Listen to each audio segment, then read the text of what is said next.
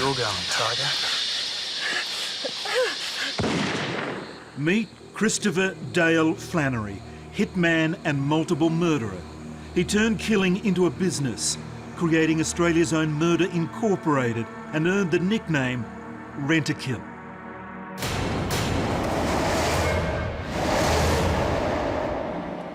Tonight, Australian Crime Stories examines the dark life of Christopher Dale Flannery, Australia's most notorious hitman. Through dramatised scenes, first-hand accounts and detailed analysis of Flannery's life, we will give a detailed portrait of the man who was believed to have killed 15 people on contract before his luck ran out and he disappeared, friendless, with ruthless enemies dispatched to kill him. His disappearance has remained a mystery for almost 3 decades. A coronial inquest lasting almost 5 years could not crack the case. On Australian Crime Stories tonight, we will identify who killed Chris Flannery. I mean, Flannery was the only person I've ever heard of that ran around saying, oh, I'm going to kill people for money. I don't drop my price for nobody. Get it? I am a hitman. Call me Rent-A-Kill. Flannery's reputation was that he was a psychopathic ratbag. I saw him break a guy's teeth with the muzzle of a gun, and I was sure he was going to shoot him right then and there. Hey! Chris! Hey! No! Chris! Come on! The job was this person had to die. They brought Christopher Dale Flannery up to do away with me. Chris Flannery was the person who shot me at my house that evening. When we think of Australian identities in crime, the name Christopher Dale Flannery looms large. His name and reputation as a hitman spread fear through the Australian underworld of the 1970s and 80s. Rent-A-Kill's price was $50,000, and for that, he bragged, anyone could be eliminated. However, Flannery was also a committed family man. Between murders, he took time out to dote on his kids and his wife, Kathleen. This was a man with a long history of criminal activity. But until the contract killing of businessman Roger Wilson in February 1980, Flannery had stayed off the media radar. Mr Wilson was last seen here at the factory premises at the corner of Currajong Street and Robbs Road in Footscray on Friday night. He was working late with other company executives evaluating a new product. He is said to have been very enthused by the product and was in high spirits. Well, Roger Wilson was a clean skin. Had no background in crime. He was a barrister turned businessman who got caught up with the wrong sort of investors. The investors were criminals and they wanted their money. But the investments went bad.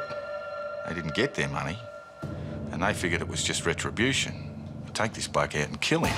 And that's what Flannery was asked to do. I remember him telling me about the art of killing. He knew all about bodies and what hurt and where to hurt them in the shortest possible time. And he said, the only thing about this game, Craig, is the fucking noise. And I said, well, there's got to be more things that worry you than the noise. And he goes, yeah, not getting paid. Rent-A-Kill Inc. was a murder-for-hire business. Chris Flannery was its principal operator, but there were other men, associates of Flannery, who would on occasion commit murders that Flannery had secured contracts for. The price was always $50,000, and Chris Flannery would actively tout for business in the criminal networks of Sydney, the Gold Coast and Melbourne. It was money. That's what drove Chris. That was his demon, and that's what drove him in every respect. In criminal terms, had the opinion that he was a bigger-than-life personality, and it was important for him for everyone to know that he was Chris Flannery, Mr. Rent-A-Kill. Stephen Barron, former police detective turned forensic psychologist, believes Flannery's killing of Roger Wilson reveals the early work of a psychopath. Psychopaths don't have the emotional arousal, for example, anger that you and I would get. It may well have been he was simply asked to do a job. The job was this person had to die. Because it was probably his first or second murder, there's a good chance he was still acquiring the certain skills required to be an efficient hitman. Well, Flannery, the committed murderer, would have already played the whole thing through as a movie. so that he just steps into the real life situation and cold-bloodedly, ruthlessly, with no remorse and no sense of guilt, acts it out. Now, in his mind would be a huge hit of dopamine, the endorphin that floods a gambler when he wins, or floods somebody in love even. That real sense of, I have the power. With the police closing in over the Wilson murder, Flannery and his wife, Kath, reacted by conducting a media interview denying all allegations. It was being rumoured that you had been retained as a hitman. Oh, that's incredible. It's just rubbish. You have heard these, though? Yes, I have. And what's your answer to that? It's just ridiculous. Totally untrue. Can you tell us how you came to be connected with Mark Clarkson and with Roger Wilson? Well, Mr. Clarkson gave us some advice on a business nature through a disc detective we were having sort of trouble with. And he came to advise us, and we had a meeting, and Mr. Wilson turned up at the meeting. And that's the only time I've seen Mr. Wilson. Despite his denials, the evidence against Flannery was mounting. A detective, Brian Murphy, who was also part of that Mickey's Disco scene, had warned Homicide this was going to happen. He'd heard there was a plot to kill Wilson. He'd heard them muttering around the corners in Mickey's Disco. I rang the Homicide and they said, well, have you got a body? I said, no. I said, you've got to be fucking joking. He said, no, I'm not actually. He says, but when you get a body, you ring us. So the murder went off, and there was obviously some information went out where the body was buried. So Flannery, being a burier of bodies rather than drop them at sea or whatever, the body was still there. Flannery approached Alphonse Gangitano, an up-and-comer in the Melbourne crime scene, to do some very dirty work on his behalf. It was up to Gangitano and one or two others. They were sent up there to where this body was buried. They dug it up, must have been a grisly job of itself, and reburied it in another spot. And Gangitano told people later that was the most disgusting thing he'd ever done in his life. Wilson's body has never been found, but police believe they had enough evidence to proceed with a prosecution. Chris Flannery, Mark Clarkson and Kevin Williams were charged with the murder of Roger Wilson. The three men were tried in the Supreme Court in Victoria. It was, at the time, the longest trial in Victorian criminal history. But the crucial Crown witness, Deborah Boundy, disappeared. She had overheard a conversation between Chris Flannery and her boyfriend, Kevin Williams, describing the murder of Wilson in detail. She is believed to have been killed at Flannery's orders alone. Without her testimony, the Crown case collapsed and the three men were acquitted. Flannery was free to kill again. Chris Flannery was born in 1948 and grew up on a tough patch in the working-class Melbourne suburb of Brunswick. His father, Edward, was unable to hold down a job, drank heavily and was abusive to his wife and children. When Flannery was just 9, his father left the family home, never to return, leaving Flannery and his two older siblings with their mother, Emily, and Flannery's maternal grandmother, Mary. Flannery despised his father for leaving his mother high and dry, but Edward Jr. and Louise managed to overcome their hardships to become positive contributors to society. However, Chris drifted into a life of crime. Why was it that Chris, the youngest of the Flannery brood, shunned society so spectacularly? There is no doubt that Flannery had some exposure to neglect and abuse. But I'm kind of curious whether his father had the range of parenting skills that most fathers had at that time. 2, nature versus nurture. I think it's nature versus nurture versus choice, and it's an interactive process. What makes people bad, and why do siblings in the same family exposed to the same environment turn out not bad? And I guess the answer there is the siblings are often protected by their age, their gender. They process their experiences slightly differently, and they see the abuse and neglect in terms of another context. Dad's authoritarian, Dad's strict, Dad's loving but can't show it to me. I think Flannery had an abusive childhood. I'm led to believe that Brunswick was a difficult area to grow up in, and I think the experience at Morningstar Reformatory may well have made Chris Flannery the man he later became. Flannery was only 14 when he was sent to Morningstar. for break-and-enter and car theft. One man who can shed light on his time there is Flannery friend, former prison inmate turned author and playwright, Ray Mooney. I met Chris first in prison around about 1968, and it was through his experiences in prison I got to know about his experiences in Morning Star. He sent to Morning Star, I think, when he was about 14, and what he told me was that it was one of those institutions where it was a pretty tough place, run by Franciscan friars in a beautiful old building, but they were as tough as nuts in terms of their attitude to reforming the kids who are under their care. And they were quite ferocious in the way they went about that. And Chris was one of those kids who was a cheeky kid. He was a charismatic kid. He was a tough kid. He was an in-your-face kid, but he was also a very good-looking kid, which made him quite vulnerable at the age of 14. He'd been abused in 3 separate ways. He'd been abused physically, he'd been abused psychologically, and it's my opinion that he was abused sexually. He never said it, but I knew. One of the side effects of putting teenagers into prisons or prison-like institutions is that they model, they copy all of that bad stuff, how to break boundaries, how to be a criminal, as opposed to somebody who stays in a loving family where they're constantly being reminded and reinforced for good behaviours. The die was cast somewhere in the rough and tumble streets of Brunswick and at Morning Star.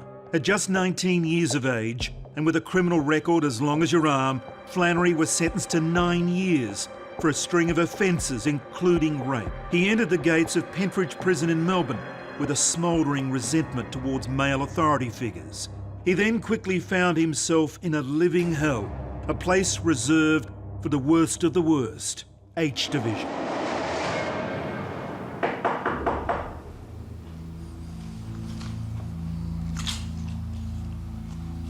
Come. Stand to attention, scum. Attention! Prisoner 363598? Yes, sir. I'm not a sir. They offered me a knighthood once, but I knocked it back. I'm your governor. Welcome to H Division. I think we're going to enjoy having you around. Has 363598 been strip searched? No, Governor. Drop 'em, Blossom.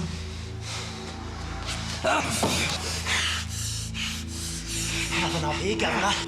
Well, let's just be certain, shall we? I've seen shit like you come and go. Get this through your head. I run this show. You might have been a big wig out there, son, but you're just a shitty number to me. Fuck you. In your dreams, 363598.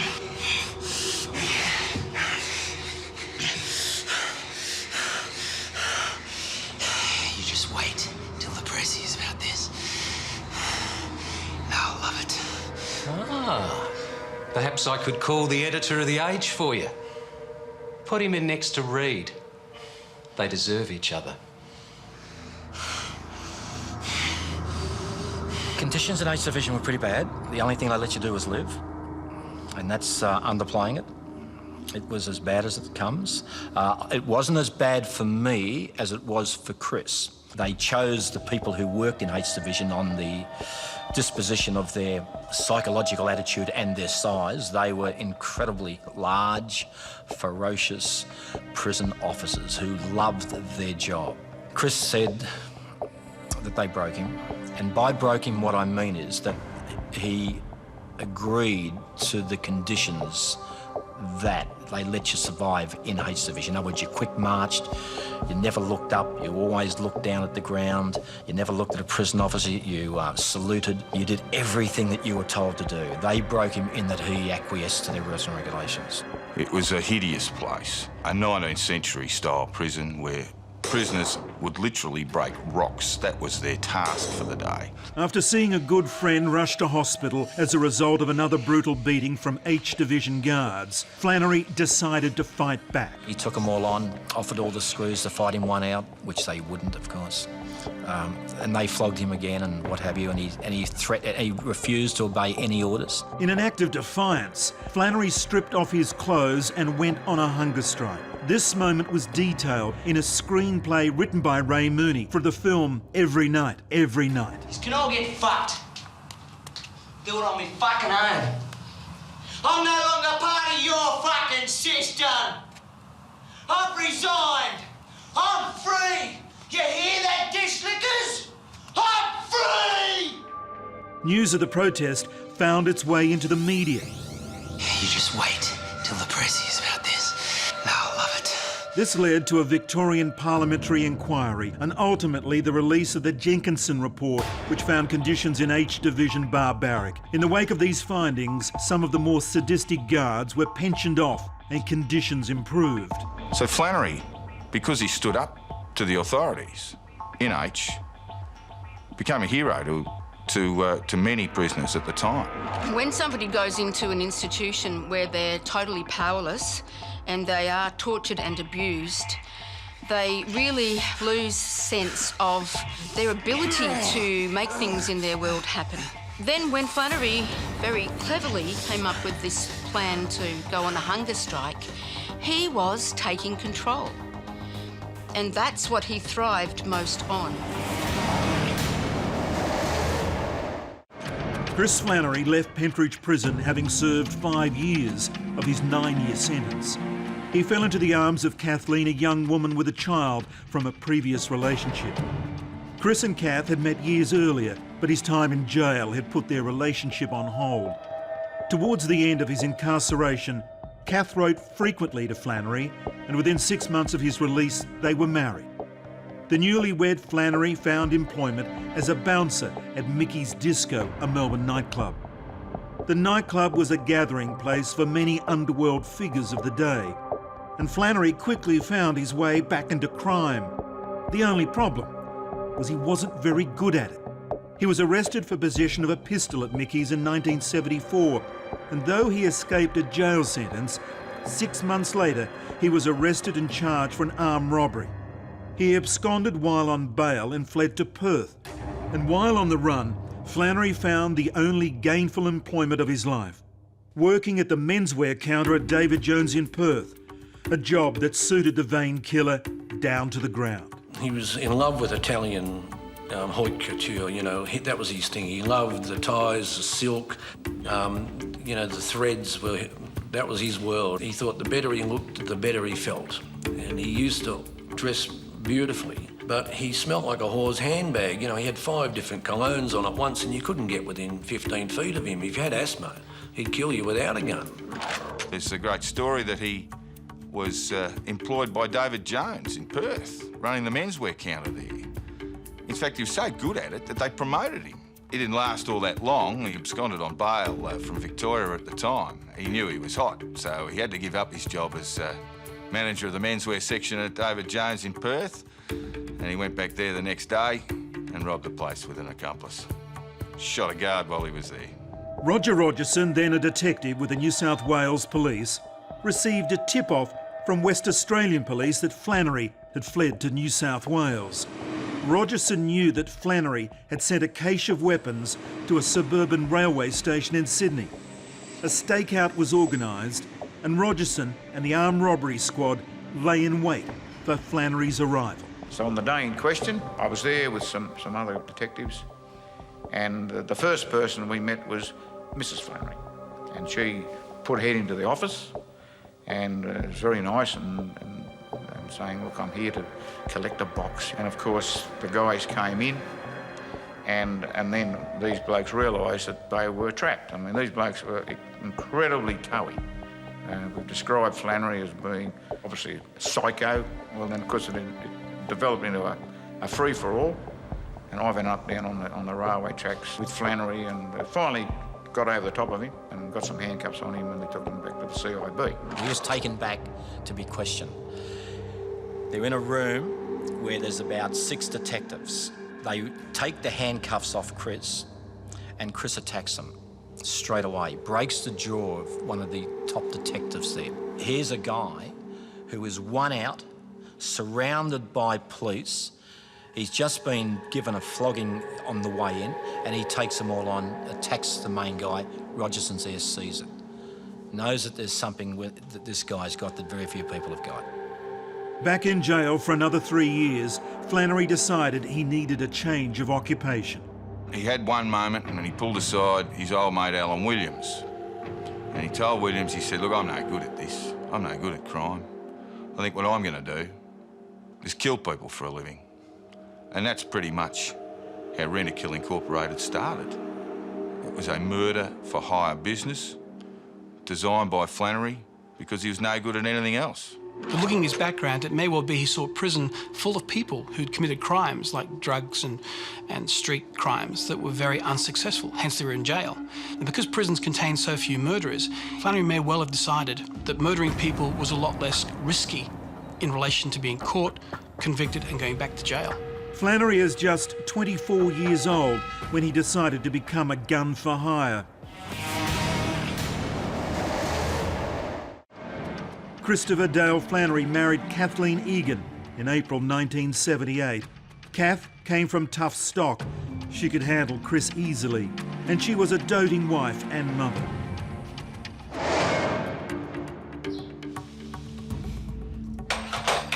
Have a word to the kids about leaving their toys lying around. It's fucking dangerous. Christ, where's my bag? Right. What time will you be home? I don't know. Late.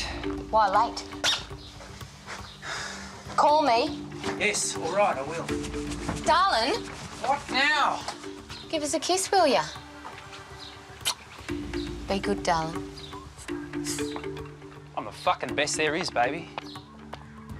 There's been intense speculation about Kath Flannery's role with Chris. What we certainly do know is that she provided the structure and the organisation in his life that he would not have had otherwise. Psychopaths have traditionally very poor structure. They don't normally aspire to long-range goals, long-range planning.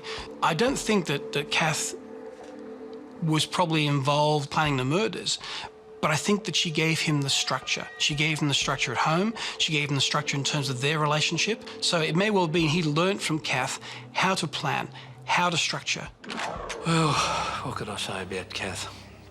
She was certainly very loyal to him, I could say that. When we were out and about, if Chris was just there in our company, he was a pretty likeable type of a bloke, just one-on-one and you're having a drink, and as soon as she'd turn up, he'd change his attitude. He'd put on, you know, he'd sort of come this tougher attitude. So she really held a lot of the strings with him. And she picked and chose. She was always asking questions about people.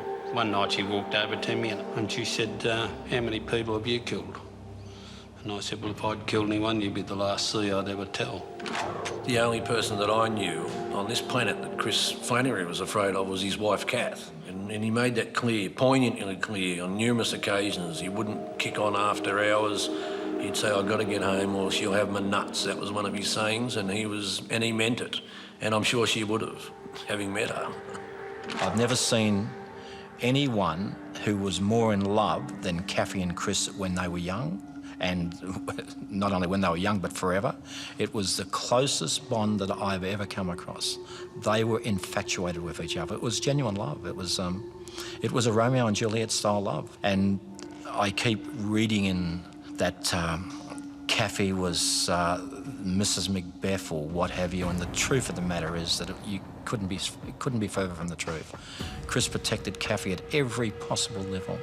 They were just in love, totally in love, and I think people underestimate the quality of that love when they try and analyse that relationship.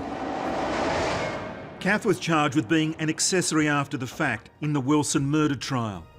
When Flannery was acquitted, the charges against her were dropped. It seems Chris Flannery was in love and in fear of his wife at the same time. After walking free from court over the murder of Roger Wilson, Flannery was arrested within minutes and extradited to New South Wales to face another murder charge. While out on bail for that crime, Flannery openly touted for business in Sydney. For $50,000, he'd kill anyone. For $10,000, he'd bash people senseless. Rent-A-Kill Inc. was now open for business. Naturally, the underworld sat up and started taking notice. All the crooks in Sydney wanted to know who Flannery was and if his reputation as a killer had any basis.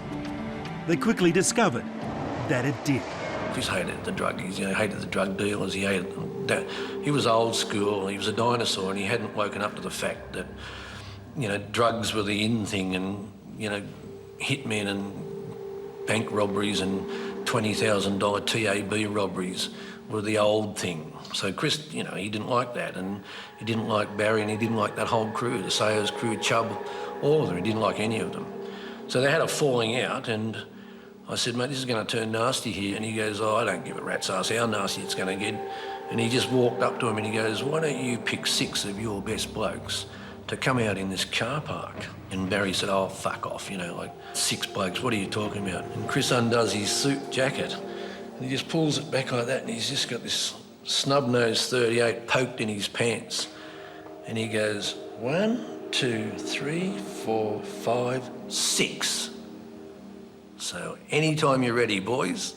And he walked out to the car park, and that whole pub emptied into as many cabs as they could and left.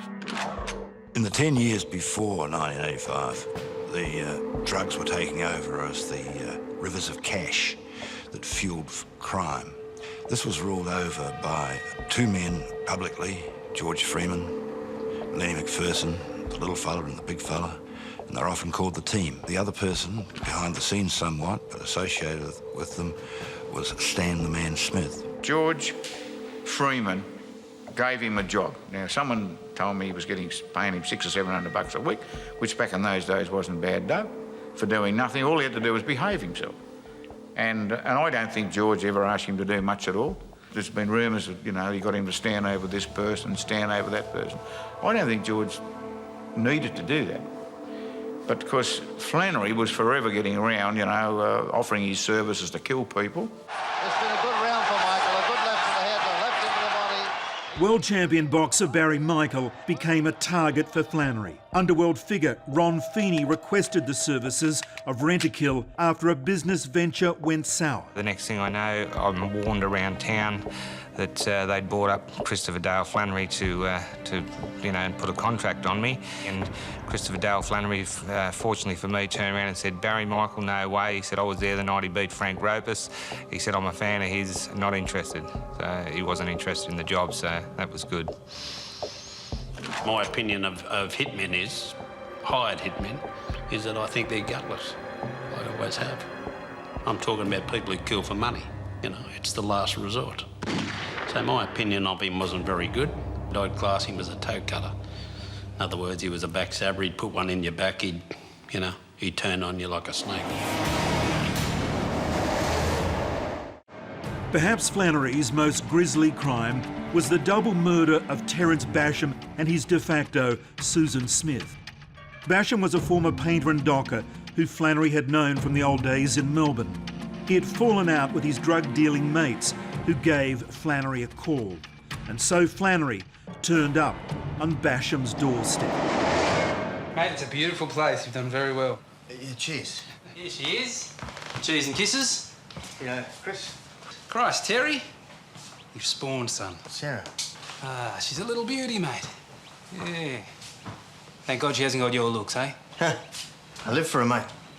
We both do. We need to do a bit of business, mate. Yeah, I was wondering why you came all the way up here. I got some bad news for you, mate. Sue and I are pulling out. Just make us a cup of tea, darling. White and 2.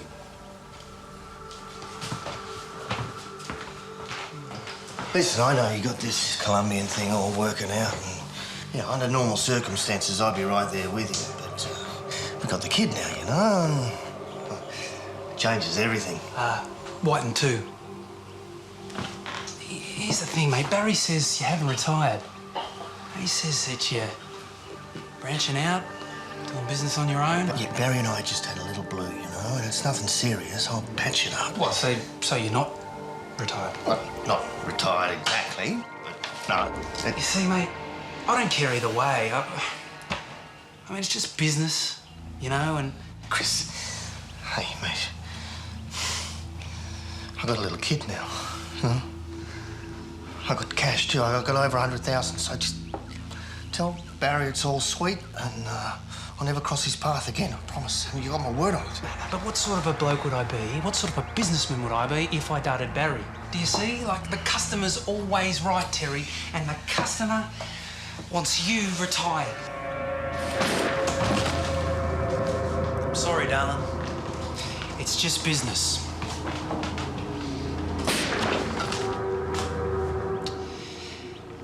Now, there's plenty of room at the table, Terry. But you got greedy. Can't say I didn't look after you, mate.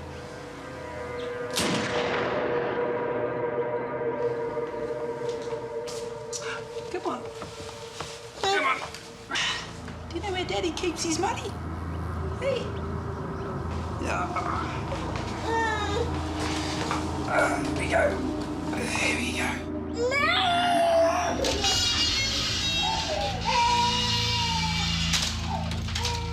Terence Basham was a former painter and docker, and he and his wife were actively involved in the distribution of marijuana and heroin. They were operatives working for Barry Bull and other drug traffickers. They had decided to go out on their own. It's a very dangerous business. And Barry Bull contacted Chris Flannery and asked him to go and murder them for the price of $50,000. 39-year-old Terence Basham and his 30-year-old de facto wife Susan were in the lounge room of their home at Stoker's Siding on Friday night when someone came through their back door. The intruder shot both at point-blank range through the head and body. Their 2-year-old daughter, Sarah, was left unharmed. I think the sociopath is very capable of compartmentalising their mind. And so he might have thought, well, it's a child, so I'm not going to kill the child, but it's not a child that he can empathise with or feel the feelings of. So he can easily walk away and leave the child there with dead parents.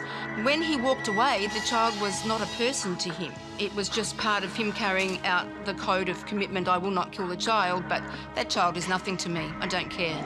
Abandoning a 2-year-old girl after killing her parents was an appalling act. But Flannery would go a step further when he attempted to kill a serving New South Wales police officer.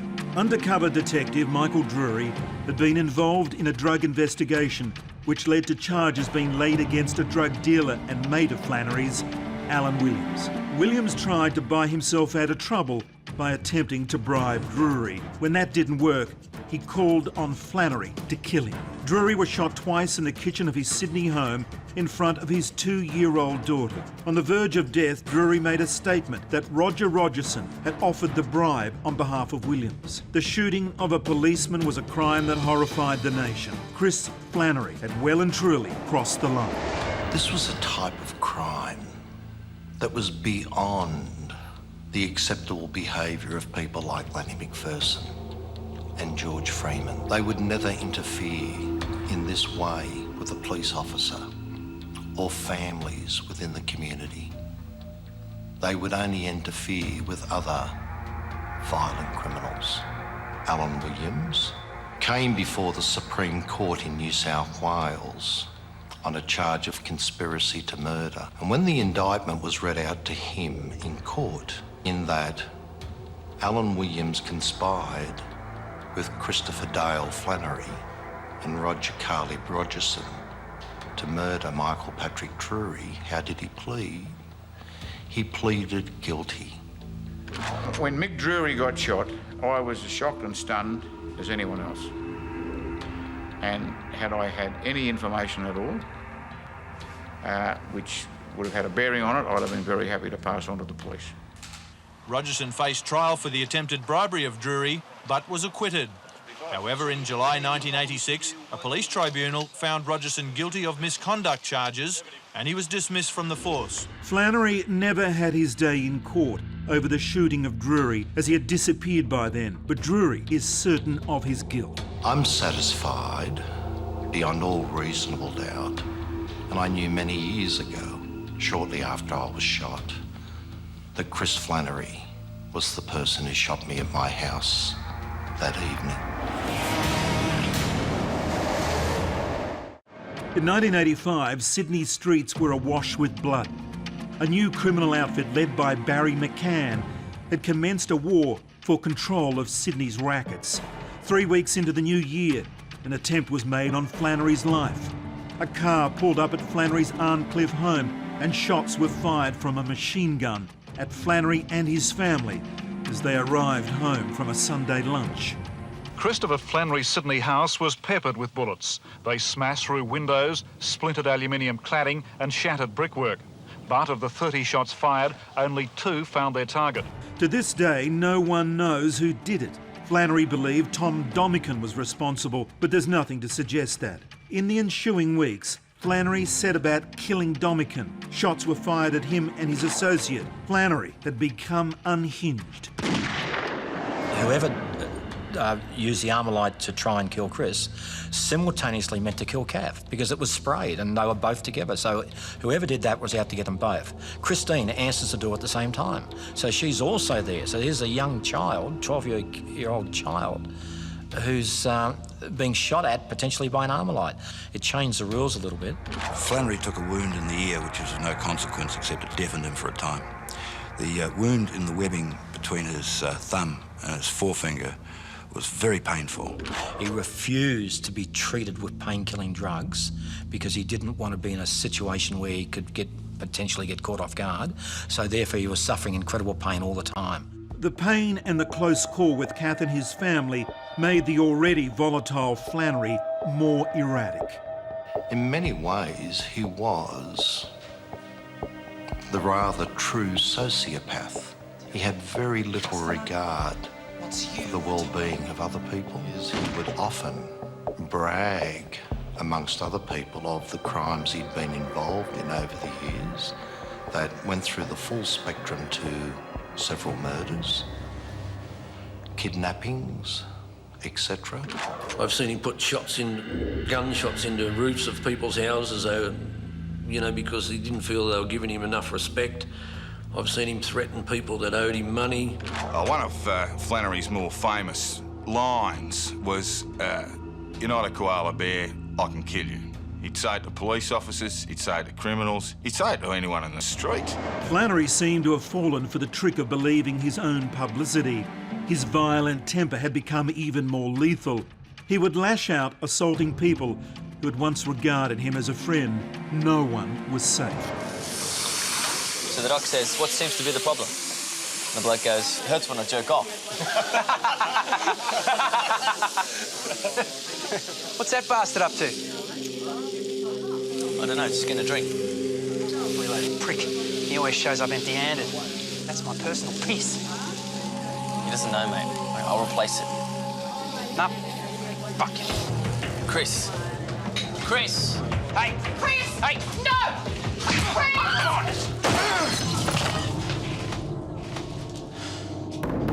Next time he'll bring his own piss.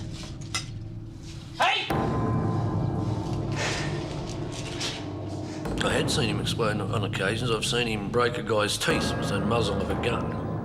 And I was sure he was going to shoot him right then and there. And he just grabbed this bloke by the hair, shoved him up against the wall of that theatre, and shoved this gun into his mouth so violently that it pushed all his teeth out and split his lip. And he was wide-eyed and absolutely off the planet. He could fight a bit. He'd just rather he didn't. And that was because he didn't want to be scarred. He didn't like having facial scars or marks on him, so he'd rather king hit you or stick a gun in your face. Yeah, he was a very good-looking person who didn't look as if he could fight, but a lot of people fell into Chris. He was a ferocious fighter. In fact, he could have fought for Australia in the Octagon UFC. That's the type of fighter he was. We were in the Clover Valley Hotel on I think it was a Thursday night actually, and Chris got into an altercation there with a bloke and his wife, and the girl threatened him with a stiletto, and he king hit this girl and he hurt her quite badly. But he just lost his temper. He'd had too much to drink. He didn't like the bloke.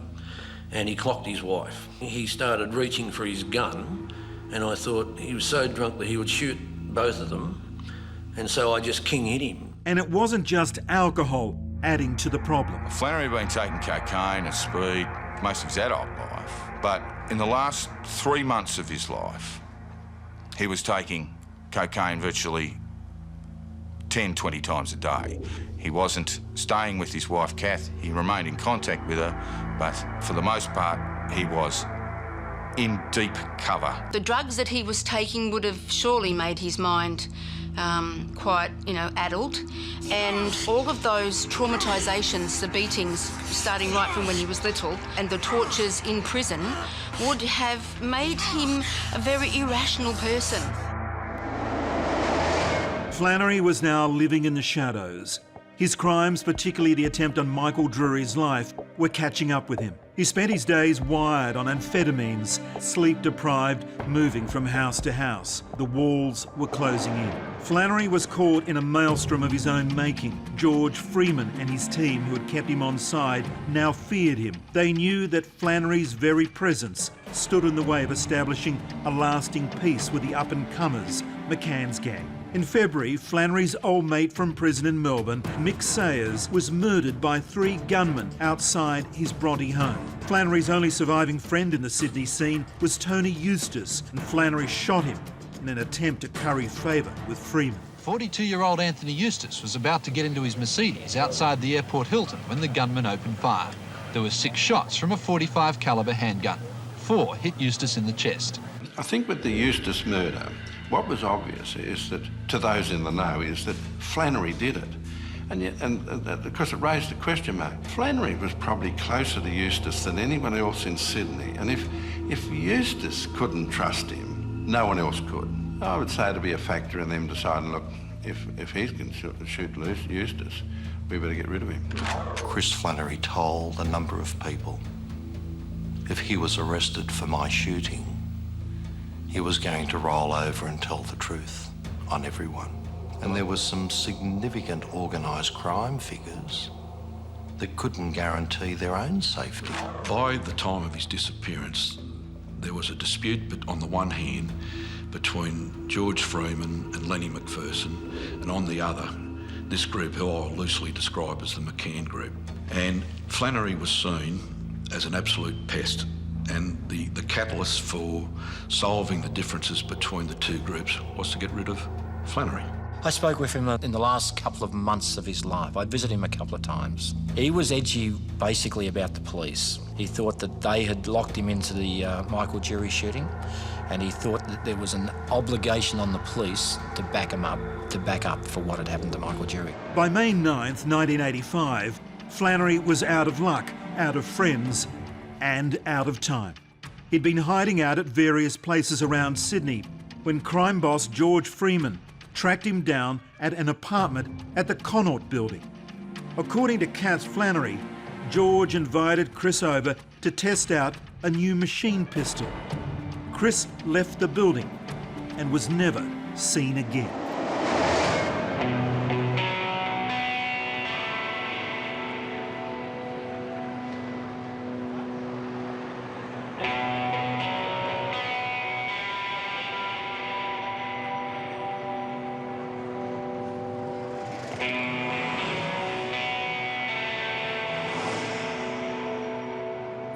Flannery's family raised the alarm last night when the 36-year-old ex-Melbourne crime figure failed to return from a business appointment.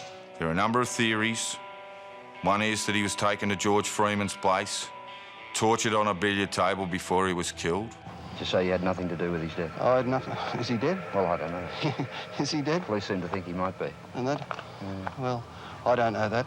There's been all sorts of conjecture as to what happened to Chris Flannery. Ned Smith came up with a story that that I shot Chris Flannery right between the eyes and killed him. Rumours abound about how it happened, what happened, and everyone has their own 2 bobs worth on that. But once again, it was all over money. He probably would have still been alive, although giving Chris's penchant for guns, he probably would have got himself in the same pickle in another city. Other theories have Flannery escaping Sydney alive and living under an assumed name. But the one person to survive a hit from Rent-A-Kill, Michael Drury, knows that Flannery is not the kind to live a quiet life. He was the type of fellow that, if he was living in any Australian town, even today, he would want to, within a week or two, be in charge of the chook raffles in the local pub. And every person would know he was in town. In criminal terms, had the opinion that he was a bigger-than-life personality, and it was important for him, for everyone to know that he was Chris Flannery, Mr. Rent-A-Kill. A coronial inquest lasting 5 years took evidence from over 400 witnesses, but could only conclude Chris Flannery was murdered by a person or persons unknown on or around the date of May 9, 1985. Just who did it has remained one of the great mysteries of Australian criminal history until today. Recently, a significant player in the Chris Flannery story has revealed that Flannery was murdered in or around George Freeman's home the day he disappeared, and that his killer was Stan the Man Smith. This program has checked into this account with a number of other sources who have agreed that Smith was indeed Flannery's killer. Stan Smith was a significant criminal figure in Australia who trafficked in drugs. Yet he was old school, a friend of both George Freeman and Lenny McPherson. And when some dirty work was required, Stan Smith could always be called upon to do the business. He is believed to have killed more than a dozen criminals, those like Flannery that stepped out of line and threatened the livelihoods of the established criminal network. The powers that be in Sydney decided that Christopher Flannery should go for the sake of peace. In a funny kind of way, the man who killed for a living was himself sacrificed so that the business of crime could go on.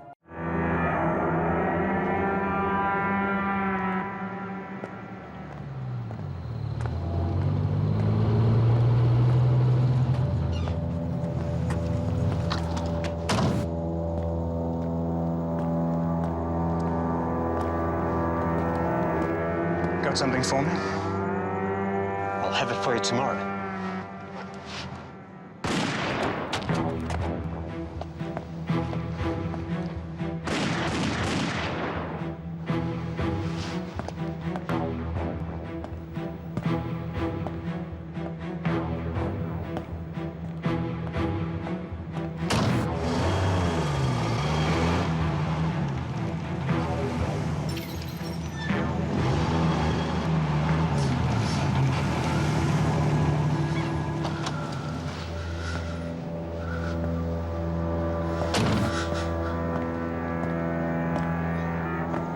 I didn't see nothing.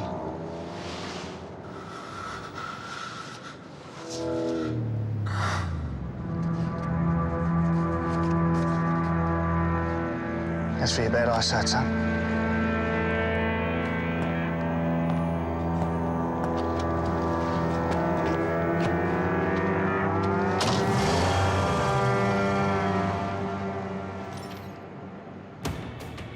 Meet John Frederick Chow Hayes, Australia's first gangster.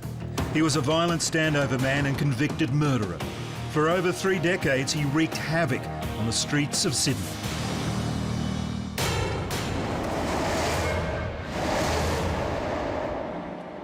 John Frederick Chow Hayes, the very name, brought fear to the people of Sydney for 3 decades. Through dramatised scenes, first-hand accounts and analysis of Hayes' life, Australian Crime Stories will trace his career from child thug to celebrity criminal. At just 23 years of age, Hayes was described in the New South Wales Criminal Register as a robber, gangster and thief. The term gangster had only recently been coined in the United States with the rise of organised crime figures like Al Capone and Charles Lucky Luciano.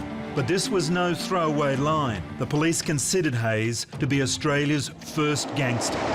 Chow Hayes was a violent outsider from the get-go. He had a reputation of being a nightmare, of being a monster, of being someone who, if you opened the door and he was there, you knew you were dead. Hayes understood that as long as I am regarded as a person who will immediately resort to violence, you must be scared of me and I must not ever back down. My name's Fred. People call me Chow. Chow Hayes certainly became the most feared gangster in Sydney. Don't know where it came from. Must be the eyes. They say they're the window to the soul, and maybe he didn't have one. Hayes understood that his reputation for violence was the key to his criminal success. He bashed, clubbed and murdered his way to the top of Sydney's crime scene in the 1930s, and he remained there for the next 3 decades. He was not afraid to kill in front of witnesses. His reputation always preceded him, and he knew that anyone who saw him at his worst would be loath to stand up in court and testify against him. Hayes revelled in the gangster lifestyle, yet his one true love, Topsy, was a squeaky clean housewife who stood by her man despite being eyewitness to one of his murders. Hayes only ever admitted to killing on 5 occasions. However, most believe that the real number is at least double that, including the gunning down of an unknown gangster outside a nightclub in Sydney. While painting Hayes for the prestigious Archibald Portrait Prize, artist Bill Leake asked him to confirm whether the bad eyesight story was true. When I was painting him, I said, "Chow, I've heard some incredibly interesting stories about you, and I often wonder if they're true." And he said, "It'd be all bullshit." And I said, "I heard that there was a violent incident involving you and another man at Taylor Square, and the bloke selling the newspapers was the only witness to it." And he said, "Yeah, that'd be right." And he said, "I went back and bought a newspaper off him." And I said, "I heard you gave him £20 for that newspaper." And he said, "Well, put it this way, Bill. It was a bloody lot of money for a newspaper." Hayes' criminal career extended over half a century, from his first conviction for stealing in 1920 to the violent assault on a man 50 years later. His record is one of the most extensive in Australian history. Chow Hayes was a violent outsider from the get-go, capable of violence without restraint, without let or hindrance. We have to guess that it was fueled by a great reservoir of anger and rage, a man of the inner city working class who never did a day's work in his life, a man who killed without remorse, a man who lived his life seemingly without any remorse. Only when I fired the gun, I made sure that I hit him. Well, I made sure that I tried to kill him because you didn't know whether they was going to back up or not. By back up, you mean come back to get you? Yeah. 99 times out of 100 they would. Well, Chow Hayes was certainly the most feared, most notorious, most violent criminal of his era, of the 30s, 40s and 50s. He was a person who believed society, as he saw it, was divided into squareheads, those who upheld the law, went to church on Sundays, doffed their hat at a lady in the street, gave up a seat on the bus for women, and basically had nothing to do with the criminal class. He, on the other hand, thought that it was, without any remorse, okay to be involved in bashing, slashing, razoring, and eventually shooting, as long as this took place among the criminals. There is no doubt that he beat up, wounded, maimed probably scores of people. It came with the territory of what he did as an extortionist and a standover man. His modus operandi is violence. I would say scores, possibly hundreds of times he would have been involved in fights. It was his currency. That's what he did. He threatened, he hit, he fired guns at people. I think people were absolutely scared out of their wits about this bloke because he had a reputation of being a nightmare, of being a monster, of being someone who, if you opened the door and he was there, you knew you were dead. Frederick Chow Hayes never showed a moment's remorse or regret for his murderous life. And do you feel any remorse for it now? A sociopath has no remorse and doesn't have the ability to feel guilty. They always blame somebody else. So for somebody like Hayes, who never had any remorse for murdering somebody, he would have that old thought in his head, well, he had it coming, that it's always somebody else's fault, and that if he got murdered, well, he should have looked twice, shouldn't he? The world's a hostile place. I'm going to get in first. I don't care about anybody. No one's going to care about me, so I don't sure as hell care about anybody else. I'm going to get what I want, and just if you stand in my way, then that's just your tough luck.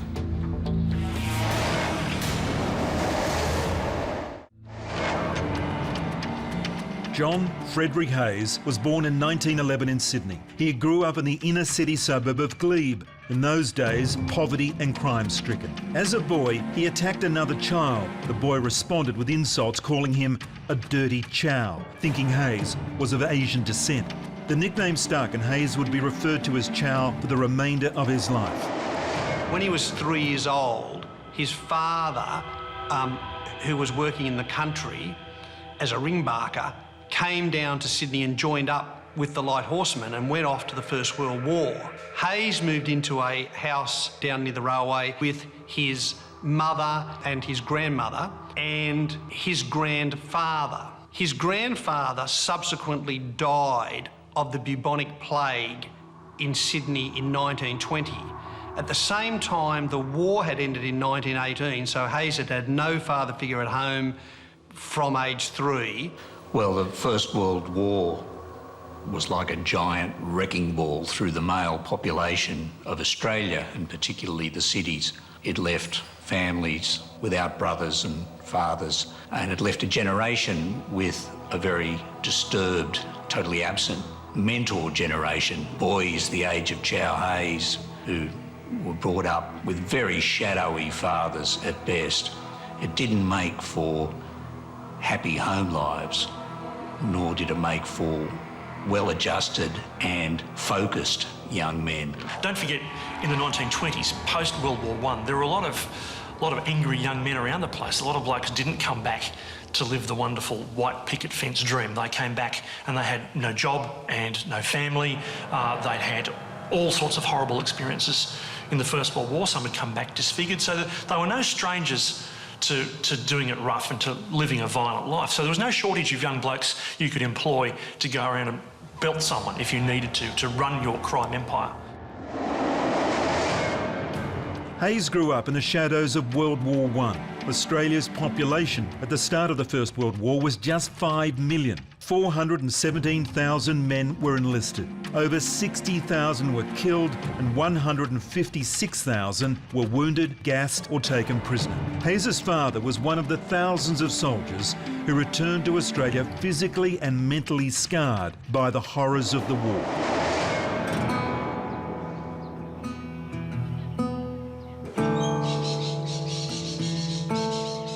Why didn't he want to march?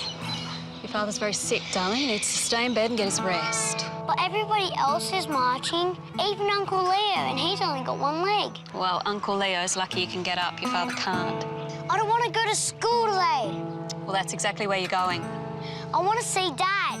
You can't, darling. He's in the hospital. I just want to see what he looks like.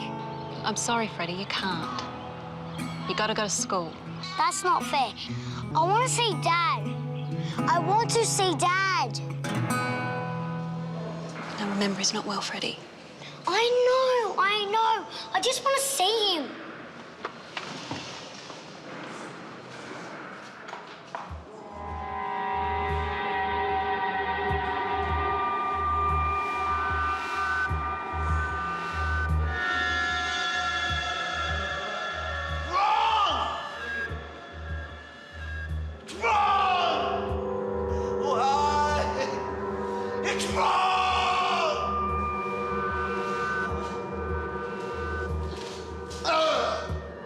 Chow was about 11 years of age, and his father was in a straitjacket at the time when he met him. And I think it must have been a horrific experience for him, although he would never admit that it had been. So Hayes, in fact, grew up with his father never being there and then dying, a grandfather briefly being there when he was very young and then dying, and so being in a household only with females. He had no male father figure. And he realised from when he was about 8 or 9 years old that, in fact, the women in his life were not going to assert any authority over him. Forensic psychologist Bob Montgomery sees the lack of a male authority figure in Hayes' life as a major factor in his criminal development. There's a long history of evidence showing the absence of a father or a father figure. An adult male who shows this is proper behaviour, rewards acceptable behaviour, sets an example. The absence of that has long been known as a risk factor for all forms of delinquency. He's actually lost his father figure, twice. That's tough for kids. And what it teaches you is you can't trust relationships. You get involved with someone and suddenly they'll abandon you. That kind of history would say this is someone who's going to have real difficulty forming any sort of intimate, close relationship with any sense of security. What we need to keep in mind, what we need to bear in mind, is that there's lots of people, especially during that era, that had similar kinds of difficult childhoods. The question to ask is, why did Chow Hayes end up the way that he did versus other people in similar situations turning out to be law-abiding citizens?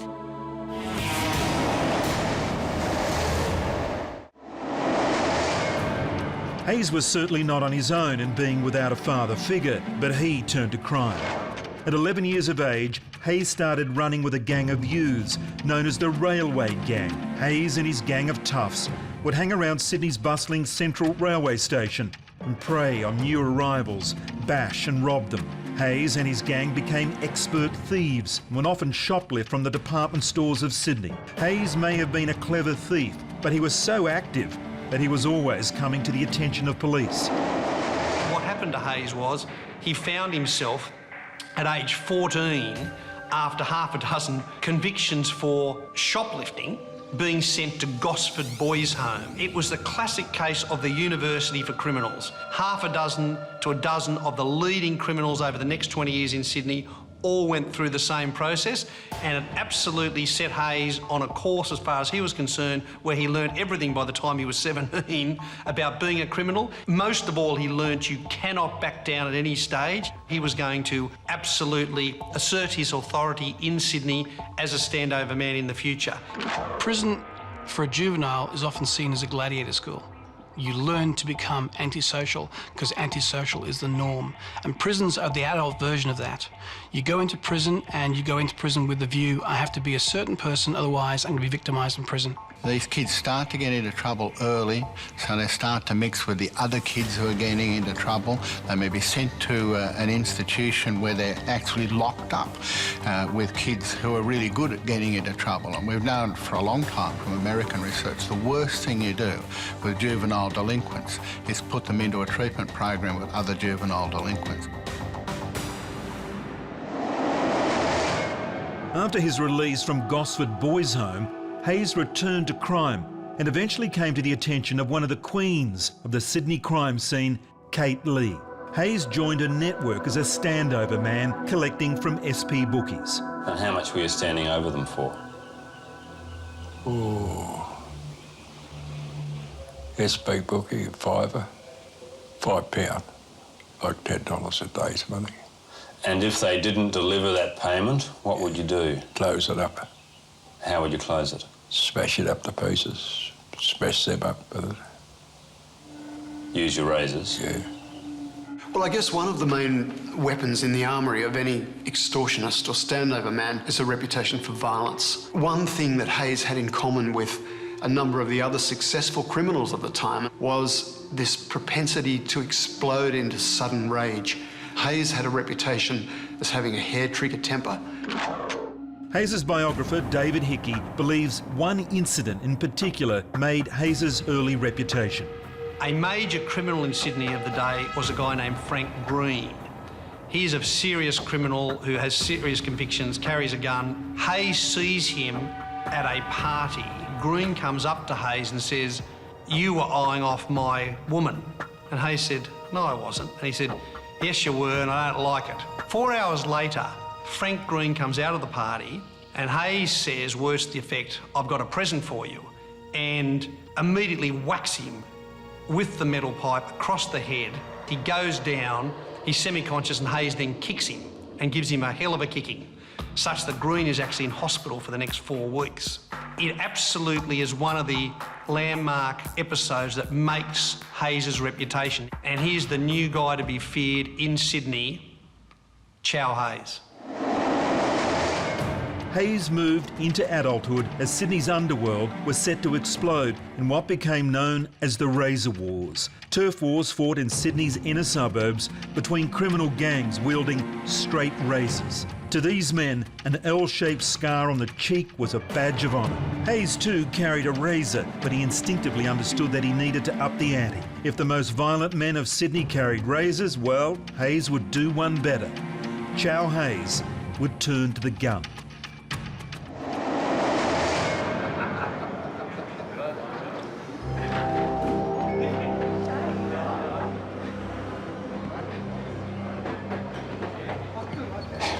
Pony, precious.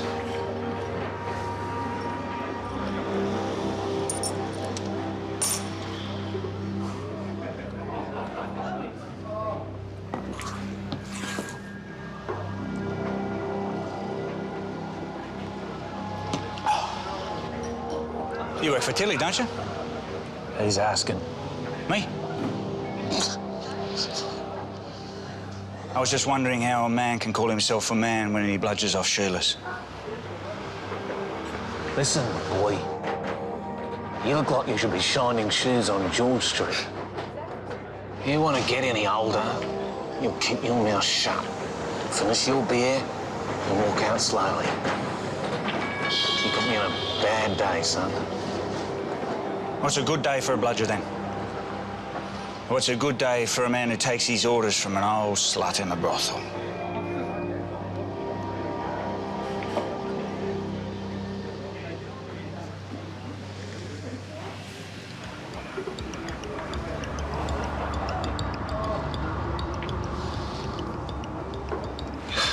Go back to school, son, before you get hurt. You're gonna have to do better than that, bludger. My name's Fred. People call me Chow. You tell that old mould divine I want 50 quid in my hand every week, and if she falls behind in the payments, I'm gonna come and find you, and I'm gonna shoot you. And I'll shoot every bludgeon bastard like you she sends round to back you up. You'll need an army. I got one. An army of one. And if I get any more cheek out of you, I'll wipe the floor with your blood-stained carcass. And then I'll pay her a visit. Chow Hayes. Remember the name? You tell her she owes Chow Hayes. She ain't gonna like this. I'm not asking her to like it. I'm telling her to cop it sweet.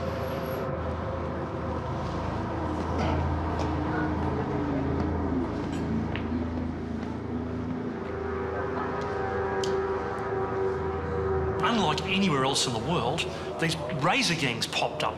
The razor is a frightening, dreadful symbol. I mean, it's not like in the United States and Chicago where you might come out with a Tommy gun and let somebody have it from a distance of 50 metres. You can conceal them anywhere, in a sock, in your coat, in your hat.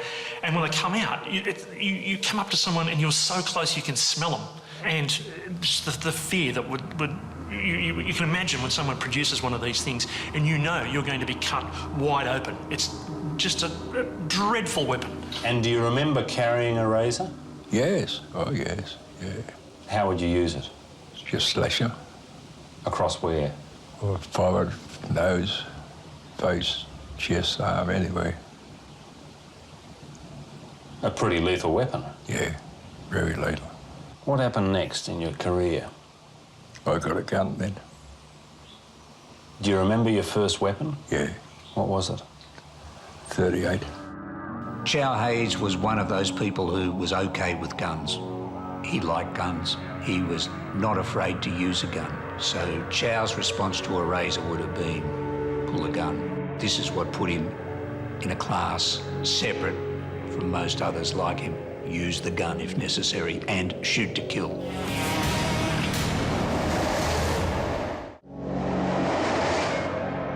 Hayes saw no threat from men wielding razors. He knew his notoriety as the toughest man in Sydney was based on him always being the quickest, cruelest and most violent. By the 1930s, Hayes had established himself as one of the most feared men in Sydney. He routinely shot and wounded men who stood in his way. He knew he would not survive as a standover man unless he was prepared to go further than the competition. Hayes had a close association with Kate Lee, but that didn't stop him attacking her foot soldiers. In 1936, Chow shot one of Kate Lee's henchmen, Jack Baker. I was at the Lansdowne Hotel and this bloke come in, he'd just come home from Melbourne. Found out later his name was Baker. So he asked me what I was doing there. I said, I'm going to see old Kate, you know her. He said, yeah, I'm looking after her. He said, we know what you're there. And he come over, you know, singlet, flexing his muscles. What do you want? Oh, I want to give you this present. I shot him 3 times. 3 times in the stomach.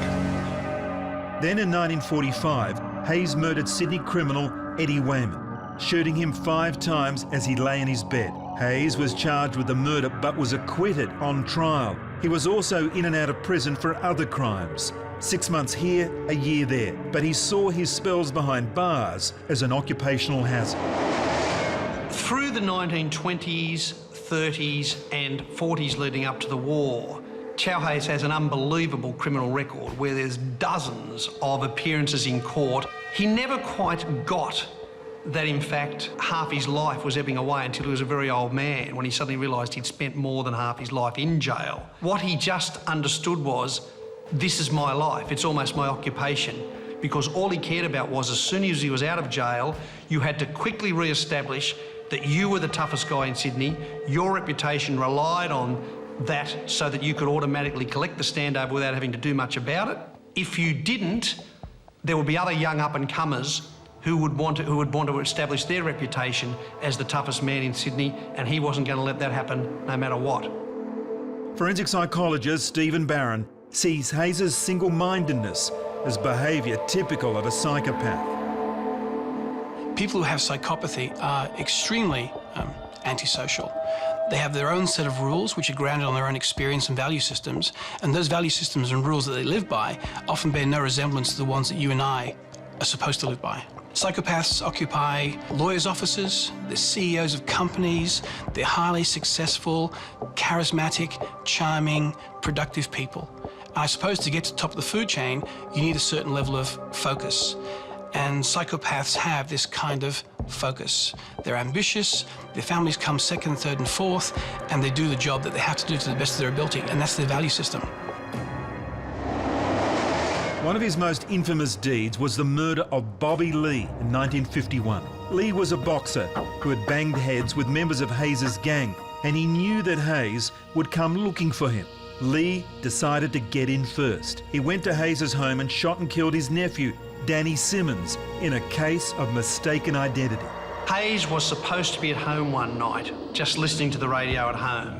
In fact, he went out, but his nephew, Danny Simmons, did stay home listening to the radio, and while he was sitting in the lounge room, somebody, which in fact was Bobby Lee, snuck up and shot Danny Simmons through the window of Chow Hayes' house, believing it was Chow. Subsequently, over the next couple of weeks, Hayes and his key ally of the time, Joey Hollowbone, make raids in the evening on a couple of houses because they've had tips that Bobby Lee is staying there. In fact, they miss Lee, but the word gets around that Hayes and Hollowbone have busted into several houses looking for you, and the heat is on. They had guns. They're going to finish you.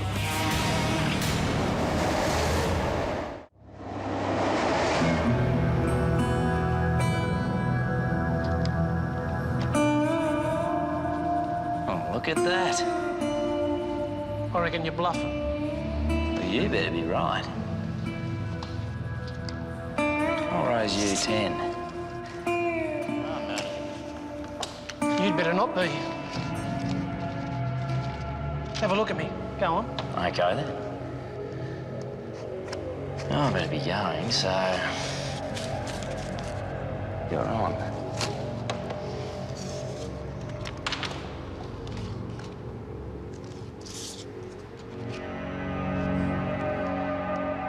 Nice work. Thanks. But I've got to run, boys. It's that time.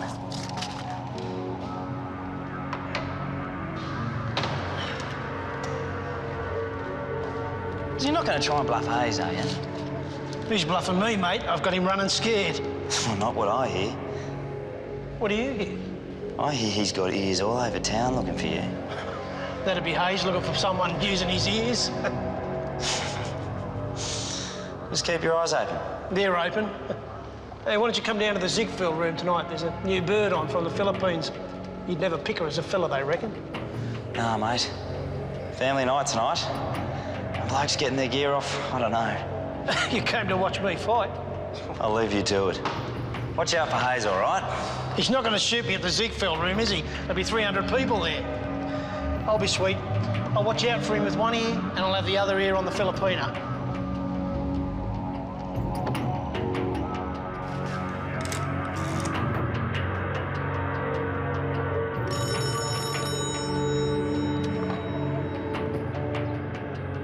Ciao. Little birdie told me that Bobby Lee's going to be at the Ziegfeld Club tonight. After 3 or 4 weeks, Hayes gets a red-hot tip that Bobby Lee, tonight, will be at the Ziegfeld Club in King Street in Sydney. And this was Chow's opportunity to go down there and get back at him for the shooting of Danny Simmons. He made a fatal mistake by telling his wife that he was going to the Ziegfeld room, and she said, I love to go dancing. And of course, he wasn't in a position to say, well, actually, I'm not going there to dance. I'm going down there to shoot somebody. When they arrive at the Ziegfeld Club, there's between 80 and 100 people already in there. Grog is flowing, there's lots of noise, and Hayes immediately sees that Bobby Lee is, in fact, at a table down in the club. As soon as Bobby Lee saw Chow at the bar, he surrounded himself with people at a table, for obvious reasons, and refused to move. Hayes decides it's now or never. He goes over to the table where Lee is. Lee is startled to see Hayes there. And Chow comes up to him and he says something like, you're not going to do anything to me. We're sitting in a room full of people. And Chow just gets his gun out and says something like, you're going to fucking get yours. Bang, bang, bang, on the ground, right through the head. Apparently the force of the impact of the bullet threw him about 10 feet back off his chair. And Chow very calmly walked around, stood over the top of him and pumped a few more bullets into his head. With most psychopaths, again, they tend to be very impulsive in their behavior, reckless and irresponsible, and again, their violence is instrumental. So for what we might see as kind of behavior where he just snapped, Hayes this might have been just within his character to go and behave that way without regard for the consequences, and again, remorselessly. Hayes went on the run, but was captured weeks later. However, not one witness came forward to identify him as the killer. There were 2 mistrials before Hayes finally pleaded guilty. He did so only because he feared that his wife Topsy would be charged with being an accessory to the murder. Hayes was sentenced to hang, but he managed to dodge the hangman's noose when the New South Wales government took capital punishment off the books. However, he spent the next 20 years in prison. Meanwhile, his life on the outside fell apart. His wife Topsy, who had witnessed him murder Bobby Lee, began to visit less frequently. Hayes had always been proud that his wife was a squarehead, in other words, not part of the criminal set. She had loved her husband, but his long period of incarceration placed great strain on that love. Hayes had a daughter, also named Topsy, and she too was beginning to turn her back on her father. Increasingly, Hayes found himself alone in the world. Psychologist Janet Hall believes even a man like Hayes would have felt the loss of his wife and family. One wouldn't think it would be love as normal people would know it, but the need to have that attachment, to know that there is somebody there who cares. She was the mother of his child and the matriarch of the household, and so it would have helped him keep sane, to have that sense of belonging. He seemed to me to be very proud of the fact that he had a wife who he was able to describe as a squarehead. She was a nurse and was never really fully aware of what he was up to, which was an incredible thing because as Sydney's probably most notorious gangster, it must have been pretty hard to keep it hidden from his own wife. And he said she was a squarehead, but he said it with great pride. Prison held no fears for Hayes, and neither did the hangman's noose. He has no emotional feeling about being hanged. That's the sentence. That's what it is. As far as he was concerned, it made no difference. It was just the latest conviction on his criminal record, and he had no emotional feeling about the fact he's been sentenced to hang. Of course, history intervenes and the New South Wales government changes the law, and hanging is no longer going to take place in this state. And Hayes's sentence is commuted to what was then life imprisonment and subsequently becomes a 20-year sentence, and he will eventually get out of jail. Do you reckon you should have hanged? Oh, yes. In jail, Hayes used the only skills he had, extortion and standover tactics. Prison is a tough place, and some of the young crooks would not let Hayes have things his own way. In 1969, he was set upon by a group of prisoners at Parramatta Jail and savagely bashed. He had so many scars and he looked so knocked about. And I said, and what about this ear of yours, Chow? I said, the one that actually appears in the painting, which was his right ear. And he goes, yes, bloke bit a bit out of it once. And that's when I realised I was looking at a perfect bite shape, you know, that's just gone out of his ear. And he said, doctors said they could have sewed it back on, but he chewed it up a bit first. Tell you the truth, Bill, I never found out who it was. Bloke who bit off me ear. Which left me to wonder how on earth a man can go around biting other people's ears off anonymously. Russell Cox told me a story about he was in Long Bay and Chow Hayes sent a message over and he said he wanted some tobacco. Russell Cox said, get your own bloody tobacco. And he sent a message over, he said, do you know who I am? And Russell said, yeah, I know who you are. He said, do you know who I am? And Chow Hayes said, I don't give a fuck bugger who you are, son. He said, just give me some tobacco. And Russell said, I'm not going to give you tobacco. Stick it up your arse, you old bastard. You get nothing out of me. And Chow Hayes said, you want to mind your manners, son. He said, otherwise you get your head blown off. And Russell sent him back a message to say, all right, I'll see you when you get out and you can come and blow my head off, you stupid old fart, you know. But he realised then that he'd lost the plot, you know, trying to stand over some young kid for his tobacco, and the young kid told him to go and get fucked. Chow Hayes realised then that he's, you know, he must have lost it. You do mature, you do slow down, you do get an ability to start to see some sense of perspective in what you're doing.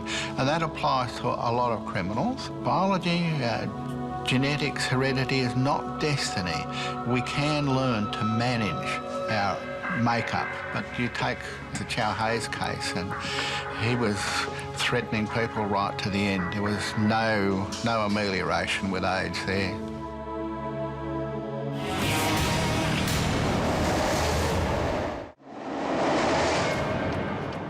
Hayes was released in 1973.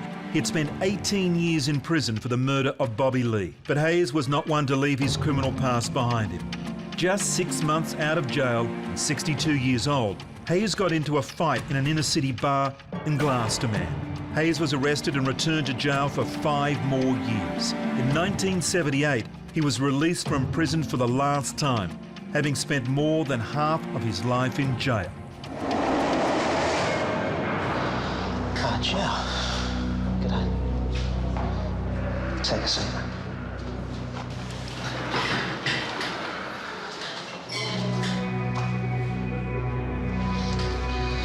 Congratulations. What for? Well, you're the owner of the largest corrective services file in the history of New South Wales. Man does his best. 2 murders, serious assaults, theft, property damage. Is that all? I don't think we both know. It's probably not. Look, you're 66, Chow. You've never done a day's work in your life, and you've got no skills. So I'm inclined to think that you're probably beyond rehabilitation. Look at me, mate. Couldn't pull a skin off a rice pudding. Sure not going to go pick a fight. So what are you going to do with yourself? Maybe I'll write a book about my life. Have you ever written anything before? It's a pretty good start right there. Oh, Chow. Look, you left school when you were 12. You're what we call a functional illiterate. I'll get someone else to write it for me. Well, who? I'll find someone. I was always pretty good at getting people to do what I want. No, that's a problem, Chow. We can't have you going back into society and wreaking havoc. I mean, the press are going to have a field day. All right, now listen, Frank. Here's the drum. All my enemies are dead. All my mates are either in the ground or coffin chasing. I'm over it. I just want a quiet life. I won't be back in here. Parole would have approved your release. You're a free man, Chow.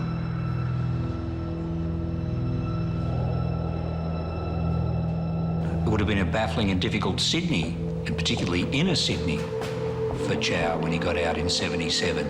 There were blokes with long hair and beards and funny shirts, smoking funny drugs. A lot of the old, hard people had moved out to the new suburbs outside Sydney. For any offender who spends a fair amount of time within a prison, it's like their maturation just stops. So for anybody who has done life by the installment plan, when they actually come out, that generally not only has life passed them by, that people that they may have cared about may have moved on, technology must have moved on, all those kinds of things. And so the criminal background that Hayes relied on had largely changed, and now it was the drug trade. Most of the people that he knew for many decades had either died or had grown old, had disappeared, and he found himself almost with nothing to do and no one to stand over. There was no longer a place for a criminal whose time seemed generations ago, and Hayes found himself as a fish out of water. He might have simply faded away, but his ego would not allow it. He still wanted to be a man to be reckoned with.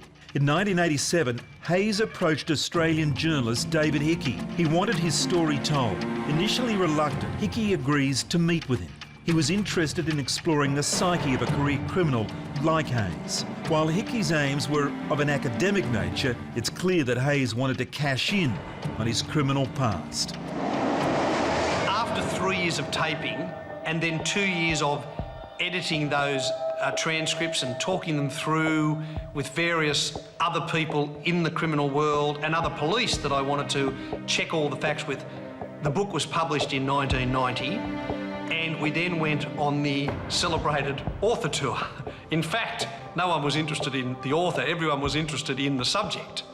And Chow, who was by that stage an old man, nevertheless had a presence that anybody at any of the radio stations or the TV stations who met him will never forget. Can you understand that for a person like me, it's a strange sensation to sit opposite a man who's one of the most brutal murderers that this state has ever known? Yeah. And it doesn't move you, does it? No. Do you think that's because you're old now and it's really in the past? No, it wouldn't have moved me in the young days. He was a man who would walk in, he would sit behind the radio microphone, he would be asked the first question. Without blinking an eye, he would give the details of how he brutally murdered someone, how he shot someone, what he thought about that. And every interviewer, without exception, would almost recoil in horror as they realised here was a person who just had absolutely no compunction about telling them, I took a person's life, here I am, what do you want to know? He's laying on the bed in his singlet. By that, I said, he's yours. And how many times did you shoot him? 5. In his old age, Hayes tapped into the growing fascination with violent crime and criminals. In Australia, it's often referred to as the Ned Kelly phenomenon, the mythologising of outlaws and murderers like Hayes. So, Ned Kelly phenomenon, it exists in many, many cultures. We mythologise them, we hold them up as being heroes of some sort against authority, which is often faceless and punitive and overreaching. But gangsters, I think it really is about us, the darkness inside of us, the interest we have with people who are interestingly different and a little dangerous. Australians seem to have a fascination with criminals, but you forget that they're like a funnel web spider. Like, they're okay to talk about with your mates down the pub, but you don't want one in the kitchen. You know, you don't want a Chow Hayes at home.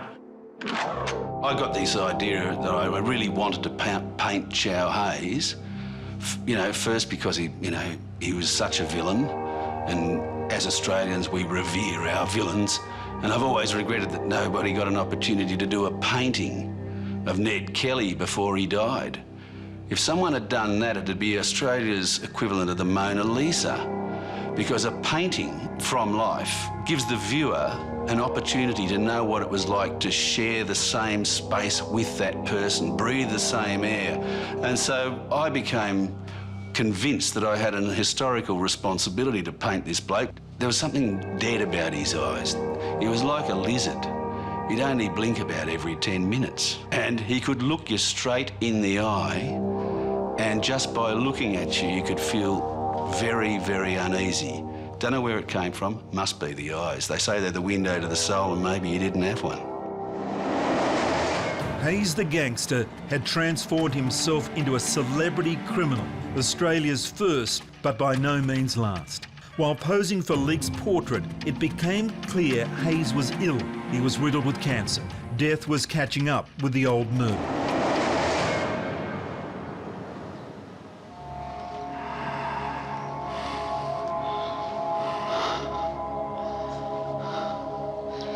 G'day, son.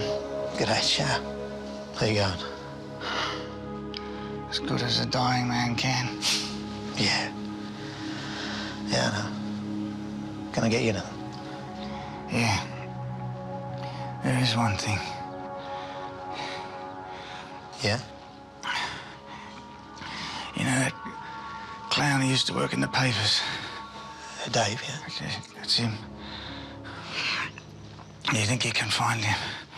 Yeah, I can find out. Could you do that?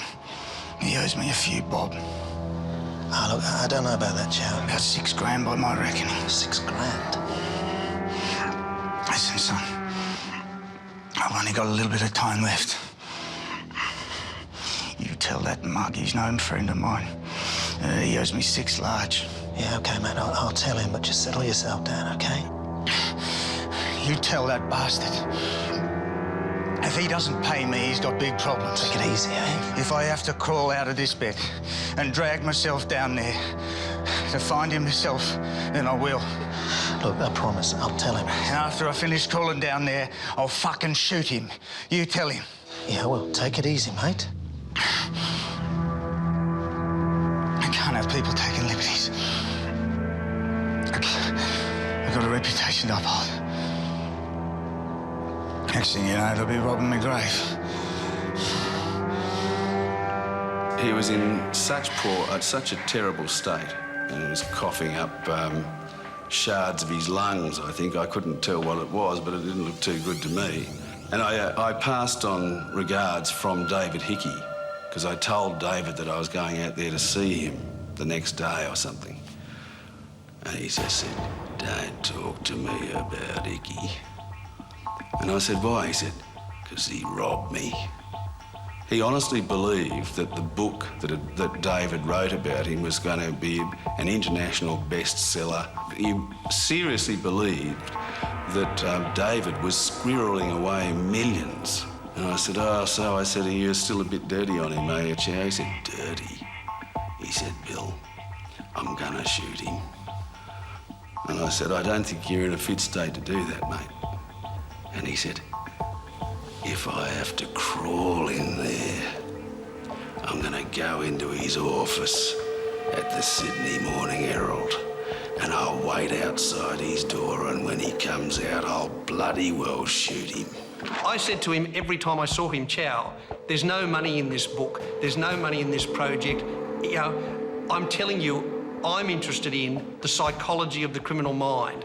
However, even up to his deathbed, he is still interested in threatening from the bed, you owe me money, you know, you're going to make money out of this project and I want the money.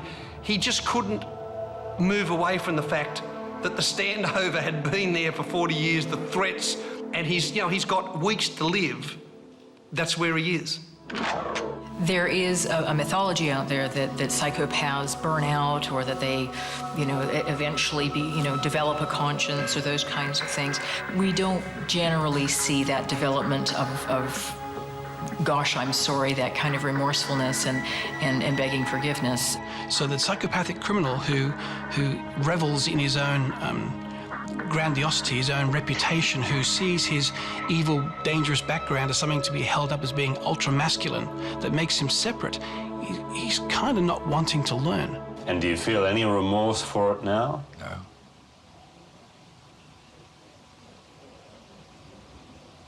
Does that strike you as odd? Not really, no. It's either me or them. Those tough days, and we get to go with the tough. Well, it wasn't really either you or them. You could have walked away from most of those. Oh, yes, could have walked away, but you'd have lost face, you could have walked away. Chow Hayes went to his grave completely unrepentant. Nearing his death, he remarked to Bill Leake that he measured the worth of a man by the number of people at his funeral. If the cemetery was full of mourners, Hayes believed the man had lived a full life and had been respected by his peers. Hayes was buried in a simple ceremony in front of just 5 people. The old gangster who had murdered his way to the top of Sydney's mean streets was gone, and despite his notoriety, few cared when he died.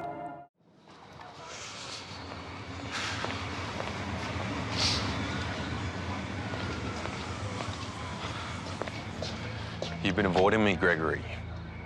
You amaze me, Alphonse. You're still alive. It's not very friendly. Don't take it personally, Alphonse. I just don't like you. Yeah, and why is that, mate? Nothing to do with the money you owe me. Go and peddle your Shylock bullshit somewhere else, mate. Mate, I've been called a lot of things in my life. Shy's not one of them. I want my money. Mate, you fucking nothing, greaseball. You've been away a long time. Maybe you don't know who you're talking to. Oh, loudmouth wog with a gun in his pocket? Yeah, mate. You got half of that right. Now let's start again, shall we? You owe me money. Gone from stand over to stand up, I see. In fact, I say you owe me 10 large, and by Wednesday it's going to be 15. You were never any good at maths, Alphonse. Let's say I owe you nothing, and on Wednesday, it'll still be nothing. Don't turn your back on me, you prick. I'm Alphonse Gangitano. No one turns their back on Alphonse Gangitano. You're a plastic gangster with a big mouth and no brains. You always were. You always will be. Still think I'm a plastic gangster? I'm Alphonse Gangitano and I run this town. Meet Alphonse Gangitano, an underbelly figure with a gangster fetish who bashed and murdered his way to the top of the Melbourne crime scene in the 1990s.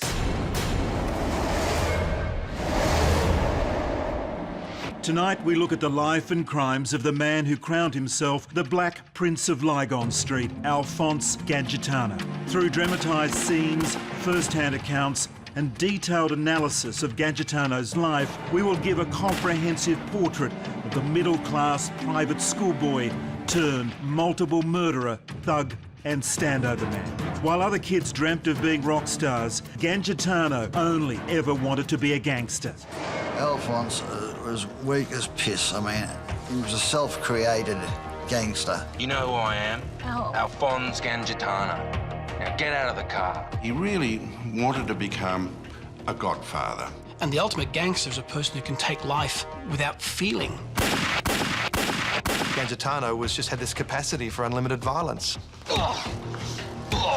Really want to emphasise, you scratch a bully, underneath you'll always find a coward. I turned to Alphonse and I said, you effing so-and-so, you've set me up. And he just lunged at me and he grabbed me by the lapels of my jacket. He was hell-bent on becoming a chalk outline on the footpath.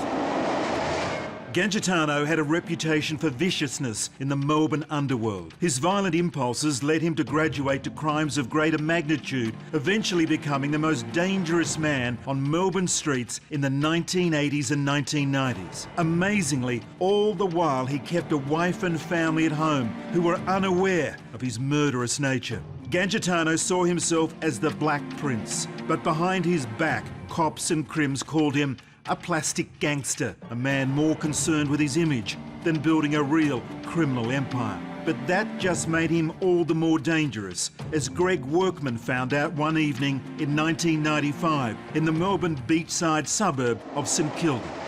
Alphonse sought and to some extent gained a reputation as a man who could get whatever he wanted. It was something he worked hard on. A lot of his crimes were not motivated by money, but by prestige or the building up of respect. Couldn't be told anything. I'm Alphonse, so, that attitude, you don't fucking talk to me. But it was just the way he was. He didn't have that accent, but that's the way he thought he should talk to people. And he'd just jump in and belt anybody at the drop of a hat. He was involved in illegal gambling, an assault merchant, carried weapons, a bit of a king hit merchant in that regard, and tried to build up a reputation of being pretty much a gangster, as it were, but in his own mind, really. He started wearing nothing but suits and nothing but slip-on shoes and combing his hair backwards and wearing sunglasses at night time and drinking drinking red wine in Lygon Street all day long. And he really thought he was in the bloody mafia. Well, Gangitano could switch in a second. People talked of Alphonse 1 minute all happy, friendly. Next minute, he's bashing someone with a bottle. You know, he was that kind of character. There was apparently some business between he and Workman. Workman was a well-credentialed villain. He'd been an armed robber. He'd been involved in the amphetamine trade. He was developing a reputation as a speed cook. So he was a very valuable guy in the underworld. So there was apparently some money issues between he and Gangitano. Gangitano flipped and emptied a gun into him. Circumstances aren't well known because the witnesses were paid off and flown overseas and never testified. Well, unfortunately, the case looked pretty good at the start of it, as I understand it. They had two females who I understand were sisters, who at that time made themselves known to the police. They made statements, and given the person the police were dealing with, were put into witness protection. They were approached by some criminal element, which then led to them fleeing overseas, them not being able to give evidence. The prosecution case collapsed, and he was never brought before trial. And so we'll never know the exact circumstances of that murder, but suffice it to say that Workman wouldn't have taken a backward step either. But Gangitano just had this capacity for unlimited violence, so it may have taken him by surprise. The two witnesses fled overseas in fear of their lives. Forensic psychologist Bob Montgomery believes the murder of Workman is evidence Gangitano was a psychopath. But understand what turning your back on someone means. And this is the absolute rejection, an expression of contempt. You're not even worth talking to. That would infuriate the narcissistic, the self-centred flavour of a typical psychopath. Don't turn your back on me, you prick. I'm Alphonse Gangitano. No one turns their back on Alphonse Gangitano. A really heightened sense of their personal value, grandiosity, demanding special treatment, which this guy did, often by producing a gun. And all of that's wrapped in this sense of I'm important, I'm powerful. So you turn your back on me, you've really done the wrong thing. So in Gangitano's case, so the fact that he was actually quick to anger and the fact that he seems to kill without a second thought, those behaviors suggest psychopathic personality traits wherein you don't really think about what you're doing, you get frustrated, you get angry, then you just act on it. Gangitano, if he shoots you in the back other than the front, in my opinion, he wanted me to join his gang. I didn't want to join his gang. It meant getting yourself a suit and sitting around Johnny's green room till 3 in the bloody morning drinking coffee. You know, I didn't want to wear a suit and sit around Johnny's green room till 3 in the morning and pretend I was in the mafia with a pair of slip-on shoes on and a bloody suit. They used to watch the Godfather movie half a dozen times a night and go out and pretend that they're in the bloody mafia.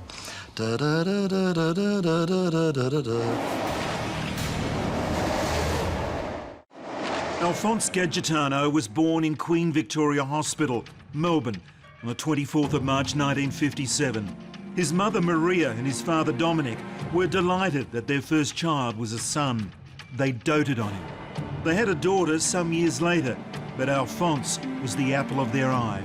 They quickly learned, however, that their son was different. His parents were respected and liked in the district where they worked in Carlton. Had a great reputation there with our travel agents. Alphonse was the despair of their life as they tried to make amends for his bashings and his insults and whatever else he'd got up to. He was a private schoolboy, posh, Italian, sort of like wannabe gangster. He went to posh schools and his mum and dad had money. Not every gangster, not every violent person comes from an impoverished background. There are people who come from very well-to-do backgrounds who simply feel that I want to do different. I want to be different. Hence, we have this personal predisposition to be somewhat larger than life or somewhat different from the rest of the sheep. And being a gangster would have set him apart from his peer group. If his family background is safe and secure, then any kind of excitement, any kind of difference, any kind of thing that sets him apart from his peers would have been something he would aspire to. Alastair Parkin was a teacher at Marcelin College when Gadgetano was a student, and his reputation as a troublemaker was already firmly established. Well, I do recall the principal inviting him down to the office many, many times. That became a sort of a standing thing at the end of the day. Everybody would be listening out for whether Alphonse was going to be invited down to the office again today. The call would come over the loudspeaker. Alphonse Gadgetano reported to the headmaster's office. He'd driven the car to school and left it parked in one of the teachers' parking spots. You know, he was that kind of a bloke. He was pretty brazen up front, knew how to fight, but was a real smart ass. And as soon as you met him as a bloke, you'd say, I don't like this prick. On the surface of things, his story is one of pure, naked ambition. From a young age, Gadgetano wanted to be a gangster. He had no criminal pedigree. He had no role model from the criminal world to act as his mentor. Ultimately, he became a gangster merely because he wanted to be one.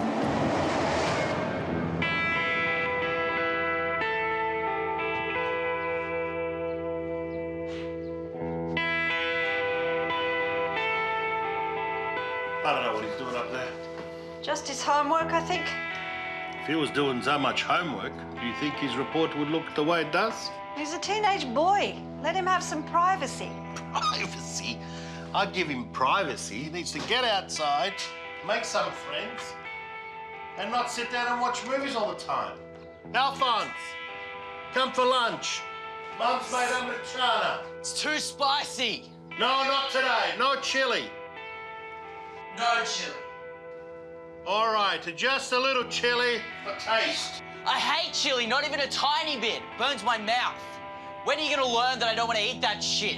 Alphonse, you drink a little milk and the heat goes away. Make me a salad and I'll be down in a minute. Fallo un'insalata, vuole un'insalata.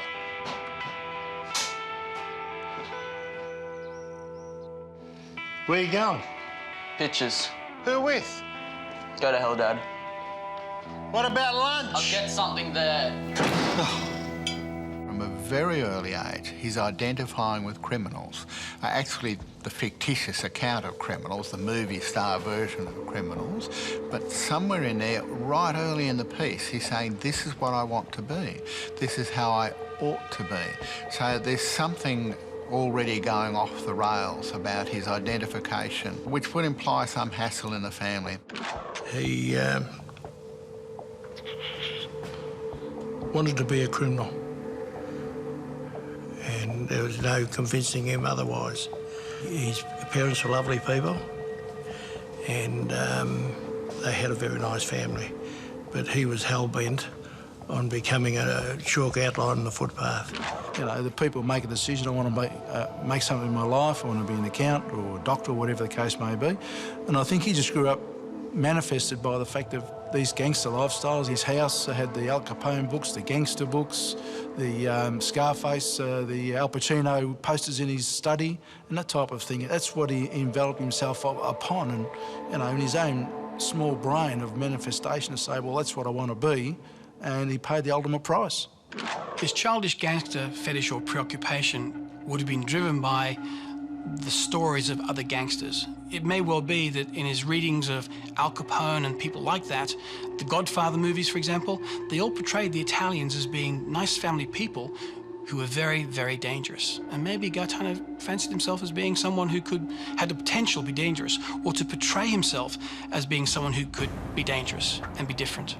I think Gaetano is a model sociopath insofar as his antisocial personality, his amoral thinking, very early on saw a model, if you like, of the Godfather model that inspired him to follow that future. The difference between a gangster and a violent criminal is one of process, not outcome. The importance is a gangster is a romantic figure, a tragic hero, whereas the violent criminal can be simply just someone who's a common person who just uses violence for a particular means or a particular outcome, a particular goal. The man who helped Alphonse take that first step from fantasy to reality was the notorious Mark Chopper Reed. He wanted to be a gangster, you know, and I was the first bloke to ever give him a sawed-off shotgun. Because when I was 19, he was 16 and a half, and I was 19, and I gave him a sawed-off shotgun. It was beautiful, a sawed-off shotgun. My old man gave it to me, and I gave it to Alphonse when I got a handgun. And Alphonse thought it was great, you know. It was the first handgun he ever, shotgun, sawed-off shotgun he ever had. Armed with his first gun from Chopper Reed, Alphonse Gaetano became a street hood. He ran with a group of thugs who were happy to set upon members of the general public, those who simply got in the way or at the wrong end of Gaetano's violent temper. At a young age, he had already developed a pathological hatred for police. Gaetano's routine was to prowl Melbourne's nightclubs, looking for off-duty police officers. Look, he had a hatred for the police. Absolute hatred, and I think it was likewise the fact that he would take on the police at every opportunity that he had. He would take them on verbally and certainly physically. Alphonse used to get around nightclubs and they'd pick on a few off-duty policemen, and the off-duty policemen would come up there and flash their badge and tell Alphonse to pull his head in, and he'd know they were off-duty because they'd be drinking alcohol. And he'd say to them, well, what are you, on duty or off-duty? You know, and they'd say, well, we're off-duty. We'll pull your head in. And so he'd take him to the shit house and bash him. The assaults on police were very much about brand. They weren't about making money. It was just about letting everyone know that he was the toughest guy, you know, on the block.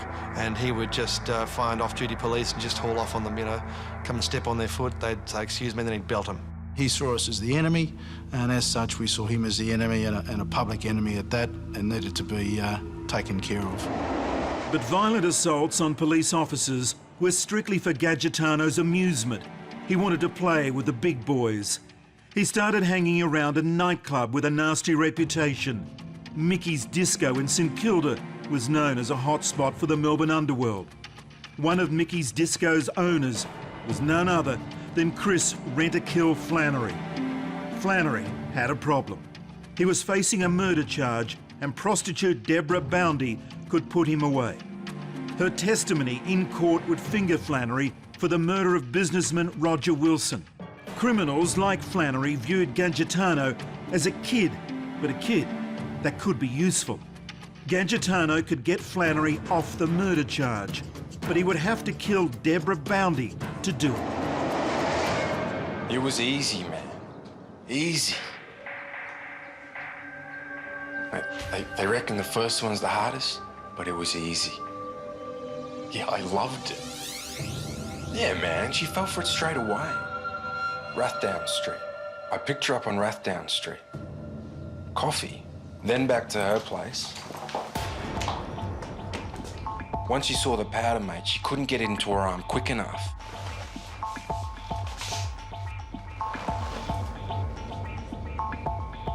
Hey, I know why they call them hot shots. You should have seen the sweat coming off her.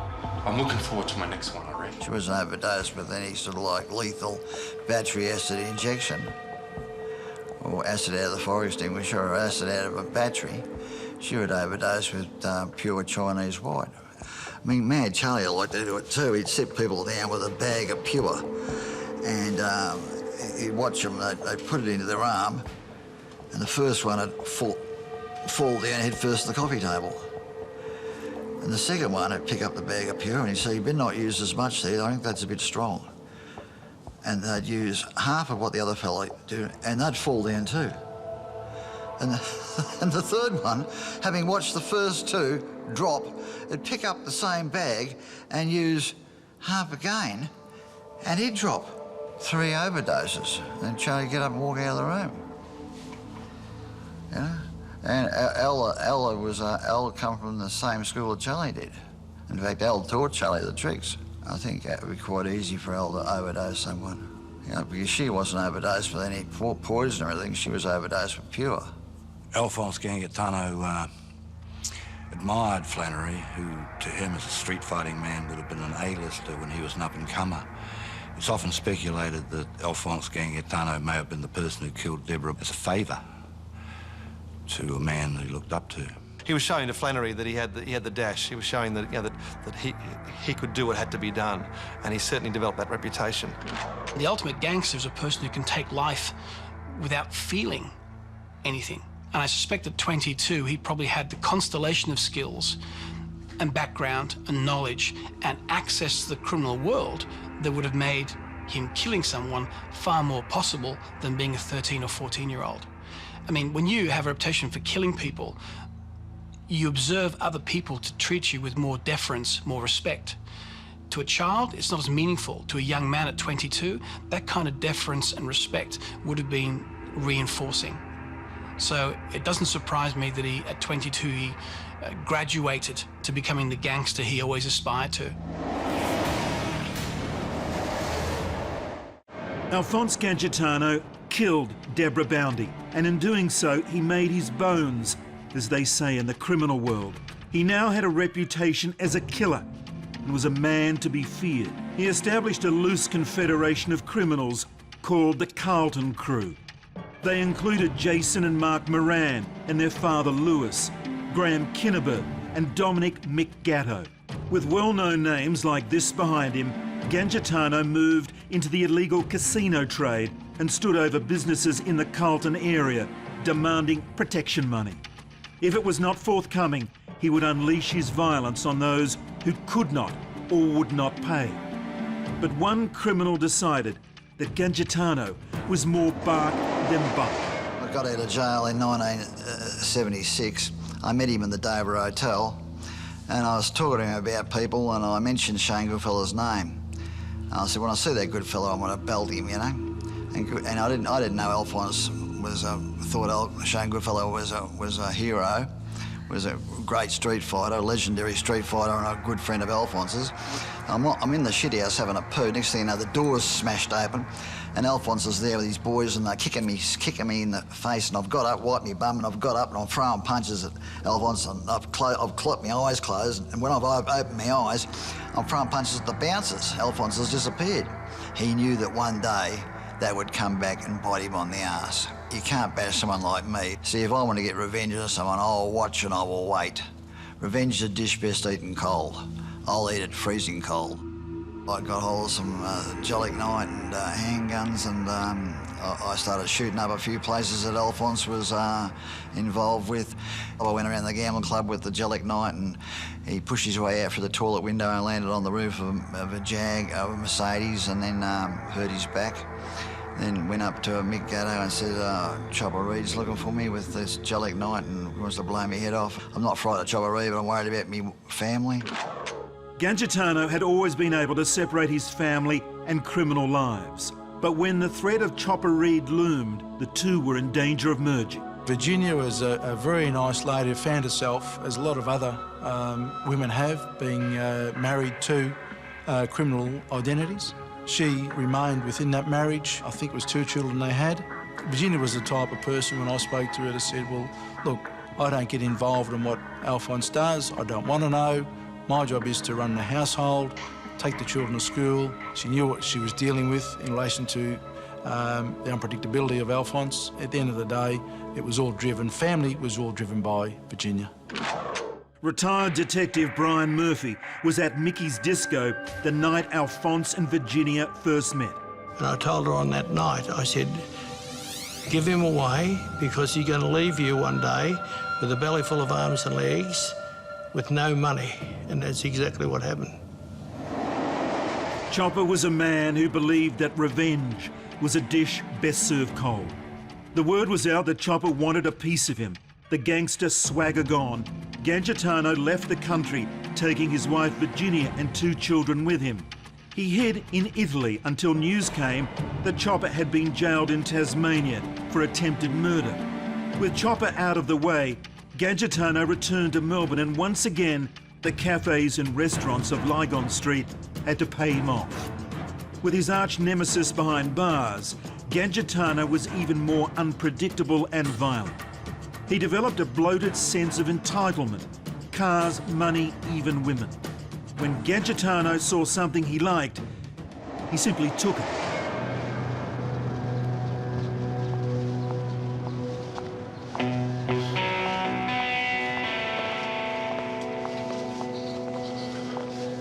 Excuse me, madam. Yes? This is a lovely car you're driving. Thank you. This is the V12 model, yeah? That's right. It's very comfortable. Can I ask you just one more question? I won't keep you. That's all right. Let me introduce myself. I'm Alphonse Gangitano. How do you do? Hello. And you are? I'm Yvonne. Ah, pleased to meet you, Yvonne. Now, as I was saying, I don't want to keep you, but the interior, that's leather, yeah? Of course it's leather. Yeah, look, I know, it must seem silly of me, but my question is, did you choose the colour of the seats, or is that the standard colour with that colour Duco? No, I didn't choose it, but it... No, it's perfect. Why would anybody want any other colour? It's very cool. Thank you. Now, if you'll excuse me... Actually, no. I love this car. Give me the keys. Pardon me? No, it's cool. I just want your car. Give me the keys, please. No, why should I give you my keys? I love this car. I want to drive it. Now give me the fucking keys. No, now, if you'll excuse me... Listen, you stuck-up bitch. You either give me the keys or I'll fucking take them. You know who I am? Alphonse Gangitano.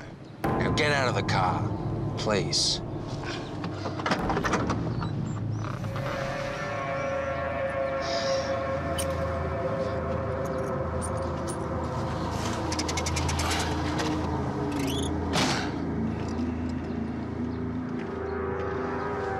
Thank you, Yvonne.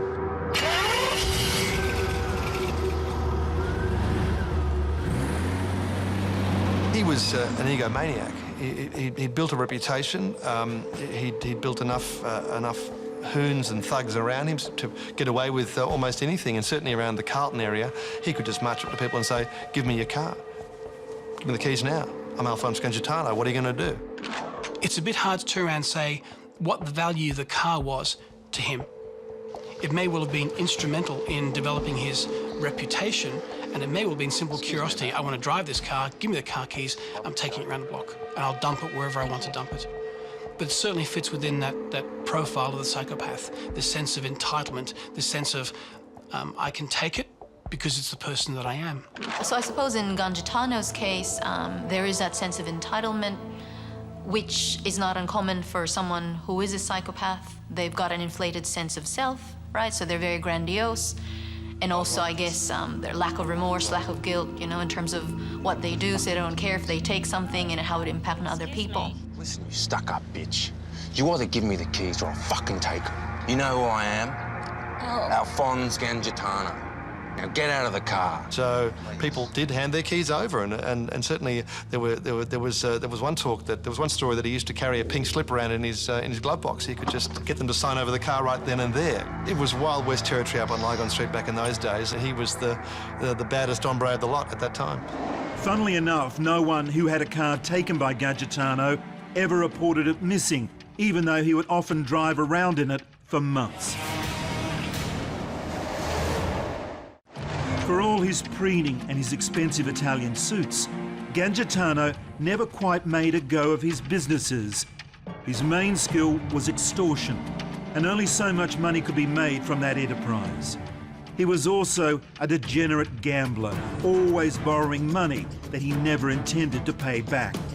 Thinking he could turn a dollar from the boxing world, Gangitano started a company called Superstar Promotions and signed up as many boxers as he could, including an up-and-comer, a super lightweight by the name of Lester Ellis. His mate Jason Moran was making a killing, selling amphetamines and tablets to the nightclub crowds in Melbourne. But with drugs, especially cocaine, Gangitano became more a consumer than a supplier. It was no longer about business, it was no longer about enriching the group, it was all about Alphonse's reputation.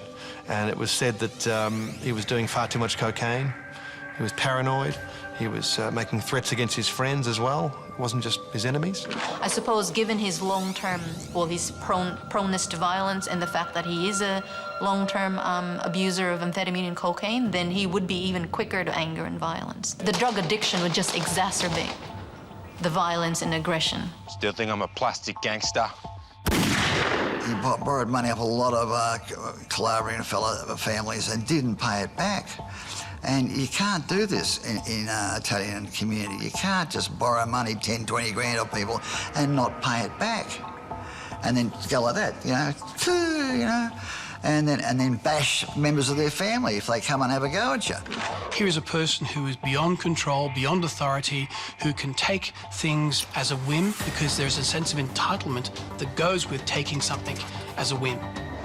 There was still money to be made, and Gangitano threw it all behind promoting the big fight between his charge, the champion, Lester Ellis, and the contender and veteran of the fight game, Barry Michael, for the IBF Super Lightweight title on July 12, 1985. But it was Michael who won the fight after 15 grueling rounds. Gangitano had gambled heavily on Ellis and lost. In boxing, 30-year-old challenger Barry Michael made lightweight of the 10-year difference between himself and Lester Ellis to win a unanimous points decision in their IBF title fight last night.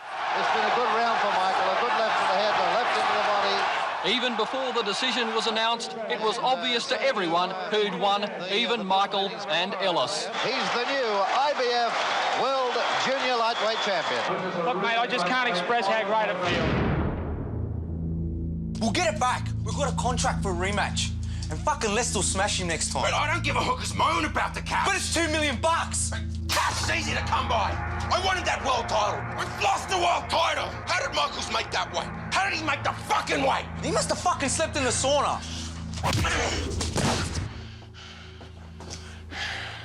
We'll get that little prick in the next shot. We'll get him in the rematch. What do you think of that meeting?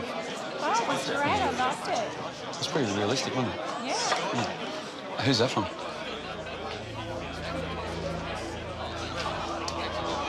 Look, excuse me for one moment, yeah? Just got to take care of the shop. Oh, what are you doing, mate? Thank you, Alphonse. Very kind of you. Hey, it's my honor. Buy a drink for a world champion? I'll drink to that. Take a seat. We need to talk about something. Oh, mate, I've got my wife and a mate. Come on, just 1 minute. All right, 1 minute. Out of here, fellas. Champ and I need to talk about a rematch. So, Lester and I are still waiting for another shot. Keep on waiting, Alphonse, because I'm chasing some big scalps in England now. Yeah, well, Lester reckons you're a has-been that's running away from him.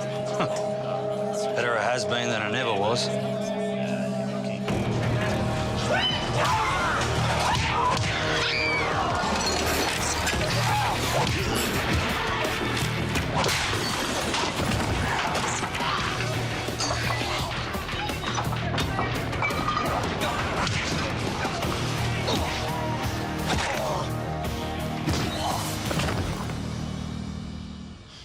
First thing I thought was I'm possibly dead. I knew they carried guns.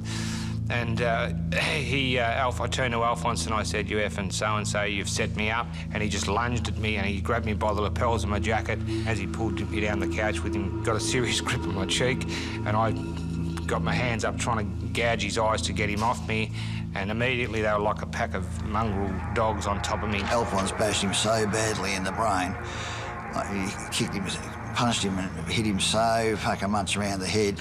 And then another one came in. The next thing I know, I'm being dragged up off the couch, dragged through the crowd with blood spraying everywhere off my face. They made a mess of Barry Michaels. They completely screwed Barry Michaels' boxing career. I don't think he could walk straight after that. You know, it knocked his equilibrium out. And I just remember being pounded and battered and being sort of held down and...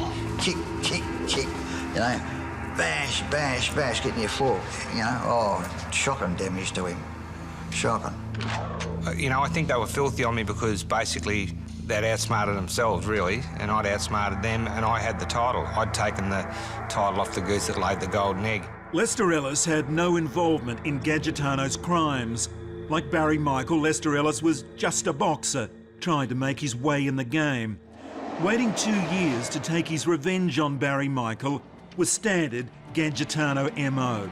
He would bash, beat or kill anyone who got in his way. This routine would continue relentlessly into the 1990s. In every career criminal's life, there comes a moment where it all falls apart. For Gadgetano, that moment came on the 19th of December 1995, when he and his mate Jason Moran walked into the Sports Bar, a nightclub in Melbourne's King Street district. They set upon the patrons in the club with billiard cues and metal bars. Gadgetano in particular took to the task with his trademark enthusiasm for violence. Gadgetano and Moran were both charged with a fray. There was a host of revealing CCTV footage, and on this occasion, some brave victims were prepared to come forward to put both men away.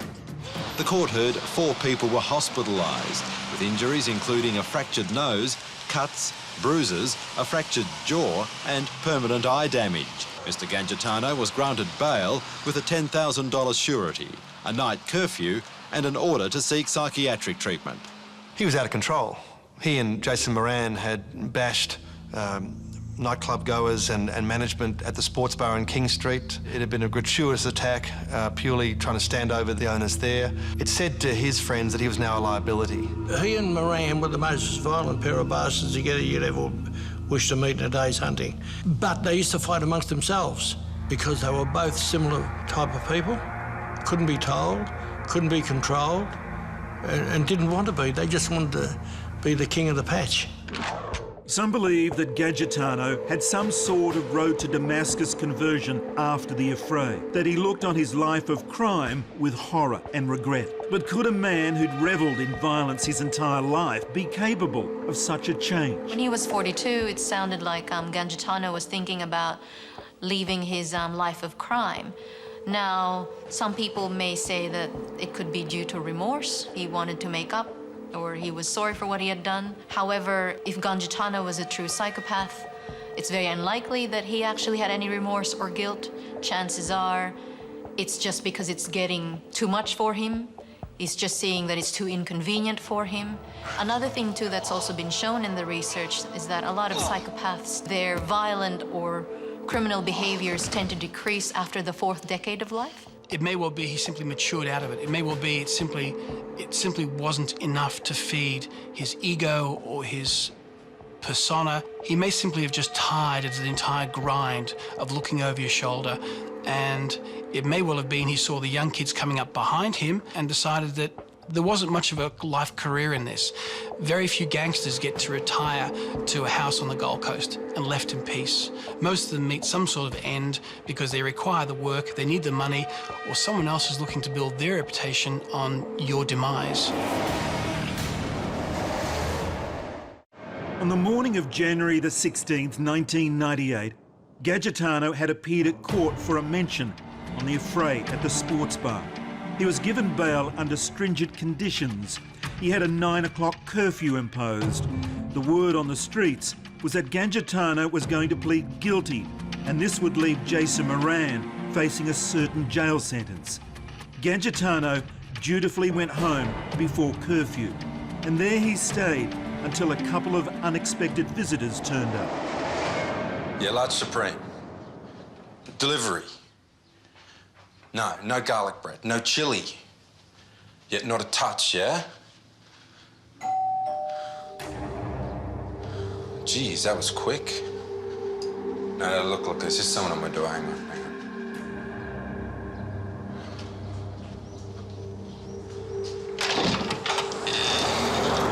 Nice outfit, mate. You knew I was coming.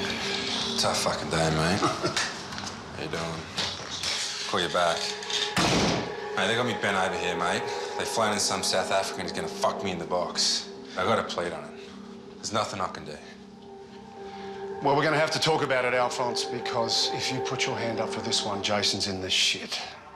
Mate, what can I do? I don't have a choice. What are you doing walking around in your undies? Mate, Ginny's out, okay? Mate, she's taking the kids to her sister's or something. Mate, she'll be back in a couple of hours. Jesus. I don't suppose you got a beer? No, there's no beer in there, mate. Have a glass of wine. Wine? Not for a bet. I'm on a curfew here, okay? Well, how about I go and grab a slab and a couple of pizzas, and then we sit down and just have a little chat about what went on in court today? Mate, nothing went on in court, okay? I got a mention. That's it. How are you going to plead? Mate, I'm going to plead guilty. Mate, they got me over a barrel, okay? Templestowe shops? Best place to go for beer and pizza? Yeah. You want some dough? No, mate. Be back in a minute.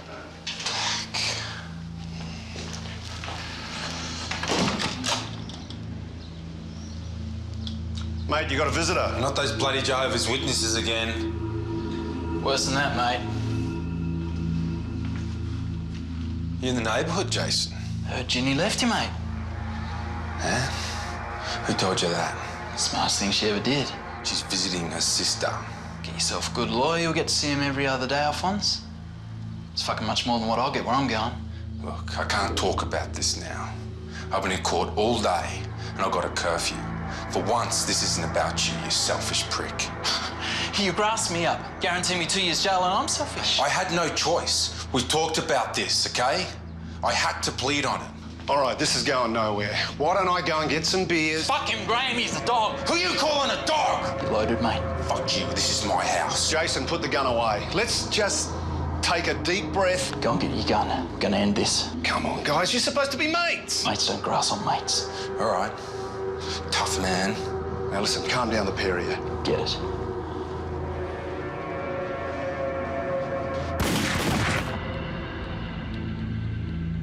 You're a fucking idiot, Jason. The problem was never with you, Graham. Let's leave it that way. Crime figure Alphonse Gangitano was gunned down in his Templestowe home. His wife found him lying in a pool of blood in the laundry. He'd been shot 3 times in the head and body. His killer has not been found. It was on the 16th of January, 98. I was on the on-call crew in charge of the on-call team. Received a call about midnight, 1 o'clock in the morning, that Alphonse had been found shot dead in his home in Templestowe. We found that he'd been shot. He was lying deceased in the laundry, suffered a number of gunshot wounds to the body and also to the head. There seems to have been a decision to, as they say in the underworld, tug his coat. Graham Kinnebra was a well-known mediator. He was renowned for resolving things without violence. It's alleged that he and Jason Moran went to Gangitano's house in Templestowe for a discussion. The evidence then suggested that Jason Moran arrived. He was dropped off up the road. Indications are he then walked into the house, he was allowed in. Anyone else or someone that Alphonse didn't know certainly wouldn't have been allowed access. I believed at that stage that Jason Moran had pulled a pistol, shot Alphonse. Graham Kinnebra was present, and I believe Graham didn't know what was happening. I think things settled down thereafter. Then they come to their senses a little bit between Graham and Jason. 4 days before he was killed, Brian Murphy went to warn Gangitano his time was up. We got over there and Alphonse is sitting there like Lord of the Manor. but he was really the prince at this stage. And I said to him, listen, you know, you're well and surely going to get knocked. I said, you've robbed all your mates. I said, there's over $250,000 missing. A lot of Jason Moran, Kennebara, they were all crook on him. And that's what led to his demise. And he said, there's no fucking way I'm going to get knocked. He said, they're my buddies. I said, good, yeah. And my mate rang me the morning he got killed. He said, see, one of his fucking buddies just knocked him off. Oh, I didn't like Alphonse at all. I hated Alphonse's guts. I mean, I was wrapped when he died. I mean, Jesus, I thought, fantastic. It's like it's a godsend. I mean, I was wrapped. Unlike the latter murders that we've had of time, where it was tit for tat, no one shed any tears apart from his family and kids, of course, in relation to losing Alphonse. No one was looking for revenge for Alphonse, and I think it was the fact that his peers, in relation to the criminal element, said, well, good riddance, he's not going to bring the law back looking at us because he was out of control. Gangitano had outlived his welcome. He had gambled away over $250,000 of other people's money, and he had betrayed his criminal friends. They said, listen, Alphonse has been putting holes in his manners, and he just won't pull up, he won't pull his head in, he's embarrassing everyone, he's causing everyone too much trouble, and something's got to be done. And so this character gave the nod, because you couldn't go and shoot Alphonse at this time, because not without some sort of permission, you know, you just couldn't go and shoot him because he was too well connected with other people. So they gave the nod and someone shot him. Ironically, from his own belief of being the Capone or the De Niro of the Melbourne underworld at the time, that he dies in the laundry, in the floor, riddled with bullets in his underpants. Chopper Reed believes Gangitano would have liked to have gone out in a blaze of glory. He would have preferred to be in his best suit, showered, shaved, with his Dolce Gabbana aftershave on, probably at a restaurant somewhere with his lady friend, with a heckler and cock 9mm automatic down the front of his pants, and someone come bursting in and they filled Alphonse's with about a dozen in the chest, but Alphonse has taken the dozen in the chest and pulled out his heckler and cock and gone return fire, bang, bang, bang, bang, and killed the 6 men that have come in to kill him before falling down dead to the music of Frank Sinatra singing I Did It My Way, you know?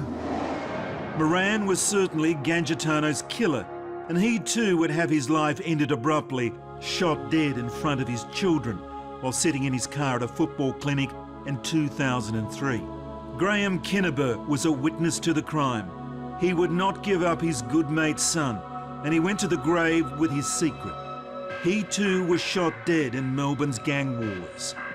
For the would-be gangster, the self-crowned Black Prince of Lygon Street, Alphonse Gangitano, there would be no heroic end. He was shot in the back. He died in his underwear on the floor of his own home.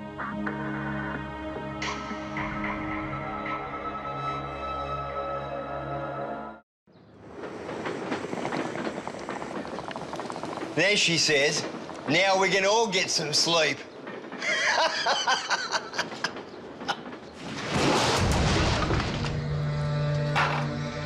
Now you see, Jason, this bloke is what you call a freaking idiot. Now come here and help me with this.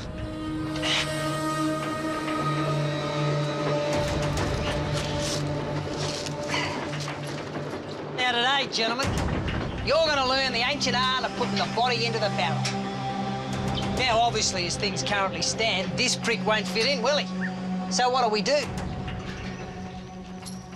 I introduce you to my good friend, Uncle Machete. Comes in very handy at awkward moments like this.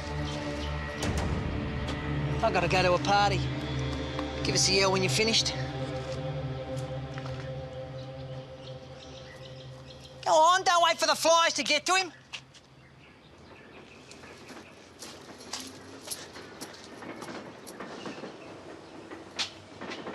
What the... I can't. Right. I've got it.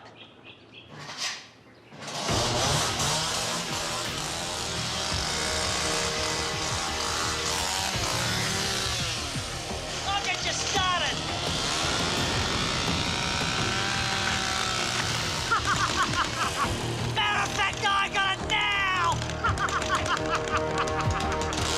Meet Mr. Death, Dennis Allen, a multi-millionaire drug-dealing murderer who terrorised Melbourne through the 1980s.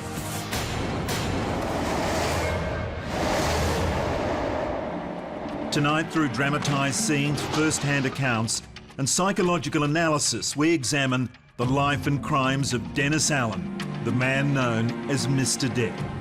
He was violent, unpredictable, a drug-dealing criminal in a near-constant state of drug-fuelled paranoia. He would turn to murder in the blink of an eye and was responsible for up to 10 murders, many in his own home. Dennis Allen was just a complete Fruit Loop, you know, just a nutcase. What can you say about Dennis Allen? He's an extremely violent person. He wouldn't pull any punches. He killed people with swords, guns, axes. I'll get you started. There's certain people that are just real low lifes. That's where I'd put him, mate. He was a low life. He was the sort of crook who would kill a man or a woman for that matter through paranoia. They didn't call him Mr. Death for nothing. If you stick a bit in, I'll have him chopping up your body. A murdering, psychopathic, drug-crazed, genuine Aussie nutcase. At the height of Dennis Allen's drug dealing in the 1980s, he was making between $70,000 and $100,000 a week. He bought cars, houses and flashy jewellery, all with cash. He also bought his freedom by becoming a police informer. He injected speed 24/7, which only aggravated his already violent nature. He was the eldest son of notorious crime matriarch Kath Pettingill. She had 10 children, most with substantial criminal records, but Dennis was the worst. Kath believed he single-handedly destroyed the family by turning them into soldiers for his own criminal empire. Such was his penchant for killing at home that Mr. Death earned a second nickname, Dialer Death. He would invite people to come over on the pretext of buying drugs, only to murder them in full view of his family. Outlaw motorcycle gang member Anton Kenny was shot and dismembered in Allen's home, and he was just one of many. But the Dial of Death moniker may be misleading. There was little sense of planning in Allen's life. He often committed murder on impulse and without regard for consequences. I think on occasions, Dennis Allen's murders were premeditated, but I'd suggest that on other occasions they were very much spur of the moment due to the fact he'd been on benders, he was high on drugs, and he was of a psychotic personality. He wasn't a man to look sideways at a lot of the time. That could be enough to make him snap. He'd fly off the handle. One afternoon I went in there and he had a dog that was a cross between a German Shepherd and a Great Dane and a Doberman. Anyhow, he gave the dog a bit of a kicking. I said, oh, it's only a pup, leave it alone, you know. He said, if you want to take it home, it's okay. So I put it in the car and we took it home. At 3 o'clock in the morning, my wife said, look, I just don't want the dog here. It's enough for the kids. So I took the dog back, and I think a week later, Dennis Allen had complained the dog kept barking, and he told him, better quieten that fucking dog down. So he walked out with a sword and chopped the dog's head off. It was a terrible piece of good. He was a man as a cut snake ever since I've known him. He started off as a sharpie, skinny as a rake, covered in tattoos, and he had a short haircut with long tails down the back.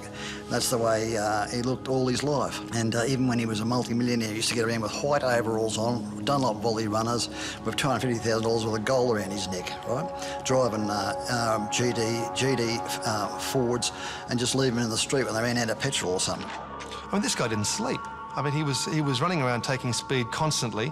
After a while, he had the tourniquet applied constantly so he could just, you know, constrict it and get some more into him, you know. And he's also living right in the back of a railway line. With constant noise, constant comings and goings, and this guy wouldn't sleep for days and days. He became extremely paranoid, and certain people would feed that. You know, his enemies or his friends who wanted to get square with somebody else might, you know, G Dennis up to actually assist them. Dennis Allen's mother, Kath Pettingill, would become aware of her son's more gruesome crimes. What about the murders? How many people do you think he killed? Well, I think I know about 5. Some say there could be as many as 13. Yes, but I don't know all those people. Journalist Paul Anderson got to know what happened to Anton Kenny when Alan's nephew approached him to tell him his story. Jason Ryan was only a young teenager when he witnessed some of Alan's appalling crimes. Jason Ryan told me that, that the bikie group had approached Dennis and asked him to kill Anton Kenny. Dennis gleefully accepted the contract. They were sitting at a table having a bit of a discussion. Dennis pulled a gun from under the table, according to Jason, and unloaded. He was as nutty as a fruitcake. When they were chopping up Anton Kenny, the Hell's Angel, they got him in a 44-gallon drum. Apparently the chainsaw got a bit clogged, so Dennis had to employ a meat cleaver as well to finish the job. Anton was then stuffed in a barrel, which was then thrown in the Yarra River. He's got blood over it. He says, oh, let's go up the pub for a drink. This is hard work. That guy got it now! And I've gone up to the pub, and it's full of workers from the Richmond abattoir. They've all got white overalls on, covered in blood. They said, oh, we're part of the slaughter room you working at, Dennis. Oh, yeah, I'm down the back there where you can't see me. Oh, yeah. Oh, yeah. And they all got the joke in the end that he was doing something. The murder of Anton Kenny was probably the most gruesome of all Dennis's crimes and murders. Wendy Pearce told me that she actually came into the place with Victor Pearce while Dennis Allen was cutting up Anton Kenny's body, and Victor Pearce had grabbed one of Kenny's feet and chased Wendy around the house with it. So this was the level of madness they were living in. Forensic psychologist Bob Montgomery believes this grisly incident provides a window on Alan's psychological makeup. He believes the killing was a ritual to showcase Alan's power over his family and associates. His behaviour, and a lot of the cases you'll look at, you will find those elements of what's called the power thrust. They're getting high, getting rewarded by feeling that sense of, I am powerful, look what I can do to other people. And that becomes often as important to them as whatever the other material, utilitarian goals are. So not only is this achieving some end for me, but it's demonstrating for me once again what a powerful person I am. So this is a guy who doesn't care about the consequences of his behaviour. He doesn't really care about good or wrong. He's just doing what he's doing. He's evil by our judgment, but by his judgment, it's day-to-day stuff. And that's the thing that we all have trouble with, because we all live our lives by rules. We understand this thing called the social contract. We won't go so far, because if we go that far, then we lose something that we value. He doesn't value anything except himself. The Yarra River was just walking distance from Alan's Richmond home. It became a burial site for many of his victims, including the dismembered corpse of Anton Kenny.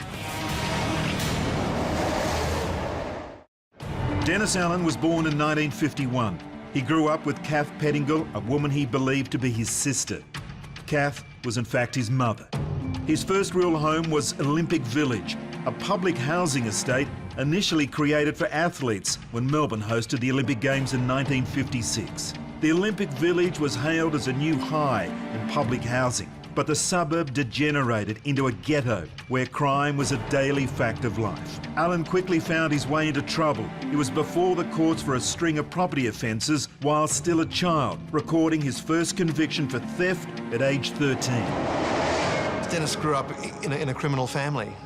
From an early age, that's what he knew. He'd grown up, you know, small arm robberies, petty thefts, assaults. He was born into Victoria's most notorious criminal brood, I guess you could say.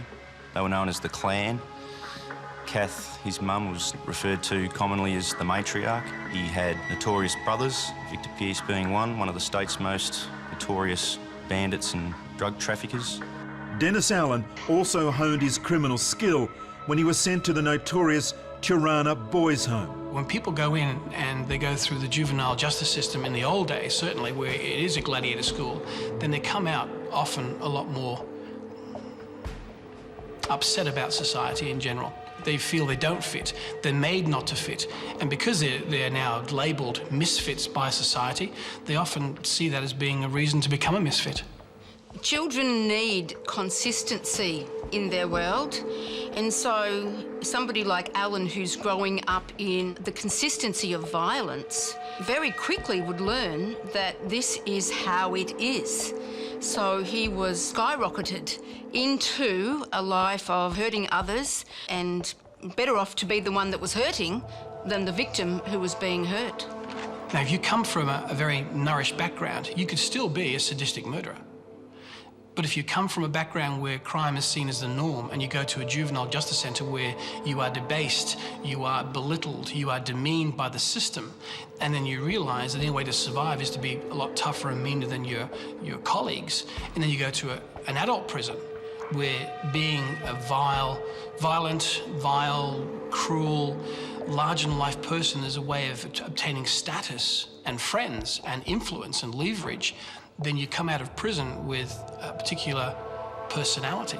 And that personality lends itself to certainly a lot more crime and a lot more violence than would otherwise be the case. Despite their start in life, Kath Pettingill claims she tried to break the cycle of crime with Dennis and all her kids. And I swore that I would look after my kids no matter what. And I used to dress my children in T-shirts when they were young and it said, "My son, the doctor." I never wanted them to become criminals. I don't think any mother wants their sons to become criminals. Alan's formative years were unhappy ones. He didn't know his father, and a procession of his mother's boyfriends moved in and out of his life. It was a tough environment. The only mentoring he received was in violence. This created the foundation for his sadism in later life. Of the many moments of cruelty he endured, one stood out in Alan's memory. Look at the colour of you, Dennis Allen.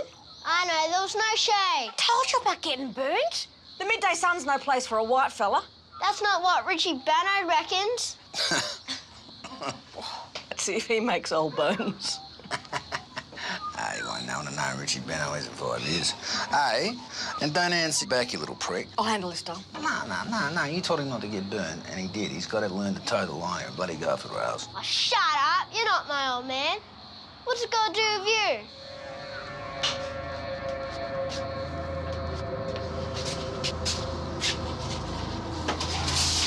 Let me show you something about sunburn.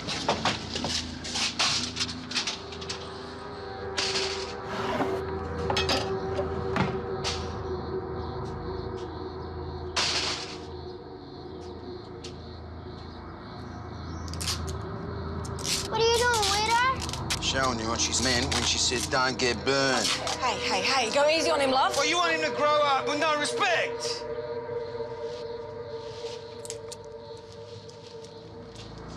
And take tape off. Hey? Get off me, Dom! Hey! Go to the pub. Bugger you.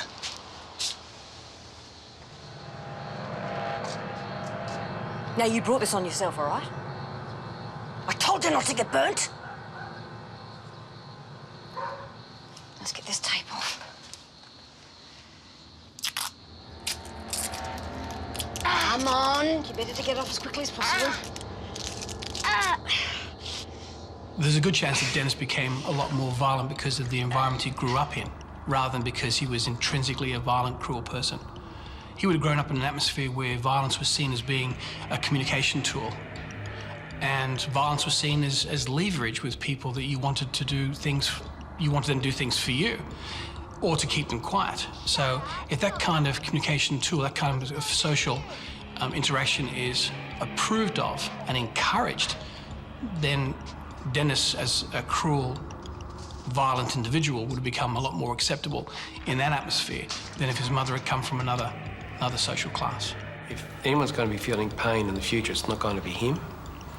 I think he's also picking up the fact that the world's unfair. It's a really dangerous place. He picks up the fact that you can't trust anyone. The people supposed to care for you don't. They're the aggressors. So he's picked up by the age of 9 that the only way to get along in this world is to make sure that you get in first, you can't trust anyone, and that if there's going to be pain, then someone else better feel it, because I'm not going to keep doing this. So it's a case of him being a cruel person to begin with, but becoming more cruel because the environment encouraged him. It actually fed him. He would have been rewarded because he would have not have been bullied at school, he would not have taken insults from people, and he would have been a lot more meaner than he may well have otherwise been.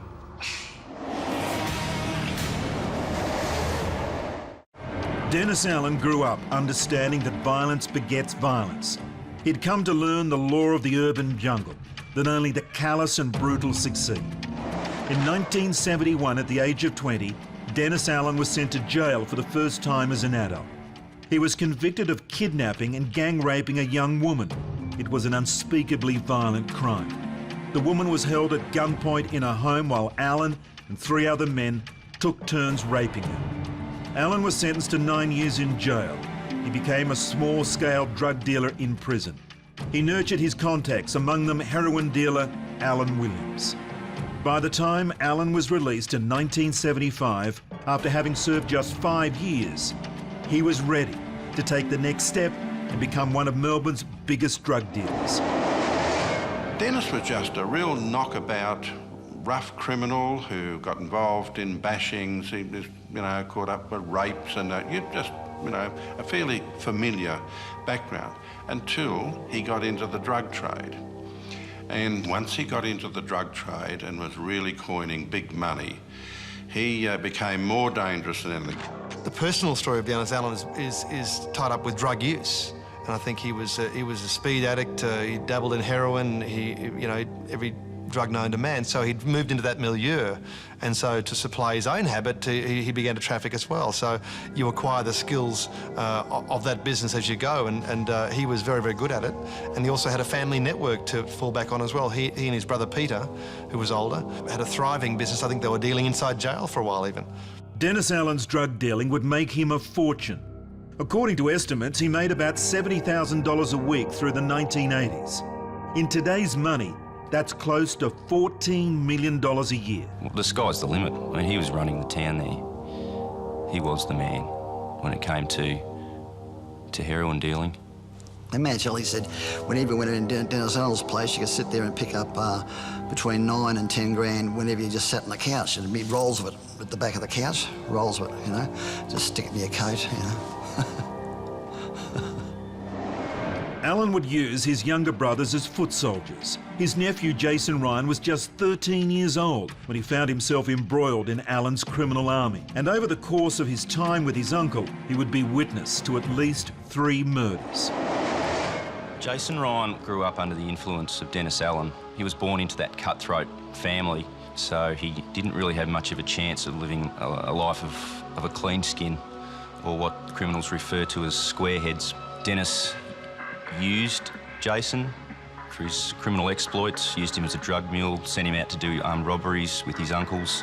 Jason told me he was very scared of his uncle and felt obliged to become complicit in his criminal activities a lot of the time for fear that, I guess, his uncle would kill him. All their family they used to use as foot soldiers. I mean, Mad Charlie and Ray Kane went around to Dennis Allen's place once, and there's young Jamie Pinnacle who's got a .22 caliber young American, and he's going like this to the cat. He's going bang, bang, bang, bang, and he's pulled the trigger and he's gone bang, and the gun's gone off and he's actually shot the cat. And Dennis has turned around and says, "Oh, good one, Jamie, good one." A drug addict, as well as a large-scale trafficker, Allen could be paranoid. In this state, he would turn deadly in seconds. He discovered that one of his small-scale dealers, a prostitute and junkie named Helga Wagneg, had been arrested. Allen believed that she would inform on him, so he called her up and invited her over. He had a new supply of heroin, he explained, and it was an invitation a heroin-addicted woman could not resist. Yeah, babe, it's cool. But they treated you good? Yeah, they're all right. Are you sure, babe? I mean, them pigs are dead sick. I mean, what are they picking up for? How much gear did you have on you? Only a few grams. I'll be back on the street by tomorrow. Anyway, you'll be looking for something, won't you? Why don't you come over and we'll have a party?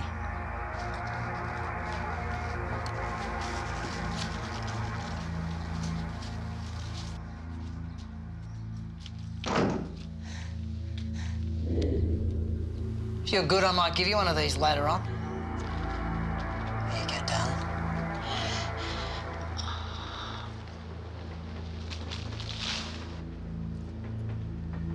Yeah, right, darling.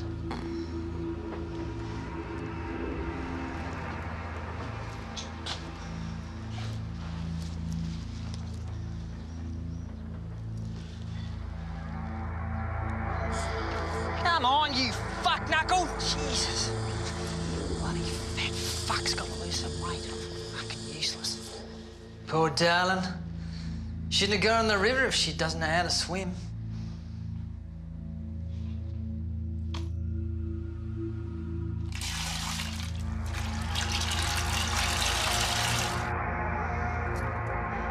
And that, my friend, is how it's done.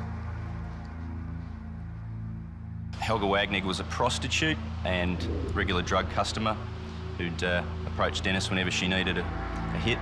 Dennis believed that she was, ironically, a police informer, and through paranoia he decided to kill her. According to Jason Ryan, Dennis gave her a hot shot of heroin, didn't quite kill her. Dennis then ordered Jason to run down to the nearby Yarra River with a bucket. Dennis then proceeded to pour that water down Helga Wagnig's throat.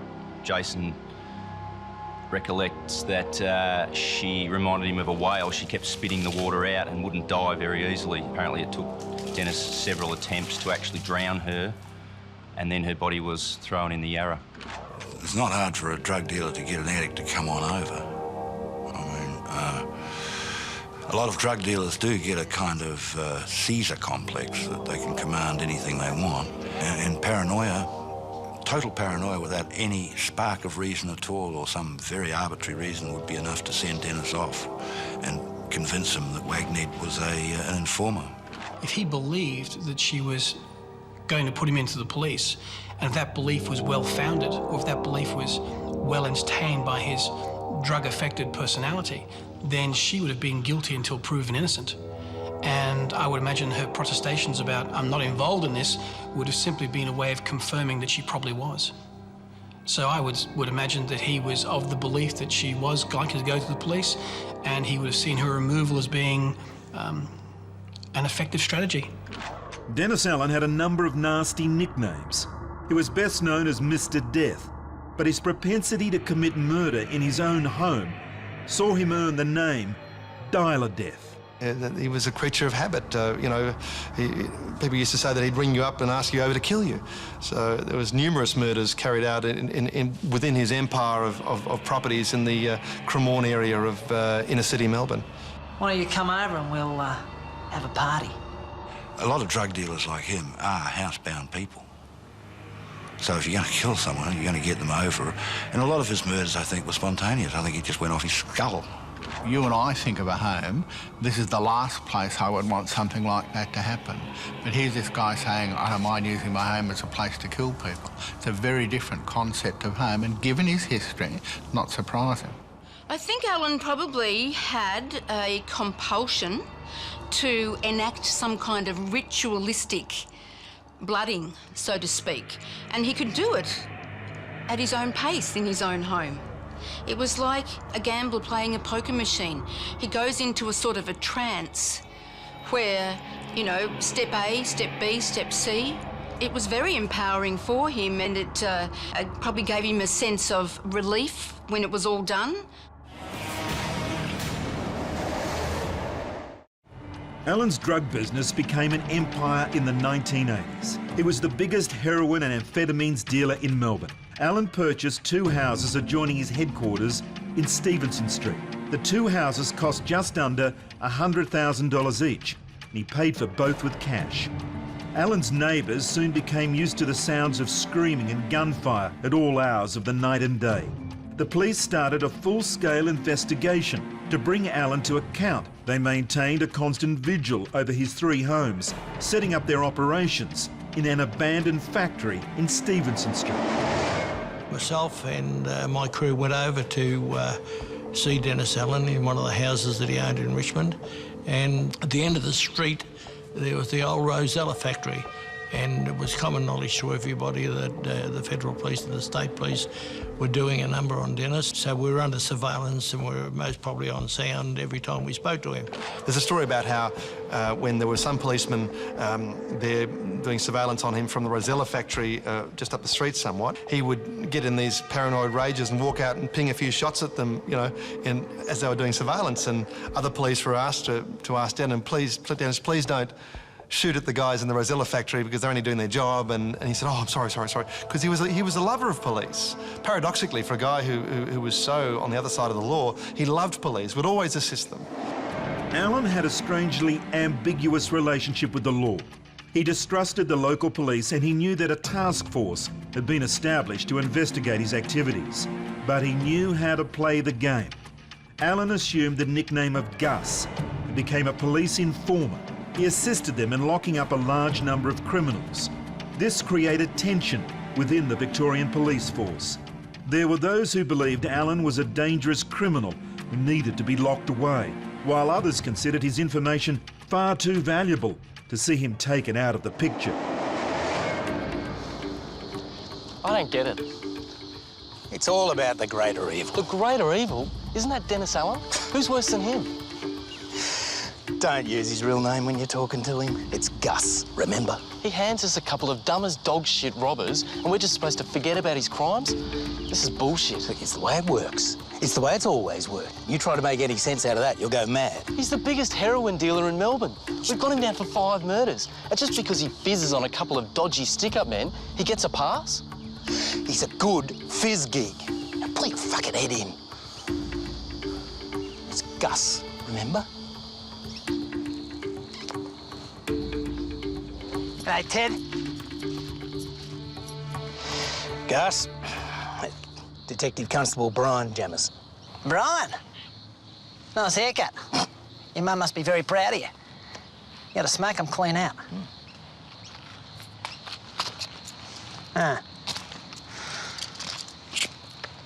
So, Gus, this is getting to be a habit. What do you got for us? See, this is what I don't like, Brian. We've lost the art of conversation. We've got work to do. It's a busy day, Gus. So little time, so many social engagements, eh? Militano, he's been a bit of a naughty boy. He's a mate of yours, isn't he? I prefer to call him an acquaintance, Brian. Mark Militano, he went inside with you. We're not going to be able to do business here if your boy keeps piping up. Yeah, right. Militano, where is he? He's on the hammer. Got a real hungry arm, too. God knows who he gets it from. Where, Gus? 234 Flemington Road, Ted. Be on your toes, though. He's never far away from a shooter. Don't worry, we'll get him. And if Mr. Militano pops around for a visit, get your boys who are watching me from the other side of the road to look the other way, eh?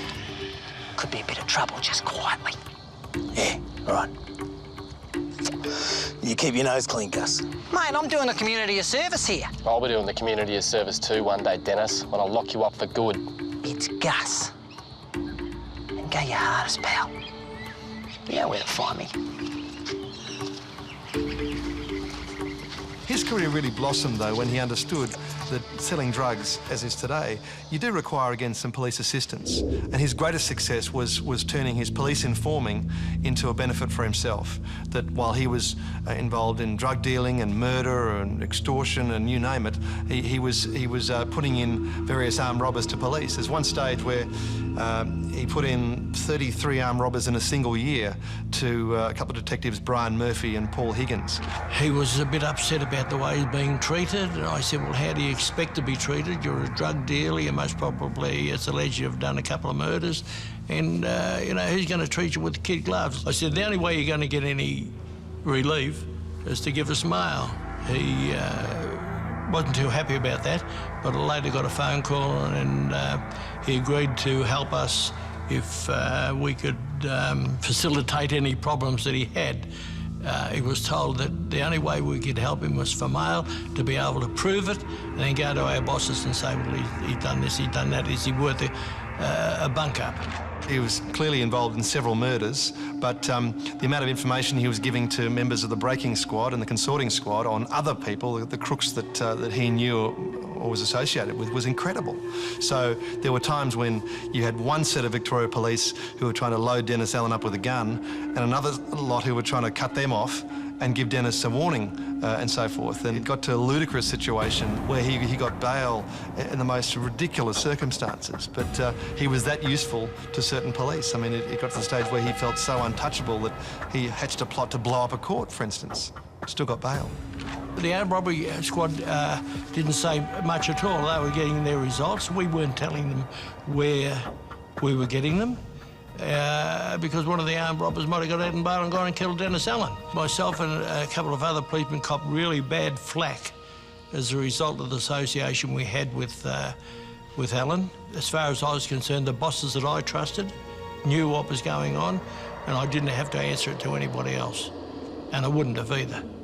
It's just a story of its time where police needed to be close to villains because there was no surveillance. You know, there wasn't that ability to stand back and monitor the events that were taking place. So officers needed guys like Dennis Allen who were prepared to help them while at the same time they turned a blind eye to other activities. So it really was an anomaly of the times.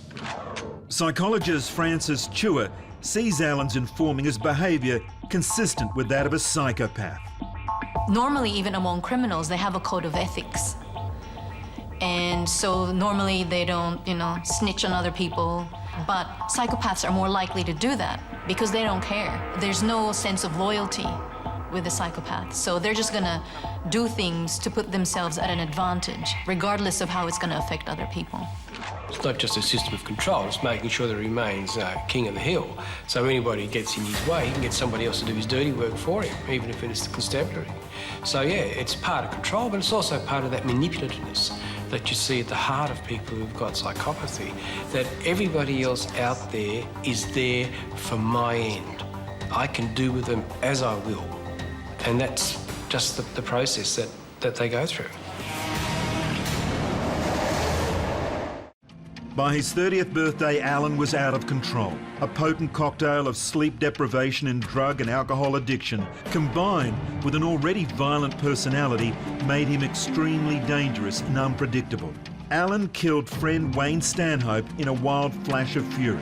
Chopper Reed believes Stanhope was killed merely because he made the mistake of telling Allen that he visited Reed in jail. I remember he shot Wayne Stanhope. Wayne Stanhope came down to Geelong prison to visit me.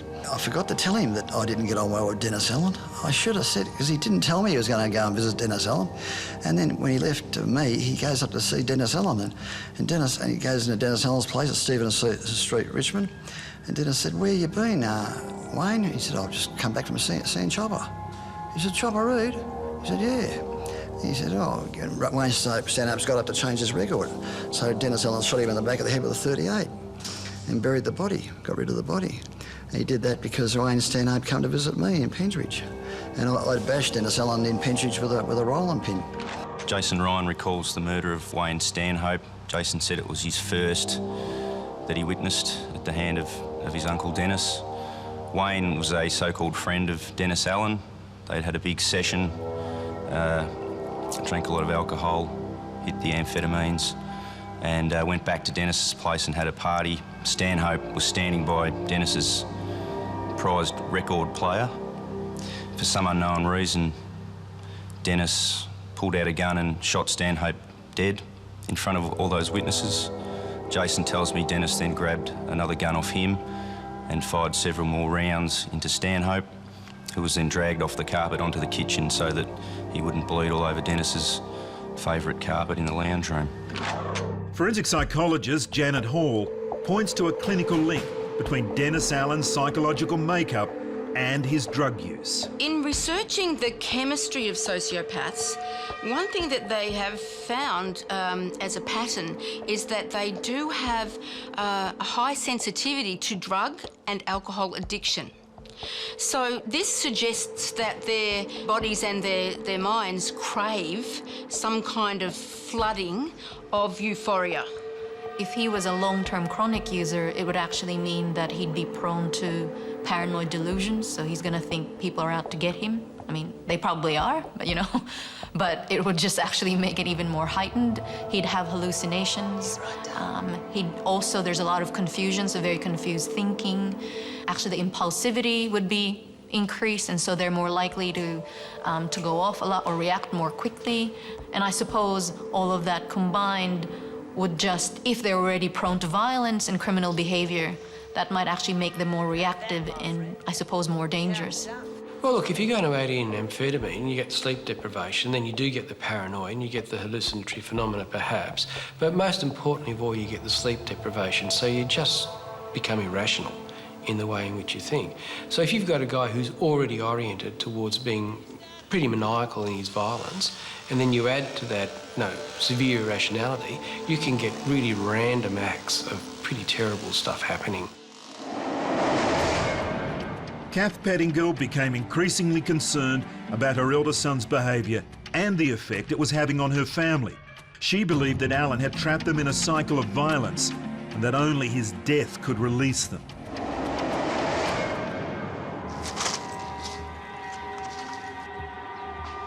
Your mother's here.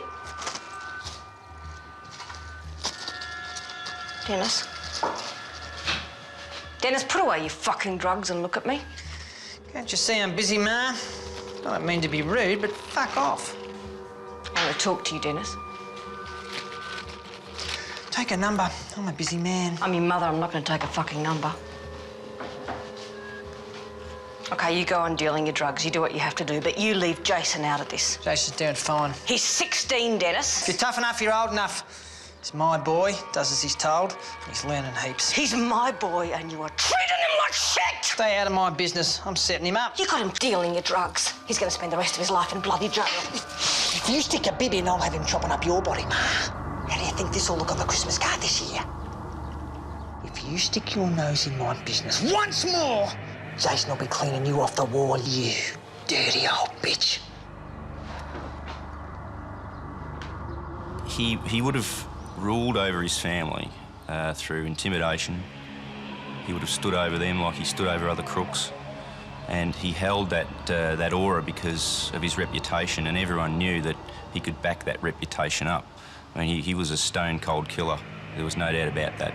The police knew it, other crooks knew it, and he just wasn't a man to be crossed. You dirty old bitch. And I think that from Mum to the rest of the family, they all tried to tag along with Dennis. I think they were all hell-bent on trying to outdo Dennis and his escapades. And I think they all fell well short of Dennis's cunning, his guile, and he's the master of intrigue. So what he's doing is controlling the world around him. He's controlling the people who are in his world. So, I mean, he may be able to justify, he may have been able to justify to himself, hey, look, I'm head of the family, I'm a warrior prince, but in reality what he's doing is controlling the people around him that he can control. On the one hand, there's this, I will defend my family to the death, and if you're a threat to my family, then you're going to die, you'll be swept out of the way.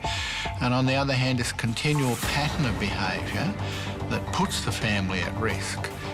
Alan being the most extreme, because he would actually get his family members involved in criminal behaviour. It's a statement, it's part of the facade. Look at me, I provide for my family, I protect my family, when in reality, I'm putting my family at risk.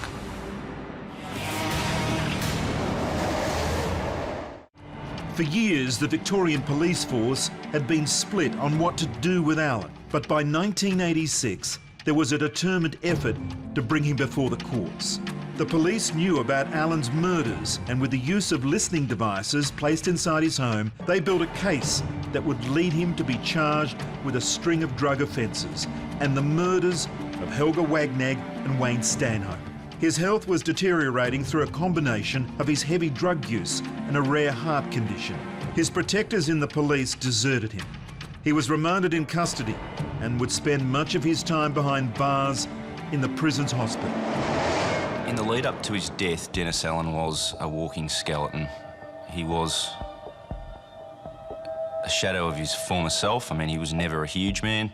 He was pretty weedy at the best of times, but due to his debilitating heart condition that was exacerbated by his chronic use of drugs, the man was fading away in his hospital bed. From my understanding, his heart condition was so bad that his heart was actually breaking up inside his chest. You know, for a man who a lot of people said didn't have a heart, it was ironic that his heart was crumbling and that was causing his death. By May of 1987, Dennis Allen lay virtually immobile in his prison hospital bed. He was literally days from death. Allen understood his fate, and according to Kath Pettingill, Allen made a deathbed confession admitting to some of his crimes. However, this has not been confirmed by other sources. Dennis Allen did not seem like the type to make confessions.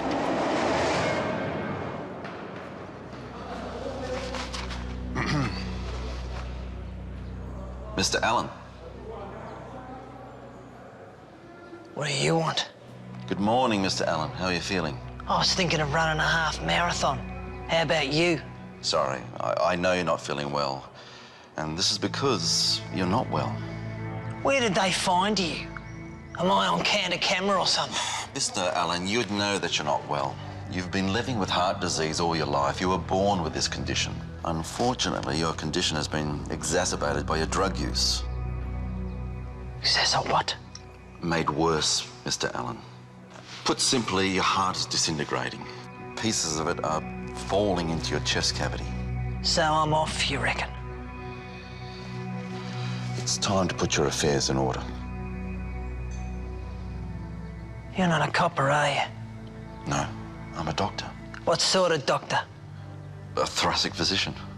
Why don't you get a copper in here?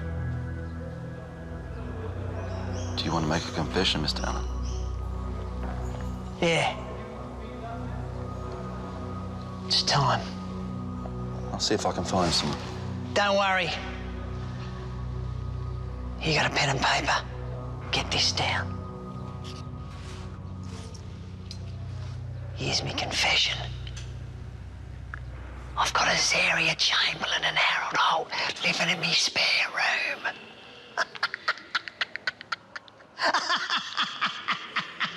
If he made deathbed confessions, it would only have been to expand his reputation and to give himself an even greater reputation so that he would live on beyond death as this terrible monster, I suspect, rather than being an act of remorse.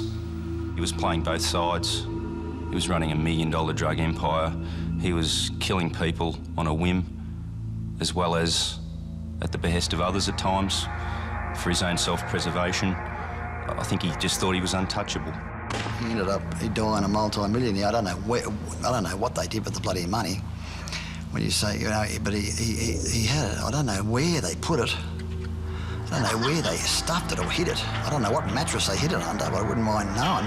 Well, there's a lot of polishing that goes on in these moments, aren't there, you know, and I'd be very surprised if the whole family did not know all the way through of what he'd been up to. So I think a deathbed confession might have been old news to most of them because it was done in such a public way. He felt untouchable.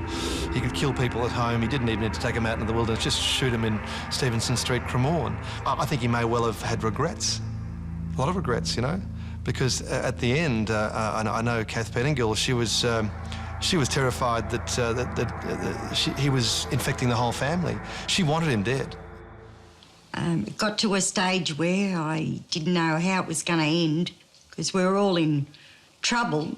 I was out on bail. My young son was out on bail. My other young son had been murdered. I thought, where's it all going to end? I want a normal life. So I said to young Jason, I'm going in there and I'm going to have to kill Dennis. So you actually seriously thought about killing your own son? Yes, I did. I was driven that far. To protect the others, I would have had to kill Dennis. This is just before his stroke on January the 19th, 1987. Yeah, I was seriously thinking about it all over Christmas. Dennis Allen was just a complete Fruit Loop, you know, just a nutcase. What can you say about Dennis Allen? A complete nutcase. You know, a murdering, psychopathic, drug-crazed genuine Aussie nutcase, a homebred, genuine Aussie nutcase. To me, he served a purpose. To a lot of people, he was just a drug dealer and a murderer, and he lived by the sword and he died by the same sword. He died of overdose of drugs and alcohol, and he got his right whack. The sign, Mr. Death is Dead, was painted on the Swan Street Bridge in Richmond by a graffiti artist. It was a fitting place for the message, Alan's own backyard, the suburb he had terrorised for almost 20 years.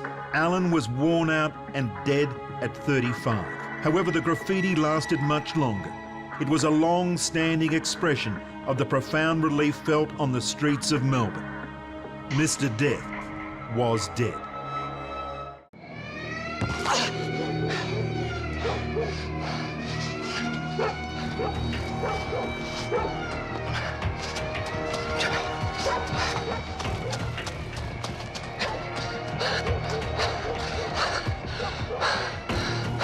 Meet Russell Mad Dog Cox, a violent gunman, armed robber, prison escapologist, and Australia's most wanted man for 11 years.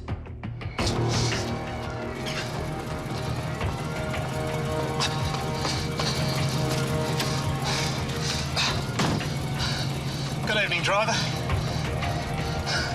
Home, please.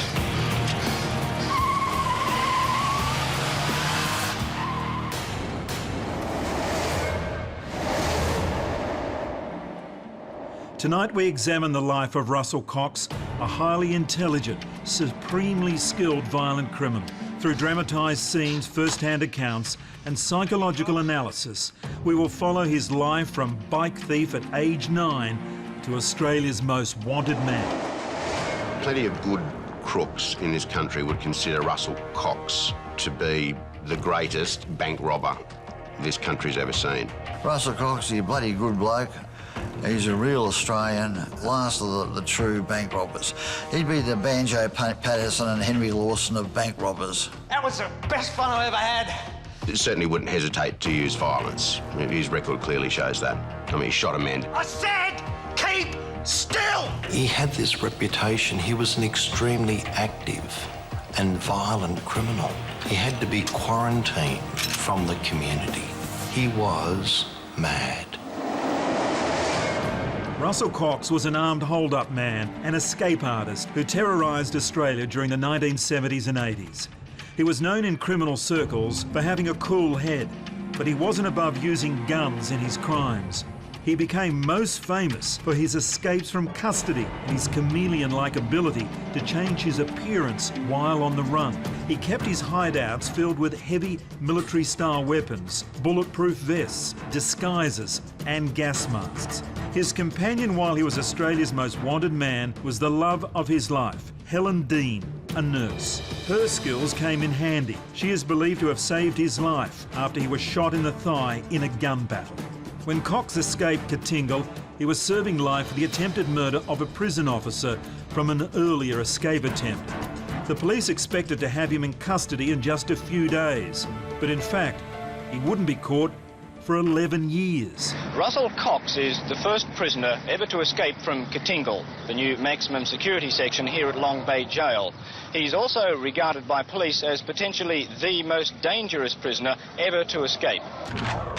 In an interview for ABC TV in 2005, the Commissioner for New South Wales Corrective Services, Ron Woodham, showed just how Cox made his escape. Russell Cox smuggled a small piece of hacksaw blade in a belt when he was out on escort. At court, he was given the belt and he swapped belts. He'd climb up the grill work there and do chin-ups on the bars on the roof. Just take the blade out for a couple of saw cuts every day, put it back and just exercise. I've got to give him credit because he was able to climb up, hang on by one arm, saw with the other, and do a little bit of sawing each day, cover up his work, and then go back into the rest of where he's selling Katingal. They all had separate cells. And then, as I said, when he finally got that bar cut through, he was able to escape.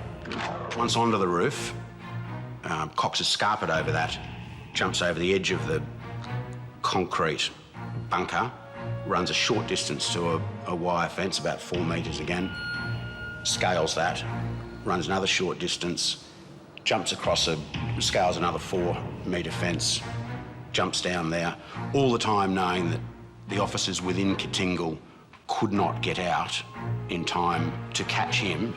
And then he's had a couple of 100 metres to run to the brick perimeter wall around Long Bay, over that, and then he's off. Another key to Cox's escape was his lifelong dedication to staying in peak physical condition.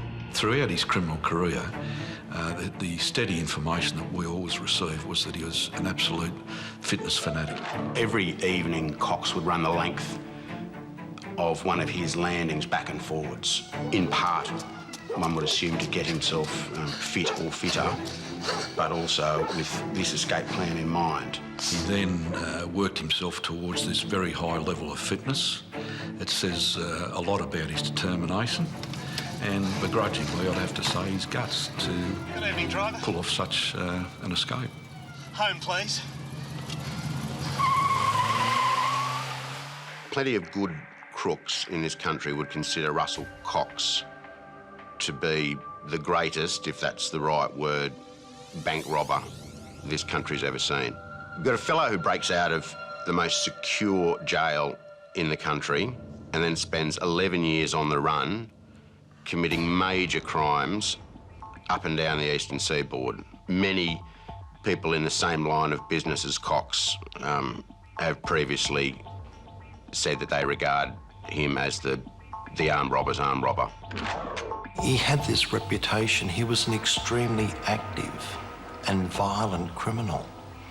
He had to be quarantined from the community. And the best way to do that was to put him in jail.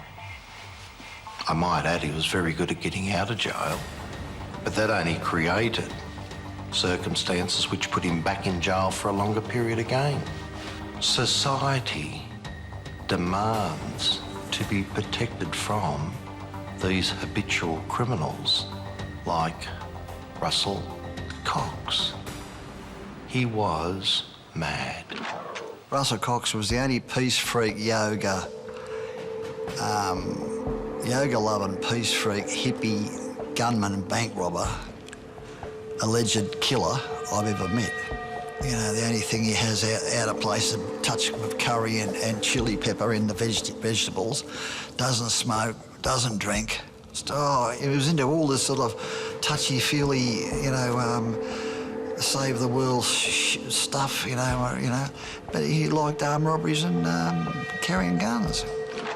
The aura around Cox, I think, first of all, stems from the Katingal escape. No one had done it before. No one ever did it again. Then he spent 11 years on the run. This was Australia's most wanted man. There's really no doubt about that. Public enemy #1. The man of many disguises was also a man of many names. Russell Cox was born Melville Peter Schnitzling in Brisbane in 1949. His family nicknamed him Tim. It was not until he started his life of crime that Schnitzling took on the name of Russell Cox. He grew up in Balmain, an inner-city suburb of Sydney. In the 1950s, Balmain was a tough, working-class suburb where men worked on the docks and often fell into crime. Cox first came to the attention of police at just 9 years of age when he was charged with stealing a bicycle. From there, he was in and out of juvenile facilities before finally being sent to an adult jail in 1966 for stealing a car. Cox was a bright kid, but evidently tempted by an easy dolt. Mark Reed tells a story which may well be apocryphal, that Cox's life of crime began when he was about 10, when he'd won a raffle, the prize for which was a bicycle. And Cox had not been present for the draw of this raffle and had therefore been denied the prize, and in some sort of misguided retaliation had stolen himself a bicycle. Certainly court records show that Cox was before Ashfield Children's Court for stealing 3 bicycles. A year later, he was committed to an institution and within that year, still aged 12, was committed to an institution until he was 18. So he has spent the majority of his childhood in boys' homes. Well, mate, he grew up in Balmain, so I mean, it wasn't the fashionable place then that it is now. So, yeah, he would have had a. He worked on the. I know he worked on the ships. I know he was highly regarded. He was pretty tough. I know that. Also, remembering at this point he was still going by his birth name of Melville Peter Schnitzerling, which doesn't sound anything like Russell Mad Dog Cox. He would have had a tough time looking after himself, I would imagine. Forensic psychologist Stephen Barron believes Cox endured a tough childhood and had to use everything at his disposal to survive. I suspect that Russell Cox was brutalised, was punished. I suspect he had a very difficult, rather challenging childhood, and he defended himself with the means he had at his disposal. I suspect he dealt with a system that was unforgiving towards him, and I felt he probably defended himself with those skills that he had. Somebody who has a very strong intelligence but not opportunities in life looks for ways to get the advantage that they want. So I think that he would have been putting all of his energy and smarts into advancing himself in life. When he realised that he wasn't going to be able to climb the normal social rungs, he put his attention into advancing himself as fast as he could. After spending time in a string of boys' homes, Peter Schnitzerling stepped up to the next level of violent crime and became an armed robber. And that's when he transformed himself into Russell Cox. Armed robbery is a violent crime. There's a risk of having to kill or be killed. For a young offender, armed robbery must have been an intimidating prospect. But the streets of Balmain offered Cox the opportunity to call upon experienced armed robbers to help him learn the trade.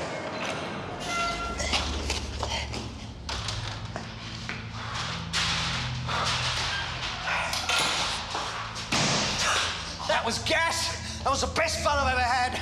You like that, did you? Yeah, hell yeah. It was unreal. My heart's beating out of my chest. Yeah, I thought that Chinese bloke was going to start something. So did I, mate. So did I. I thought he must have had a gun or something the way he was shifting around behind that pot plant.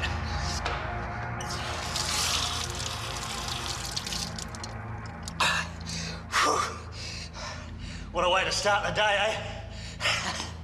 Sure beats the shit out of coffee. Hey, how come you're so cool? I'm not, man. I'm just buggered.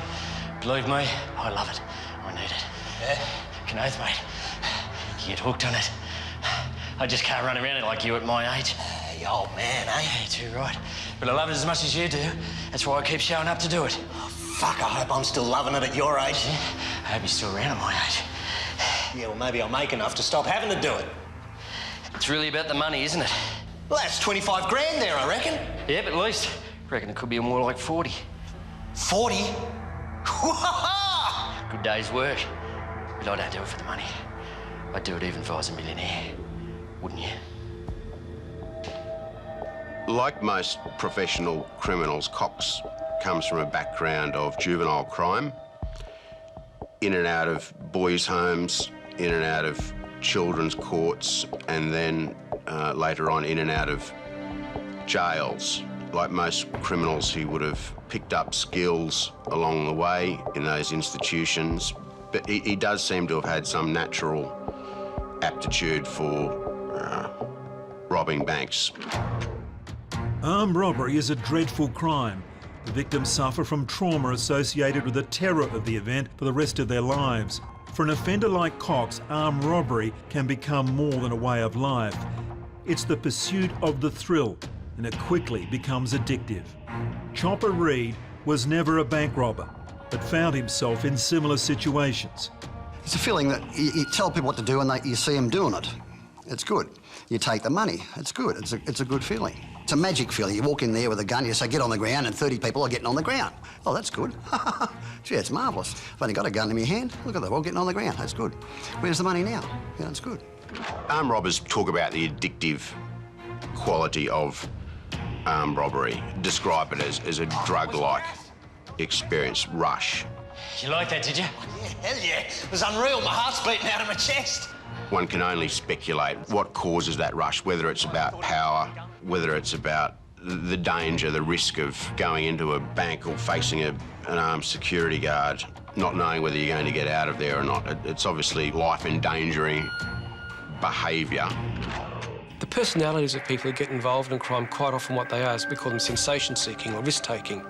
They have low levels of natural arousal, and what they need is something that's going to give them a buzz. So crime, particularly crime that's risky, crime that's dangerous, or crime that also has good or big payoffs, tends to be quite buzzy. It does. It raises the adrenaline, and to that end it meets a psychological need that they've got, which is to be sensation-seeking, to be risk-taking. So it is the buzz that in part is the payoff for doing the action. You see criminals committing armed robberies when they don't necessarily need to financially. You take someone like Neddy Smith, who was in the 80s making millions of dollars distributing heroin, nonetheless felt the need to knock over armoured trucks for the thrill of it. I said, don't move! Stay where you are! Police believe that Melville Peter Schnitzling, now named Russell Cox, was involved in a string of armed robberies in Sydney. As a result, he became known as Mad Dog. Many people believe Melbourne journalist John Sylvester is responsible for the nickname, but Roger Rogerson thinks otherwise. We had 2 or 3 senior detectives. They had been at the CIB for years and lots senior to me, but they were very clever at coming up with colourful names. And I'm positive that one of these guys named Russell Cox Mad Dog. Now, of course, whether Russell Cox was as mad as what this guy thought he was, I don't know. I don't really know. I know he was a tough boy, tough man. He might have done violent things in difficult circumstances. I'm not saying he shouldn't have been in jail for a lengthy time or paid the price for what he did, but he wasn't known amongst the police or amongst the criminal circle as Mad Dog Cox. He wasn't a mad dog. That was just someone's headline. Someone needed a headline in the media and they gave it to him. I've got absolutely no idea how he became known as Mad Dog. I've never heard another criminal refer to him as that. Of course, Russell Cox is not his real name. Our inquiries in those years indicated that his correct name was in fact Peter Schnitzling. But of course he abandoned that for reasons best known to himself, probably to protect his family. Certainly the Mad Dog appellation would seem to be admitted to be media silliness. The man was clearly the opposite of mad and definitely not a dog. A cautious, careful, calm, calculating fellow who was nonetheless prone to gross acts of criminality. After dropping the name Melville Peter Schnitzling, it's believed that Russell Cox was responsible for a string of payroll robberies in Sydney's industrial south-western suburbs and a raid on a Commonwealth bank in Marrickville where they took £30,000.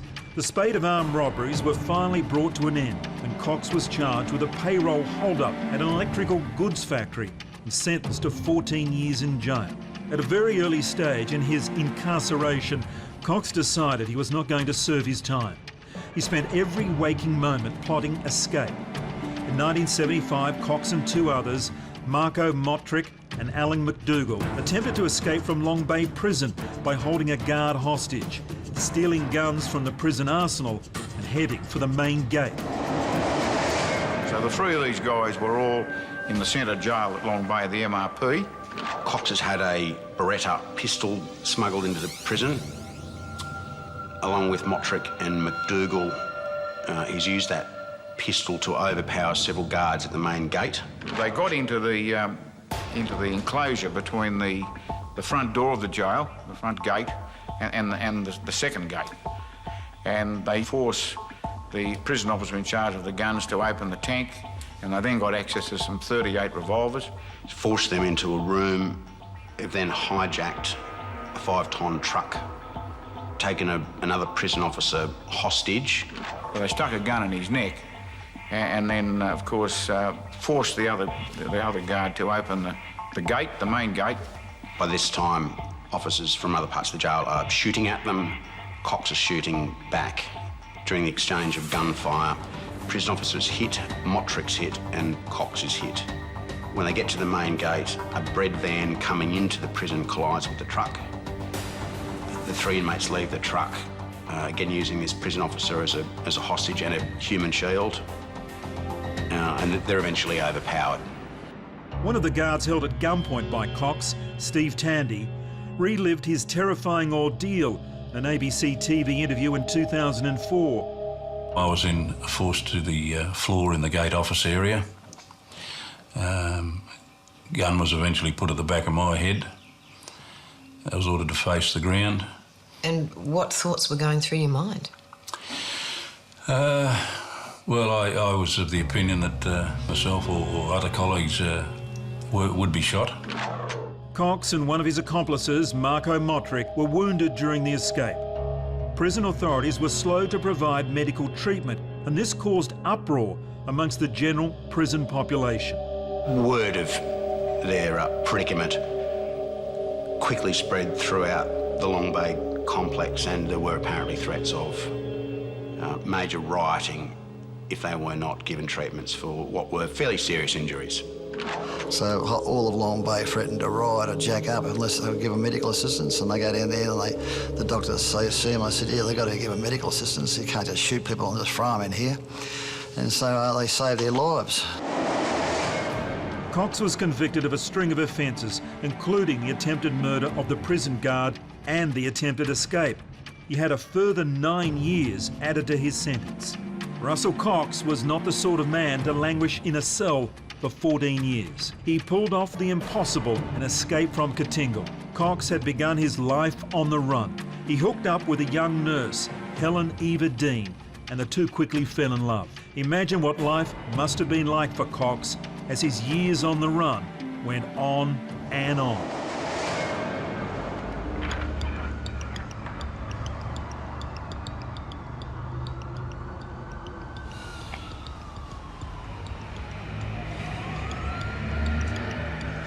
Shit.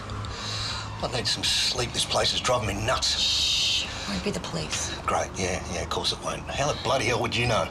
Well, why would it be? Why wouldn't it be? You saw the bloody news tonight. They said they were closing in. Yeah, but what are they going to say? We've got no idea. They said I was spotted in Melbourne. Which is far away from here. So how do we know they didn't follow us here? Darling, it's been a week and a half. I reckon we would have heard something by now if they knew where we were.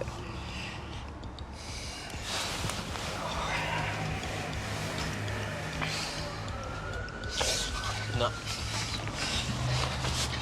I've got a bad feeling. Come on, we're going. It's 11:30. Where are we going to go? I don't know, Mildura, Broken Hill. Okay, great. Let's do it. But before we do it, we need to get some sleep.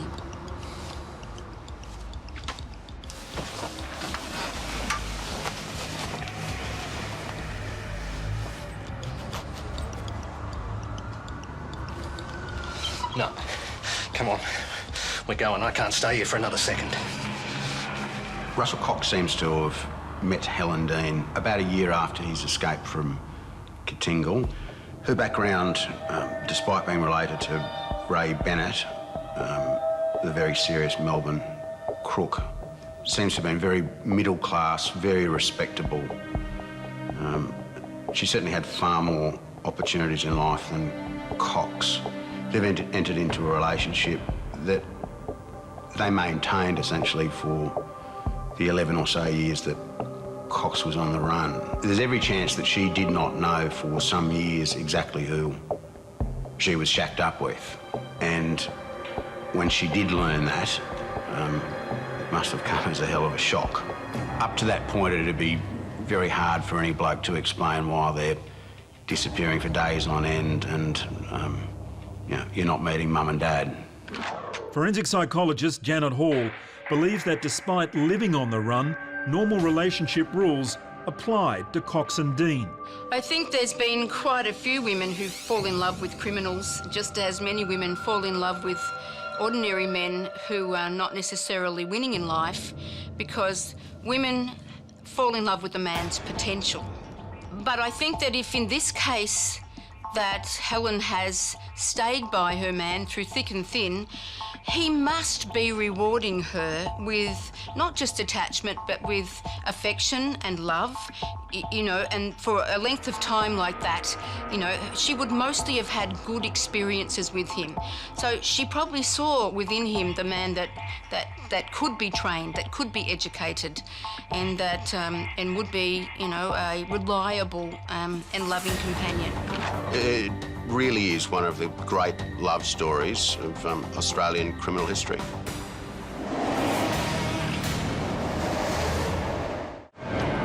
His escape from Katingal made him a walking headline. Sightings everywhere, from Darwin to Perth, were reported in the papers. The police pursued leads but came up with nothing. Life on the run was expensive, and with no legitimate way of earning money, Cox returned to armed robberies, including a massive armoured van hold-up in Brisbane in 1982. The job put him back on the police radar. New South Wales Police received information that Cox was living on a farm in the northern part of the state. The closest we got to getting him was up near Wollongbar, and we received information that he was on a farm there. And I took a team of guys up there, including some very smart surveillance guys, and we were quite satisfied that he was at this particular property. Which was further helped by the fact that a former member of the Victorian Police who ran a business in the area had delivered items to this house, and he confirmed to us that he had sighted Cox sitting on a tractor at this particular property. We liaised with the local police over that night and the next morning.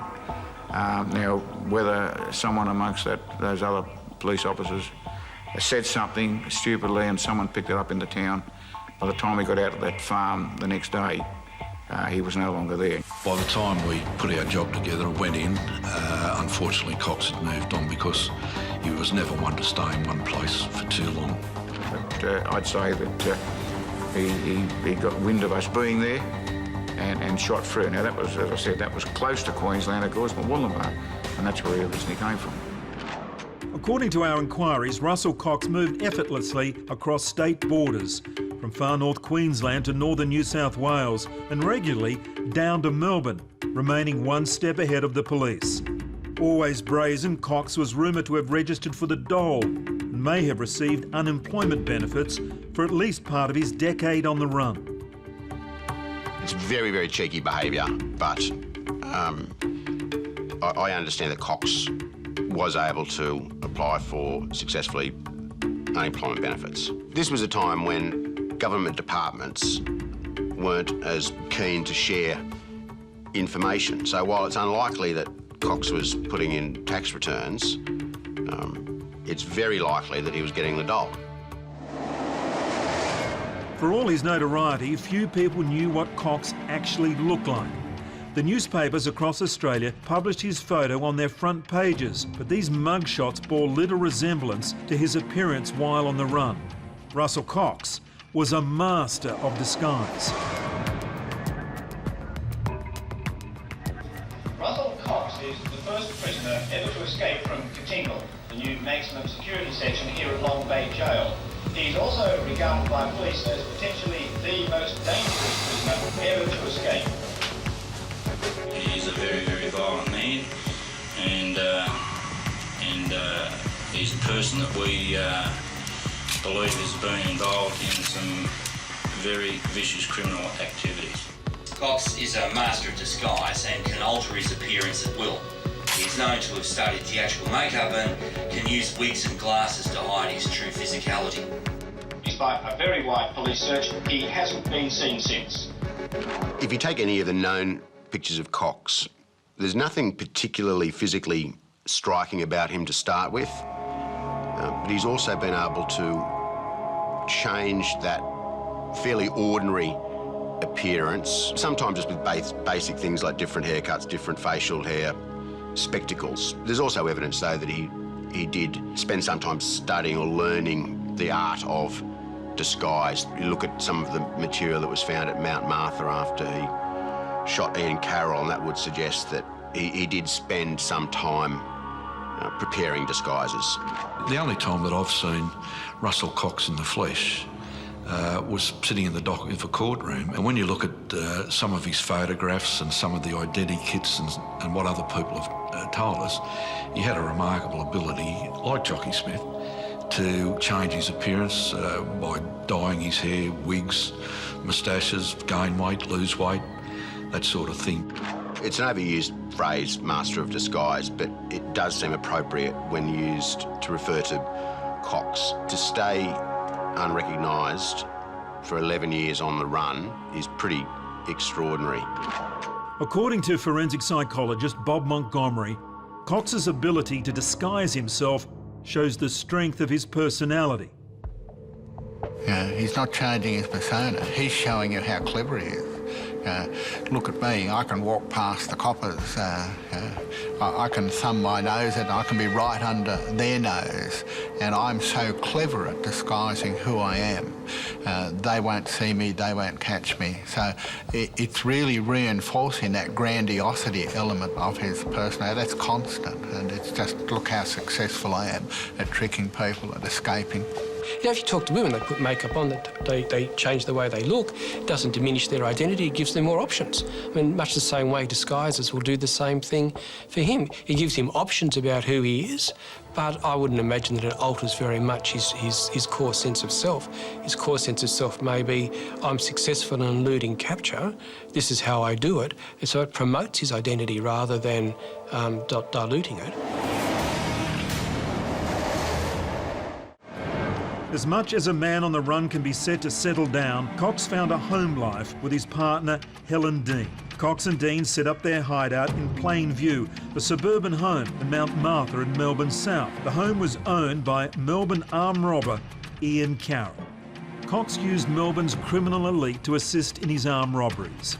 His lover, Dean, was sister-in-law to notorious criminal Ray Chuck Bennett, and Bennett was happy to introduce Cox around to his fellow armed robbers, including Ian Carroll.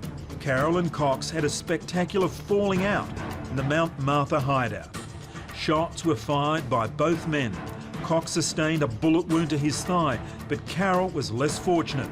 He was shot twice and died.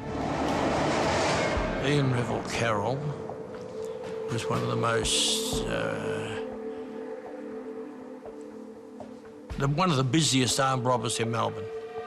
He was into everything that opened and shut. He had a ton of dash. January 1983, Cox turns up at Mount Martha at a house occupied by Ian Carroll, former great bookie robber and a very serious crim. It appears that that house was, and it's a fairly plain suburban home, but was being used as a hideout by Cox.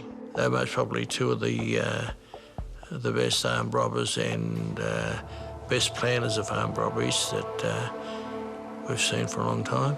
They become involved in an argument which leads to gunfire. Both of them are shot. Cox shoots Carroll dead. Russell Cox made headlines in 1977 by becoming the only man ever to escape from the supposedly escape-proof Katingal High Security Unit at Long Bay Jail. He's wanted for questioning about the murder in January of Melbourne painter and docker Ian Carroll at this house in Mount Martha on the Mornington Peninsula. A large cache of weapons was found at the house, one of the biggest illegal gun hauls ever made in Victoria. Police who've searched that property, as well as finding Carroll's body, have found everything that a busy armed robber could possibly need. In the ceiling was this virtually cabin trunk, just full of equipment, just in case they did march on Moscow and things went crook. Handguns, shotguns, assault rifles, submachine guns, balaclavas, boiler suits, security guard uniforms, safes presumably to practice on, lists of police radio frequencies, printed matter about disguises, wig making, theatrical cosmetics, a veritable Bunnings for bank robbers. After his recapture, Russell Cox was charged with the murder of Ian Carroll, but the charge didn't make it past the committal proceedings and was dismissed.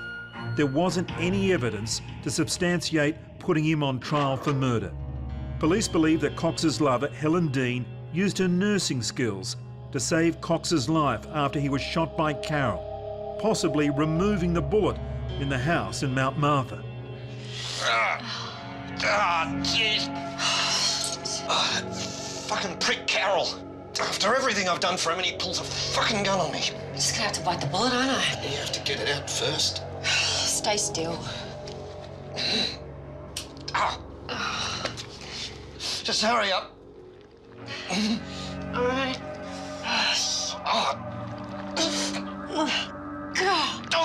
I got it.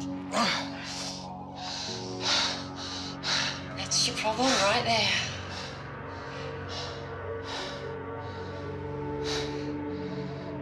It's still warm.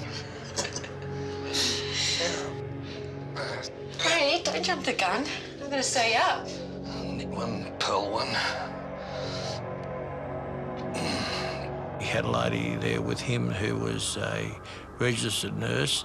They had a cabin trunk full of equipment for anybody that was shot, stabbed, bashed, or any physical violence on them. They could have been treated. There was injections, hypodermic syringes and everything. A complete set of almost a walk-around hospital kit there. Helen Dean was a trained nurse and was apparently able to go above and beyond those skills, removing the bullet in Cox's leg and providing him with all of the treatment he needed. Apparently he was up and literally running the next day. After the shootout with Ian Carroll, Nurse Dean tended to Cox's wounds. Cox didn't waste time recuperating. Within a day of being shot, he returned to his regular morning jog, again in plain sight. In Melbourne, Russell Cox was able to blend in. People saw him jogging the streets, yet they had no idea the person they were looking at was Australia's most wanted man.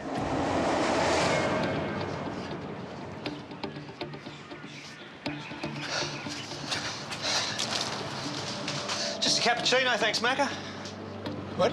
Cappuccino, thanks, mate. Okay, Jimmy. What about this Cox bloke, eh? Who's that? You haven't heard? Russell Cox, the mad dog. Coppers haven't got a clue. He's been running now for 7 years. Ever since he escaped from that slammer in Sydney. No, I don't know, Macca. What slammer? Katingle in Sydney. They build this jail that you can't break out of, and he breaks out. Unbelievable. How'd he do it? Nobody knows. But he did it. 3 years it was open, and they closed it down. He's been on the run now for 7 years. Well, maybe he just got lucky. It's not about luck, Jimmy. This bloke's good. He's a master of disguise. That's what they say here. He could be right under the copper's nose and they wouldn't know. Yeah, well, some of those coppers aren't too bright.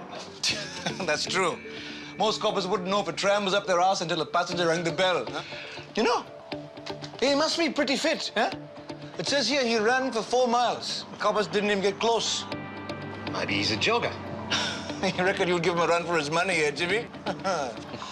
Yeah, perhaps it's a good thing they didn't catch him. This bloke would do anything if he was cornered. He's not the sort of bloke to be worried about giving the coppers a bit of curry. Never cornered a mad dog. Yeah. I best push off. How much for the coffee? Don't worry about it. On the house. Cheers, Macca. Must be my lucky day. Despite being wanted by the police in at least 3 states, Cox has described his life on the run as being relatively normal. He's in a stable relationship. He's in some-time employment. He's also robbing banks. But it was only those times when he was conscious of police being in the street or he thought he was perhaps being followed that he was brought back to the reality that he was a fugitive, a dangerous man on the run. It's very hard to be a successful criminal if you have a strong sense of dread. I think that one of the premier requirements to be a successful criminal is not to feel anxiety. I mean, I think that's one of the classic kinds of diagnostic symptoms, that people who are successful in crime, who are antisocial, actually have an absence of anxiety. So I don't see that that is unsurprising. It would have been more surprising had he experienced dread than if he hadn't. No one would be able to live Just to live for 11 years being constantly on edge like that, it makes a certain amount of sense that he was able to feel relatively relaxed a lot of the time that he was on the run. Cheers, Macca. Must be my lucky day. While the type of life Cox led while on the run seems difficult to fathom, he seems to have chosen a path that was as close to a normal, everyday life as was possible. Well, why wouldn't you want to have a normal life? I mean, that's all part and parcel of the disguise issue as well. You have a normal life, but you know deep down who you are. It's all part of the game. He would have accepted a whole range of other behaviours as being okay for him. So he'd have an intuitive sense of what normal people did, but he would also know that he was quite different because he was antisocial and good at it. That said, Cox was obviously always ready to react if he thought he had been recognised and faced arrest.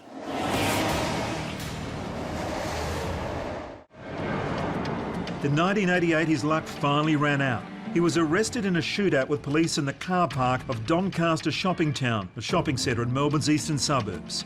Cox was in the company of Raymond Denning, a violent armed robber and a fellow prison escapee. A security guard had noticed the two men sitting in their car behaving suspiciously. A huge payroll delivery was due, and Cox and Denning had planned to take it at gunpoint. The police were called and arrived in force. Denning jumped from the vehicle with his hands up, but Cox would not go so quietly.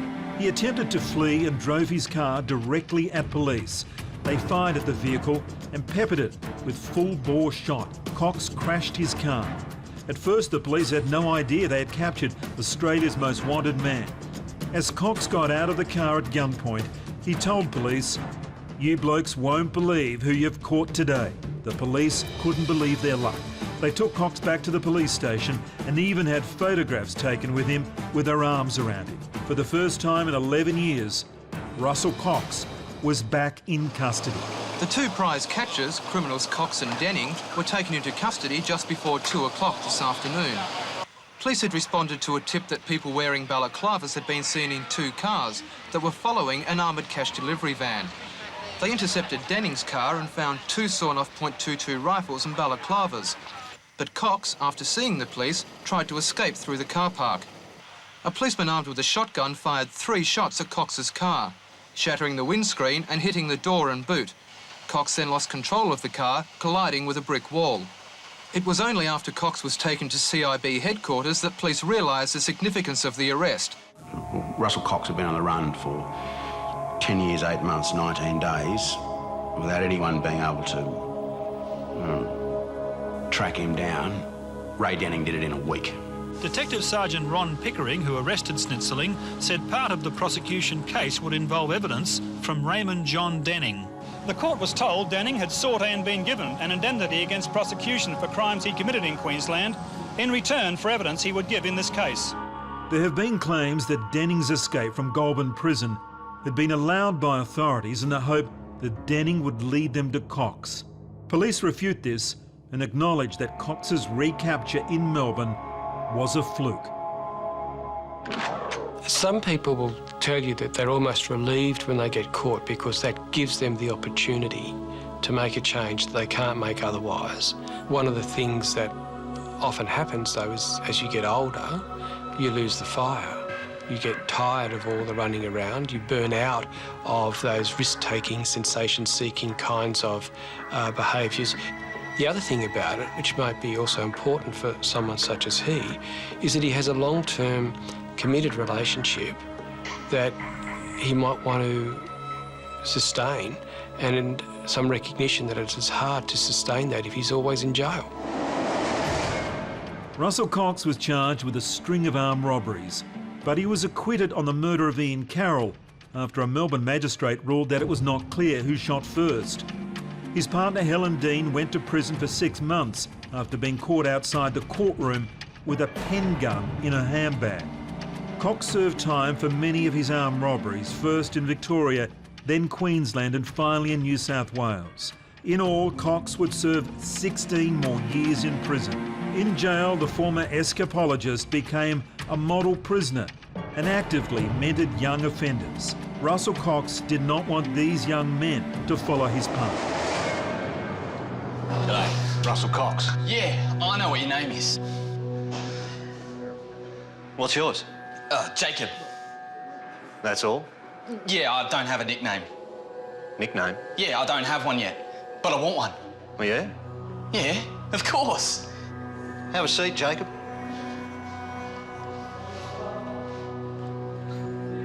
Why do you want a nickname? Well, you know, you're the Fox, right? Everyone knows you're the Fox. People know who you are. You reckon? Yeah. I've never called myself the Fox. Bull. I swear, I've never introduced myself to anyone as the Fox. It's what other people call me. Yeah, it's a cool nickname, but... Yeah? Yeah. You know, like, you're cunning, you're smart. Everyone respects you. Thanks, mate. Now, you want a cup of tea? Nah. How old are you, mate? 19. How old do you reckon I am? About 50 or something? Close enough. You know, when they first put me in here, you were busy growing your first set of teeth. So how smart and cunning am I? Yeah, but, I mean, people respect you. Not everyone. Only the fuckwits in here. There's not a lot of competition. Do you want to die in jail?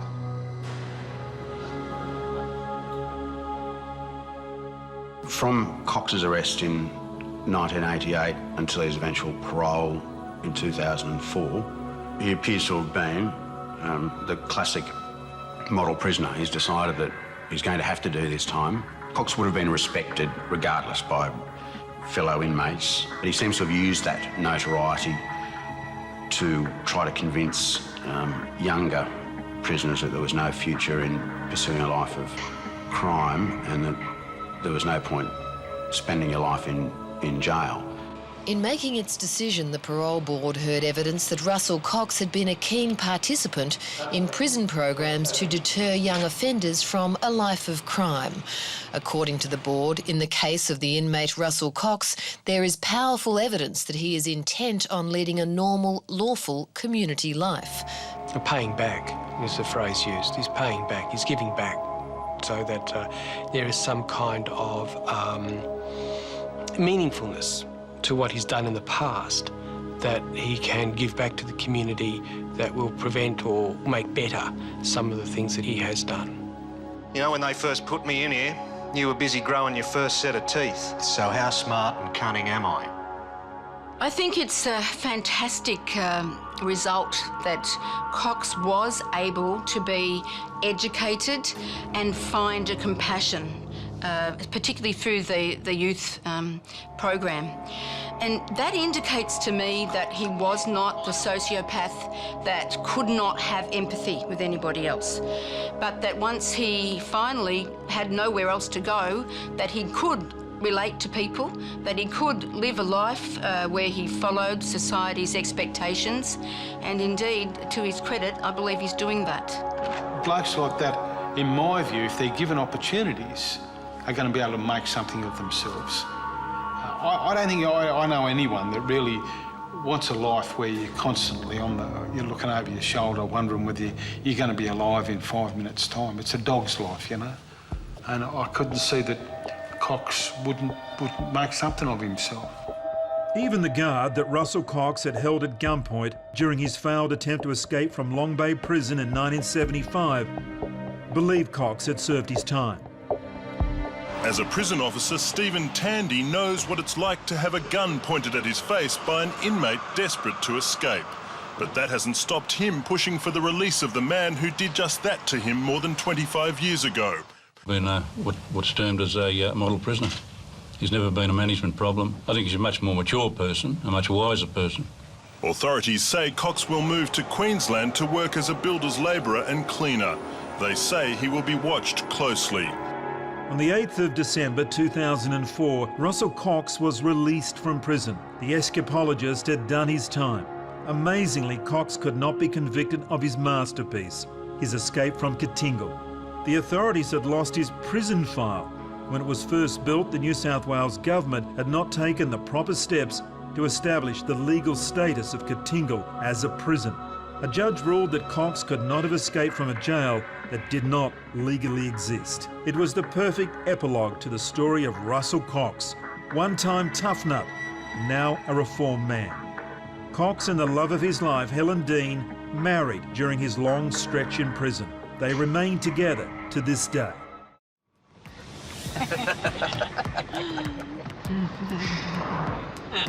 That was all I needed tonight. That change of luck.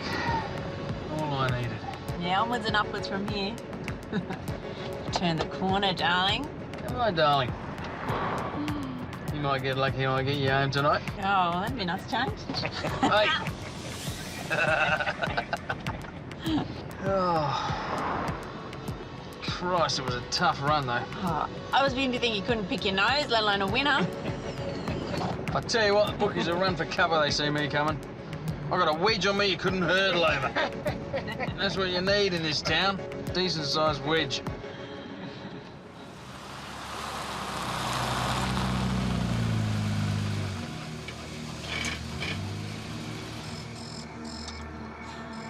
Mick, I thought you were going to get new batteries for this. Yeah, all right, hold your fire. Give me the keys.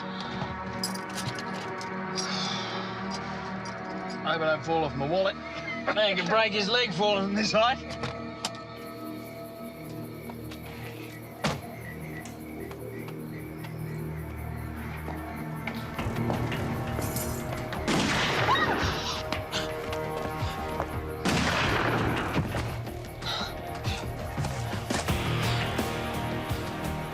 Please, I've got the money. Meet Michael Nick Sayers, millionaire, arm robber, race fixer, drug dealer and gambler. He thought he could be king of the Sydney underworld.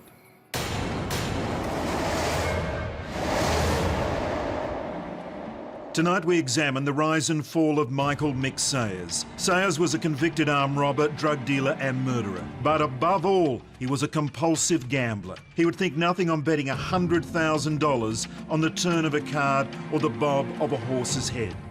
His biggest gamble, however, was trying to gain control of crime in Australia's largest city. Through dramatised scenes, psychological analysis and interviews with Sayers' friends, associates and family members, we will give a full picture of the greed, ambition and compulsions that took Sayers on a journey from a happy childhood to a chalk outline.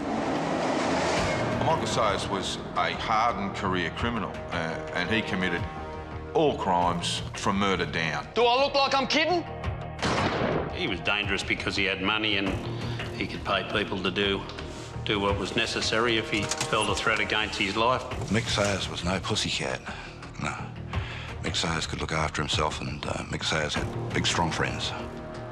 Once he got involved in the drug trade, he saw himself as a future king of crime and he got in the road and they bumped him off. I've got the money. He loved gambling. That was his whole life, gambling. I suppose you could say that was his whole life, a big gamble. To many people, Mick Sayers was a great man to be around. He loved a laugh and a good time.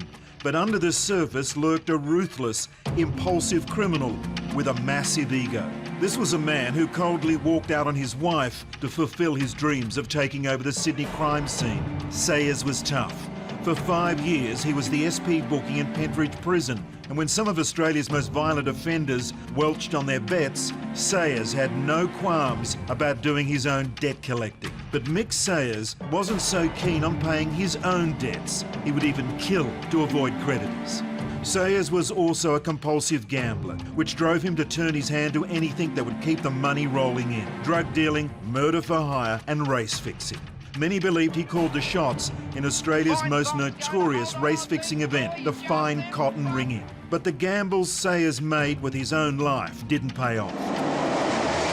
Michael Sayers was a hardened career criminal and he committed all crimes from murder down. He was involved in numerous armed robberies, safe breaks. He was a significant member of the Sydney and Melbourne criminal milieus in the 70s and 80s. Michael Sayers was a pretty smart guy in his way. He actually came into the Sydney scene from Victoria. He was linked with some notorious Victorians. In fact, he was a one-time associate of Chris Flannery. Well, Mick was a flamboyant, Bloke, you know, professional gambler, what I'd describe as a lout, I guess, you know. He was a likeable rogue. Sayers, in a fairly quick time, got ambitious, and again, the drug trade. He would have been more involved in the past in standover and all sorts of things, robberies and that. But once he got involved in the drug trade, he saw himself as a future king of crime, and he got in the road and they bumped him off. On Saturday night, gunmen ambushed Michael Sayers as he returned to his luxury home at Bronte in Sydney's eastern suburbs. He was shot twice, once in the back as he ran, and then from point-blank range in the neck when he fell to the ground. Sayers was a gambler, was unemployed, and yet earned property worth more than $500,000. He also owned 4 racehorses and a brand new Mercedes. The word is that Michael Sayers had had a decent day on the punt. It was a midweek meeting at Rosehill Gardens, and he'd had a rare win. That was all I needed tonight. A change of luck. All I needed. Yeah, onwards and upwards from here. His partner drove up to the garage. It's a little bit of an insight into the character of Michael Sayers, that he was a serious criminal, a gangster, in the Sydney underworld where people were dropping like flies, and Michael Sayers still hadn't got around to organising a remote-control garage. Mick, I thought you were going to get new batteries for this. Yeah, all right, hold your fire. Give me the keys. Michael Sayers had to get out and open the garage door, and when he did, a gunman stood on one side of the car with another on the other side of the vehicle in their front yard. Both fired shots at him. A third gunman waited for him on the other side of the road at the nature strip with a rifle, came forward and performed the coup de grace. I've got the money! The investigation revealed that Michael Sayers had assets beyond his visible means, which included homes in Melbourne, several, properties in Sydney, motor vehicles, bank accounts, racehorses, the whole deal. He was also a heroin distributor. The information is that he stole 400 grand's worth of heroin, obviously because his financial situation was becoming desperate. It was a case of, I would assume, a case of robbing Peter to pay Paul, fending one off with a stick, and then, OK, you're sweet. It made him more reckless, obviously. And in that environment at that time, a reckless crook was skating on thin ice. They were coming at Mick from every direction, and he still stood his ground. Totally stood his ground. He knew they were coming at him from every direction, and as a result of that, he still fronted up every day, and ultimately, that type of attitude finished up getting him killed. Forensic psychologist Anita McGregor sees Sayers' high-risk behaviours, his drug dealing, his drug rip-offs and heavy gambling, as possible indicators of a psychopathic personality. One of the characteristics of psychopathy is engaging in high-risk behaviors, irresponsibility and recklessness, gambling, drug addiction, those kinds of things fit within that relatively well. Generally, with psychopaths, we see them engaging in behaviors for what they perceive may be short-term gain without thinking about the consequences of their behavior. Gambling's a terrible thing because people refer to it as an addiction. There's no physiological element to it that stands out. You get more and more arousal by chasing your losses, which seems ridiculous. It seems like a contradiction. So he's thinking as he's losing that he's going to get back in control. And of course you don't, you just lose more. It seems Sayers was resigned to his fate. He didn't expect the gunman outside his home on the night he died, but he knew his enemies were coming for him. Mick Sayers was born in Melbourne in 1943. He was the eldest of 4 brothers. The Sayers family grew up within a stone's throw of the famous Caulfield racetrack. His father was an illegal bookmaker who also worked as a bagman for a Caulfield bookie. Sayers was a good sportsman. He played Australian rules football and as a junior represented his state in field hockey. As the eldest brother, Mick took particular care of his younger siblings. His brother Robbie, who was 5 years younger, recalls that he was a devoted elder brother. But even as a young man, Mick Sayers just couldn't stay out of trouble. He was always causing some sort of problem for my father, and as he got older, and I can remember we both went to De La Salle in Malvern. I remember one year we went to the school beach night, and I would have been about 10, I suppose. He would have been 15, 16. On the way home, he's we're not going to walk home, we'll drive home. And I said, we haven't got a car. He said, don't worry about that. He said, I'll break into one and we'll drive home. And I started crying and he put his arm around me. He said, oh, don't worry about it. He said, we'll walk home. And that's just, he looked after me. He said he didn't want to take me because I didn't want to go with him. It was a very, I've never forgotten it to this day. And I remember he caught me smoking and he made me do the drawback about 20 times. And I would have been, I don't know, 13 or 14, and I've never had a smoke since. Next, at the age of 20, Sayers stepped up in the criminal world and robbed a bank. Well, he got charged with robbing a bank, armed robbery. I can remember that. I can remember being at home and the police running down the sideway with a bobcat and digging up the backyard. Obviously looking for something. It would have been money, but they never found anything, and he got 12 or 13 years for that. Did 7 of them, I think. Sayers adapted to prison life quickly, and as a gambler, it wasn't long before he was running the betting across the whole prison. Mick was the SP bookie in prison, and to know what it means to be the SP bookie in a major prison, and I'm talking Pentridge here, you need to know a little bit about prisoners. You're not allowed to survive as the SP bookie unless you can work in with the screws and you can work in with the heavy crims. Mick survived for years as the SP bookie. Now that lets you know a lot about Mick's ability to communicate and to work with people.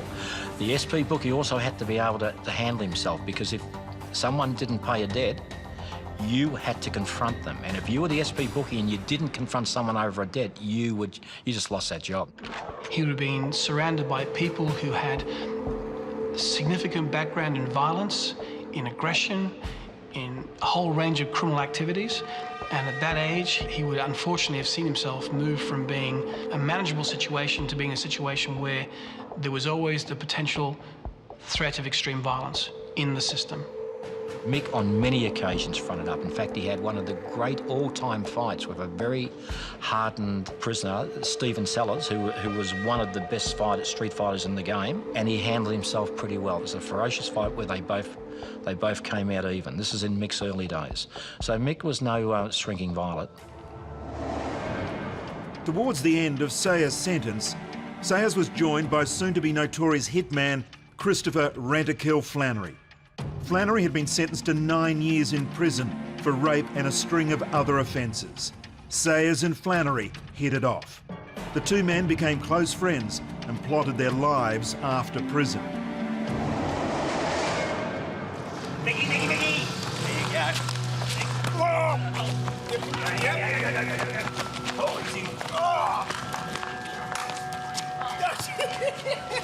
Laurie, Laurie, Laurie! They want 250 grand out of me. Mate, the Kane brothers are a handful. If they want a sling, you have to pay them. It's as simple as that. I've got 2 bob to rub together. Can't get blood from a stone. They'll get blood out of you, mate. Anyway, where's the cash from the armed rob? Blew it all on my legal bills. Mate, they fired a fucking shotgun through my kid's bedroom window. Mate, you know what you need?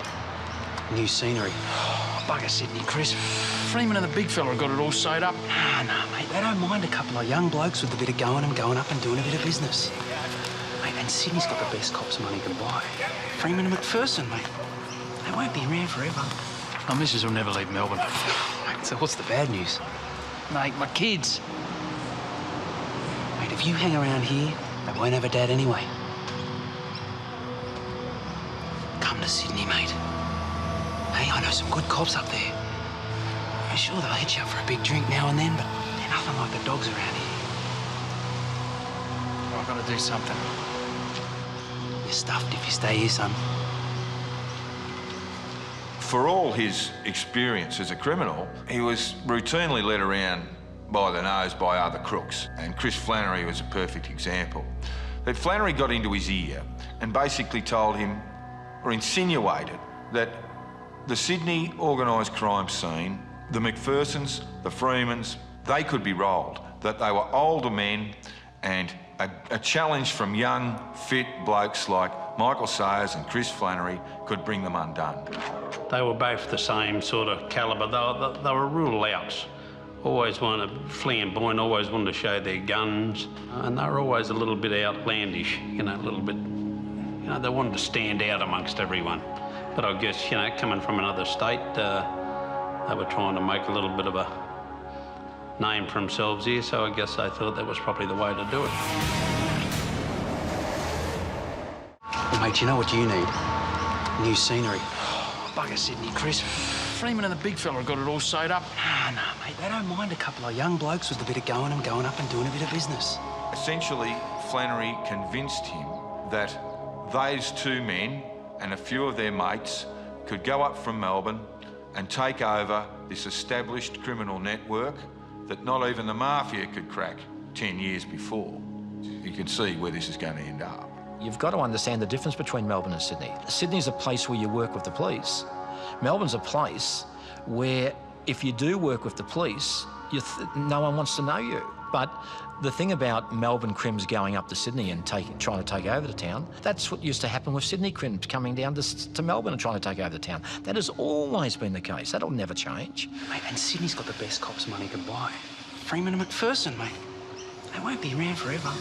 Again, that comes down to that concept of entitlement, that they think they can do this stuff, you know? They don't think through the consequences. They think that they are bigger, meaner and tougher, maybe because they believe the Melbourne-Sydney rivalry, I don't know. But they've got some sense of themselves as being in control. And it's false. It's an illusion of control. But nonetheless, they have this sense. And, of course, they don't have, because it's just far too big a patch for them to be able to control. I've got to do something. You're stuffed if you stay here, son.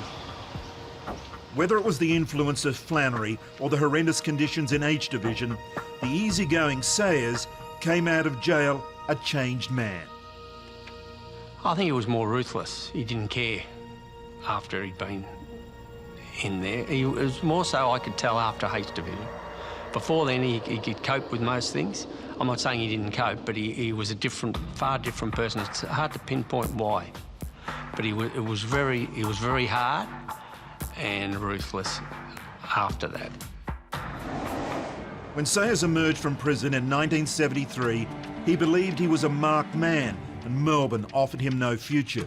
The former bookmaker of Pentridge Prison decided to take the biggest gamble of his life. He turned his back on his wife and headed for Sydney. Sayers always maintained that he did this out of a sense of valour, out of a sense of honour, that he left his wife and children because life had become too dangerous for him in Melbourne, and with him not in Melbourne, his family, his wife and his children would be left alone. He believed that he'd done essentially the right thing. It's hard to know what his motivations were for actually leaving his family. If you know, it's possible that he did leave his family because he is trying to protect them. Another possibility is they might also get in the way of doing what he wants to do. And so it's just easier for him to actually just leave them. And the question is was he attached to his family? Was there that emotional kind of connection to his family? Was that a difficult thing for him to do? If he was connected to them, his decision to leave was obviously more important or more opportunistic than his decision to stay with him. His first foray into crime in Sydney was a disaster. He was convicted of burglary after attempting to break into a hotel safe. For that, Sayers found himself back in prison for another 4 years. After his release, Sayers decided to step into the illegal gambling industry. He operated as an SP bookmaker. He ran illegal casinos in Sydney and spread his wings to the Gold Coast, establishing yet another casino there. He also gained a reputation as one of the biggest punters in Sydney. He told me he was at a legal casino in Sydney and he was playing with $10,000 chips and he was playing next to a bookmaker. And the bookmaker said, why don't you have a decent bet? Unbeknownst to the bookmaker, the chips, they didn't have $100,000 chips. And he'd made an arrangements that the 10,000 were really 100,000. And he couldn't tell him. He just kept playing and, you know, mind his own business. But he was a $100,000 a chip gambler. And everyone would want to bet with him.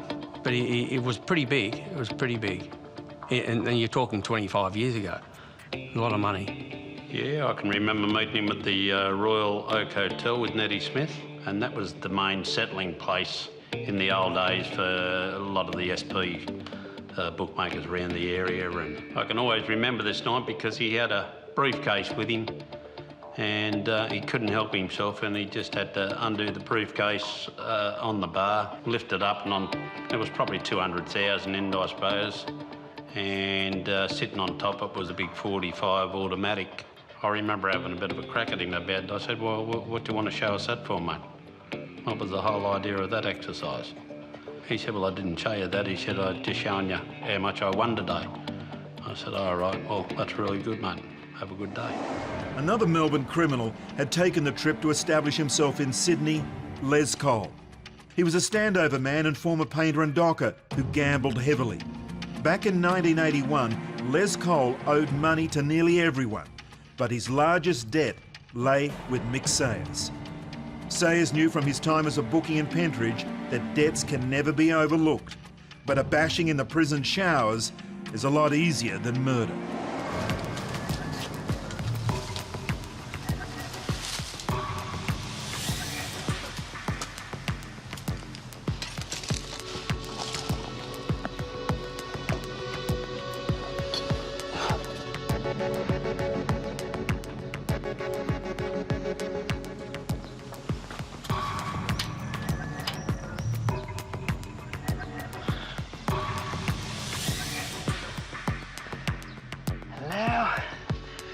Jackal waits for his prey.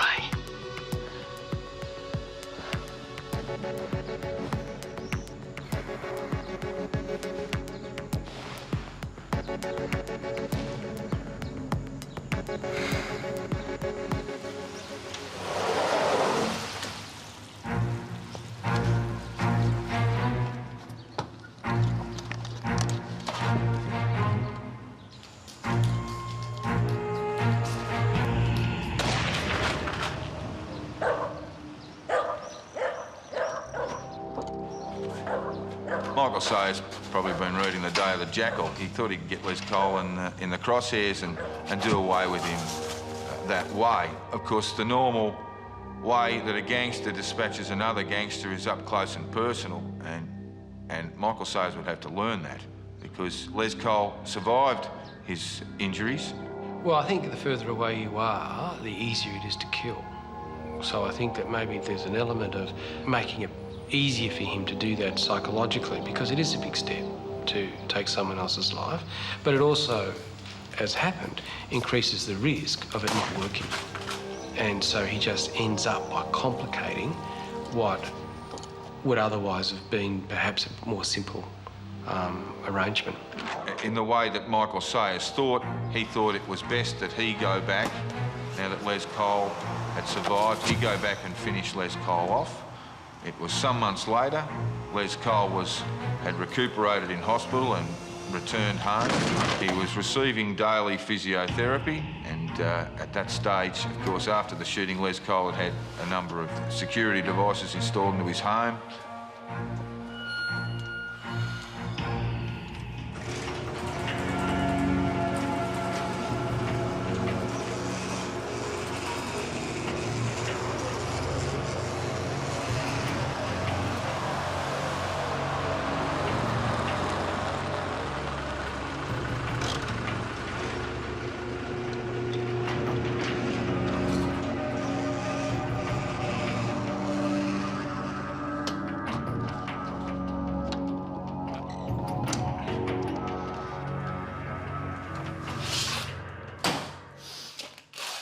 Not gonna miss this time, Les.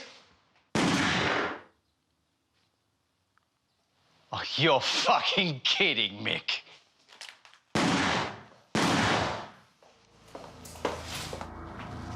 Do I look like I'm kidding? This time he's compelled to make sure he's close enough that he's able to get the job done that he's been asked to do. Because I imagine his colleagues, his peers, would have not tolerated repeated failures. So he had to do the job, had to do it properly, had to make sure it was done properly. Michael Sayers had broken into the garage and lay in wait there. Cole struggled out of the car, still getting over his injuries from being shot, and Michael Sayers came forward and shot him at point-blank range, and he fled from the scene. Do I look like I'm kidding?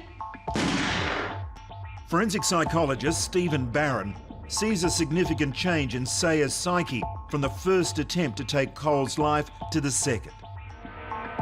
So a personal act of violence is something done very, very close. An act of violence was done at some distance is less personal. It's still personal, but it's less personal because I'm not going to be within range that you get to see me and acknowledge me at the time I'm going to be killing you. So Michael Sayers didn't have the background of personalised violence. And I would imagine that using a firearm from some distance would have been preferable to him than walking up to someone with a Glock or a Sega and shooting someone within a 3-metre range. You're fucking kidding, Mick. Mick Sayers was not one for living in the shadows. He preferred a life of fast cars, fast women, and the thrill of the punt. He did not completely forget his family, though. Every Christmas, his children and his brothers and their families would visit Sayers at his luxury home in Bronte. During these visits, he always seemed happy to see his children. To his family, he looked like a success story, but in truth, Sayers was up to his teeth in debt. Like any compulsive gambler, he was always able to ignore his losses because the next big win always seemed to be just around the corner. He loved gambling. He loved playing cards up the cross. I never ever went there with him, so it never interested me. But he used to go to the cross and play cards. He loved gambling. That was his whole life, gambling. I suppose you could say that was his whole life, a big gamble. Mick was always a desperate punter, so one minute he was up, next minute he was down, and, you know, and he bet in huge amounts, mate. And he got himself in a lot of trouble because of it. Michael dressed flash, he drove a nice flashy car, he was flashy in his demeanour, and his flamboyance would have suited him being at the racetrack. I guess his main downfall was his gambling and his rip-offs of friends and acquaintances that he did business with, and unfortunately that probably ended his demise. Even your average person who has an addiction problem, even without any criminal behaviors, would be more likely to turn to crime out of desperation in terms of trying to pay off their gambling debts or get more money. And I guess for a lot of people that actually snowballs. They also tend to have problems with impulsivity to begin with. With criminal behavior, all of that's just heightened. The fine cotton ring-in was one of the lowest points in Australian horse racing history. Mick Sayers is said to have been the organiser of those involved in the affair from racing circles in Queensland. They were all thrown together to substitute a picnic horse, fine cotton, with the better performed Dashing Solitaire. It was a disaster. An injury prevented Dashing Solitaire from running, and with just days to go before the race, they had to swap in another horse, Bold Personality. The problem was Bold Personality looked nothing like fine cotton. Back in Sydney, Sayers knew nothing of this. He believed the ring-in would go off without a hitch. He could clear his ledger with all his debtors, including Sydney crime heavyweight George Freeman.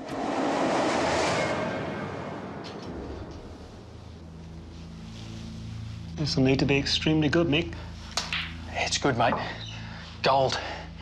A no-risk earn. Mick, plenty of people have said that sort of thing to me and that. What do you got? This is good, George. I only came to you because you've been very patient. I know that, and you deserve to be well looked after here. What do you got, Mick? The kind of gamble you love, George. Gamble that's not a gamble. Where and when? Eagle Farm, next Wednesday, race 6, nag 8. Fine cotton. What's the score? It ain't fine cotton. Go on. I've organised a bit of a switch. Dashing Solitaire is the dead spit of fine cotton, but 10 lengths quicker.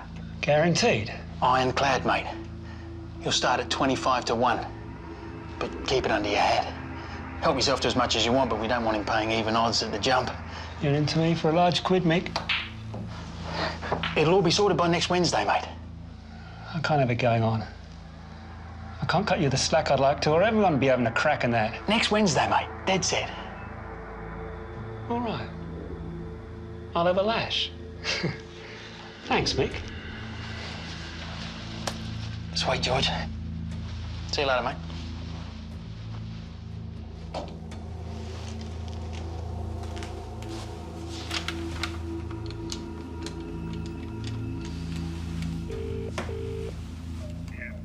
Branko, got a little job for your son. Take a few of the lads up to Brisbane next Wednesday. Have a day out the races on me. Pay special attention to race number 6. Horse there called Fine Cotton. Yeah, I don't think it is Fine Cotton. Make sure you let the stewards know all about it and that. Fine Cotton still in front past the 200. Harbour Gold inch by inch is starting to pick him up now. Harbour Gold get up to Fine Cotton with 100 to go and they'll fight it out. Fine Cotton won't give in. Harbour Gold, Fine Cotton. Fine Cotton's going to hold on, I think. Oh, he's just in front. Oh, he may have won by a nose. There's nothing in it. Yes! Yes! Yes! 2:25 p.m. on August 18 at Brisbane's Eagle Farm. A heavily backed unknown bush scrubber called Fine Cotton beats a field which could have escaped from a glue factory and sparks off one of the most extraordinary scandals in Australian racing history.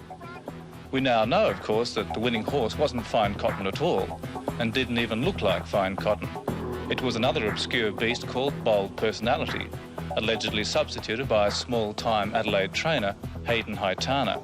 It was a disaster from go to woe. It was never going to fly. And Sayers had invested thousands of dollars and he'd made the mistake of telling George Freeman that he'd organised this ring in and George, jump on it, you'll make a fortune. What do you got, Mick? The kind of gamble you love, George.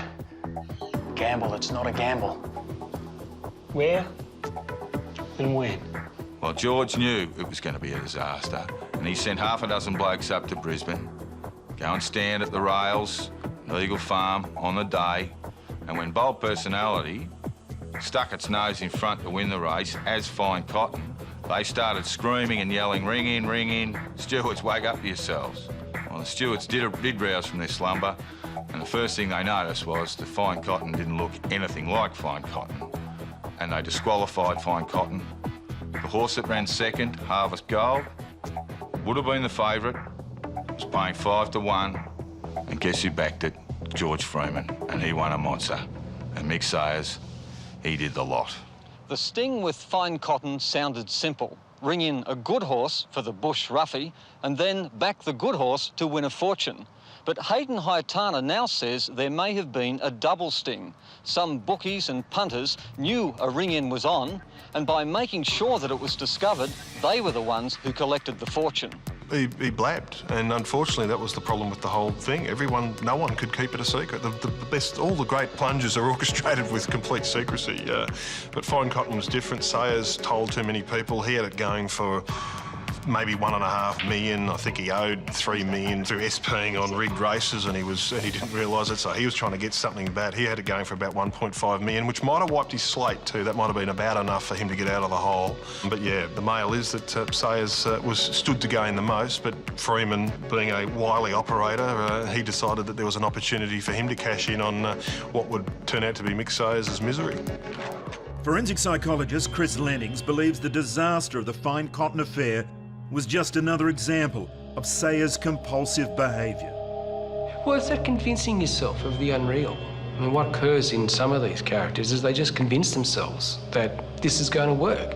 And it's like you plan a campaign, you try and do your chess work, you try and work out what happens if, where's your consequences, what happens down the road here. But if you're not very good at doing that because you're disposed to being impulsive in your decision making, or you're not very good at that because you've knocked off a few brain cells along the way, then you make some pretty bad errors, and that seems to be what happened in the Fine Cotton. Just didn't think it through. For Sayers, the Fine Cotton ring-in was a complete disaster. Instead of squaring up with his creditors, he ended up hundreds of thousands of dollars further in debt. Ever the gambler, Sayers had to roll the dice again. He needed money fast, and the fastest way to make it was with drugs.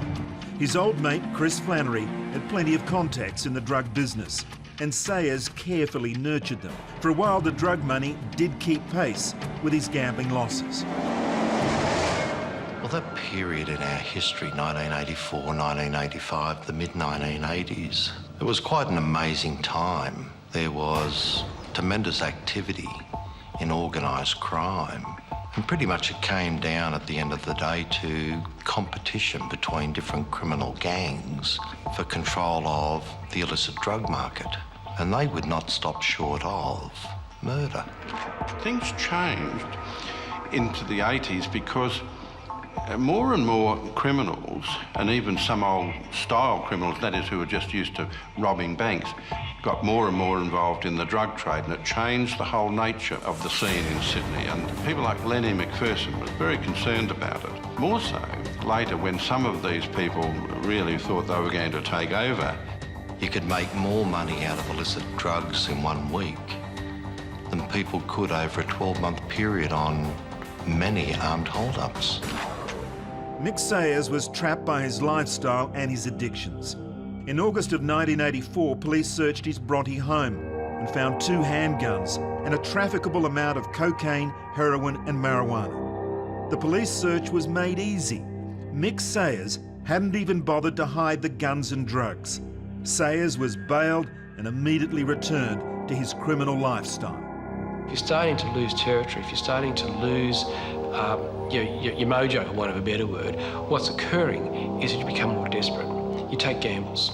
You cut corners, you try to hope, you instill some sense in yourself that, oh, look, it'll work anyway. And that's what it sounds like with him, that what was occurring is that he starts off with a good idea, it doesn't work out, he tries to fix it by a quick fix, that doesn't work out, and so bit by bit, he just becomes more and more desperate in his decision-making as he finds that he's put himself in a position where he just can't get out of.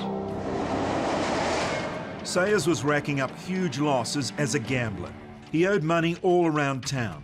His creditors were some of Sydney's biggest drug traffickers, including the biggest of them all, Danny the Brain Chubb. Sayers and Flannery decided there was one easy way of dealing with him. You just bring him down, remember? I'll finish him off. I know. Just wing the prick. You walk back to the car. You don't run. Get it started and wait for me. I know, mate, I know. He won't have time to shit himself. Oh, fuck, it's better than sex. Thanks for bringing me in on this, mate. You'll solve a lot of problems. Fuck, there is. Get down.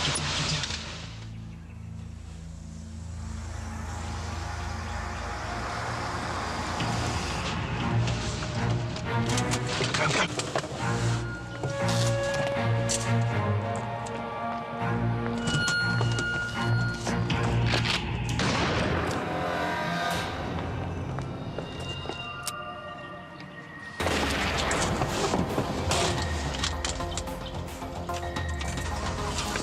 Hitting him in the back isn't winning him. Now drive, you prick! Daniel Chubb shot 5 times with a pistol and a shotgun outside his mother's home at Millers Point in inner Sydney last November. Chubb had many criminal convictions in New South Wales and Victoria. Chubb was unemployed, yet owned a late-model Jaguar, plus a villa valued at $250,000 near Nowra on the south coast. In 1984, a Sydney criminal by the name of Danny Chubb was shot outside his mother's home in Millers Point. He was a major heroin importer, and it was alleged that he had a network of heroin distributors, which involved quite a few very well-known Sydney criminals, including the late Michael Sayers. Part of an investigation into Danny Chubb's death, I should say, revealed that Chubb had extended $500,000 worth of credit to Michael Sayers. People owed him $700,000, 1.5 million. I mean, there was money under his bed that day, I believe, that disappeared, And I've been down there 100 times and passed him 40, 50,000, 100,000. He just pulled it out, put it in a big calico bag underneath his bed. There was millions there, But he started to want to rule the roost with the money that he had. And of course that got the egos of the rest of organised crime got their nose out of joint, and so they decided they couldn't care if he was bringing in what he was bringing in, he had to go. No charges have ever been laid in relation to the murder of Danny Chubb. While many believe Sayers and Flannery were responsible for Chubb's death, Graham Henry and his then partner in crime, Neddy Smith, were considered strong suspects. But Henry and Smith had airtight alibis. I'm not going to enlighten anyone on who did it. I've been blamed, and I was the last one with him, along with Neddy Smith. We had a conversation with him up in the hotel that day and got a couple of kilos of heroin off him. You know, it was probably 10, 15 minutes later, we got a phone call at the Star Hotel at Redfern, and he'd been shot dead.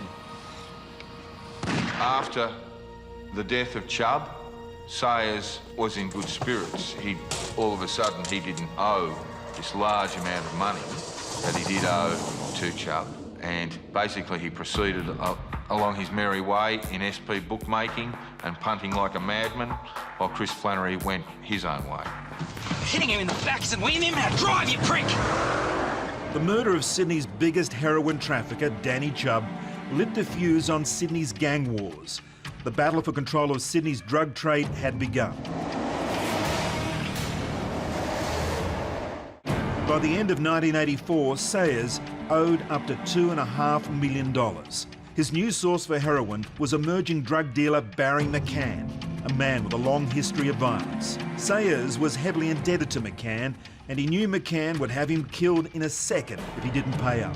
When his family gathered at his home in Bronte for yet another Christmas, Robbie Sayers noticed his brother was distracted. Mick normally acted carefree, but on this occasion, he was edgy. Well, I could see that he was very apprehensive, he was jumpy, he wasn't the same. You know, normally he's the life of the party, he organised everything. What are we going to do? We'd go out for lunch, we'd have barbecues. And I said to him, I said, listen, I said, there's something wrong. He said, oh, yeah. And just, this is after the fact, you know, I thought about it later, months later. He said, yeah, he said, I'm off. I said, what do you mean you're off? He said, yeah, I'm off. I said, well, why don't you go away? Get on a plane and go. He said, listen, when you're off, you're off. When a criminal says he's off, it means he's marked for execution. So why didn't Mick Sayers get on a plane and disappear? I mean, there are two possible explanations. One of them is given up. He understands that he's just not going to get out of this one, and so, you know, it's business as usual because, you know, it happens, manana kind of stuff. That's one explanation. The second one is he fails to understand the consequences of what he's done. That somehow or other he's hoping for a miracle, or that he thinks that, you know, he's invulnerable. He's had so much bad luck in what's been going on, because, mainly through his own bad management, that he's probably got to the point where he thinks, oh, stuff it. Mick Sayers got the feeling he had outstayed his welcome in the Sydney crime scene. The networks, led by George Freeman and Lenny McPherson, combined with a new group led by Barry McCann, packed too much punch. Sayers owed money all over town, and there were rumours he was a marked man. But ever the gambler, he had one more card to play.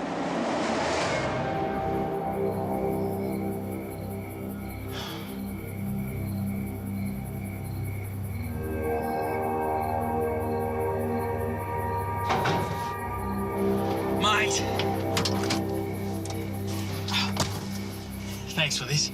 You cashed up, mate? It's in the car, mate. Didn't know if you'd front. I really appreciate this at short notice. 6 keys. You want all of it? Shit, yeah, mate. I can get rid of this easy. And anything else you can get me? Oh, yeah, I've got a good stream. There's a lot of gear. Don't go flogging it to any of Billy's networks, or he'll be whinging and moaning at me all day. No, Barry. I'm eastern suburbs, mate. Rooster country. Nowhere near Billy. Good boy. So what's the gear like, mate? Is it any good? Top drawer. You can jump on it 4 or 5 times. Make a decent quid for yourself. Speaking of which... Sorry, mate. Miles away. No offence, but I wish you were. Yeah, right.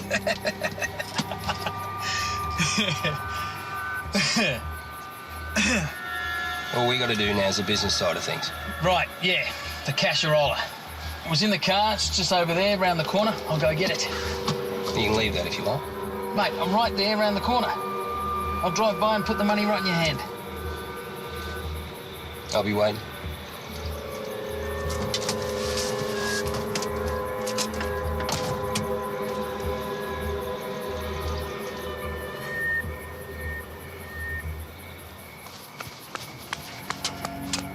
Barry! Mate! You're not gonna believe what happened to me. Go on. I just got rolled by some Asians. Fucking kung fu blokes. They took the money and the heroin. thought they were gonna fucking kill me. You got a week.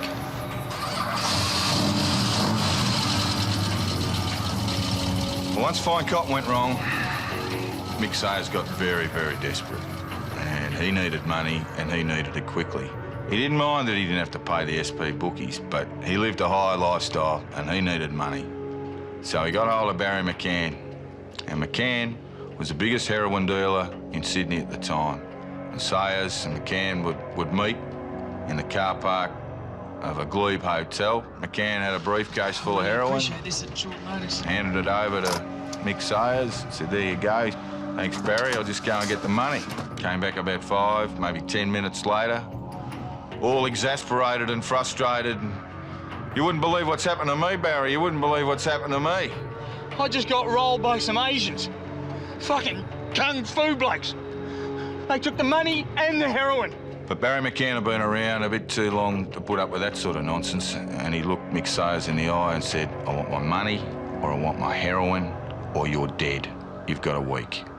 February the 16th, Michael John Sayers, known to be involved in the heroin scene and a popular figure in the Sydney underworld, was gunned down in the street only metres from his lavish Waverley home.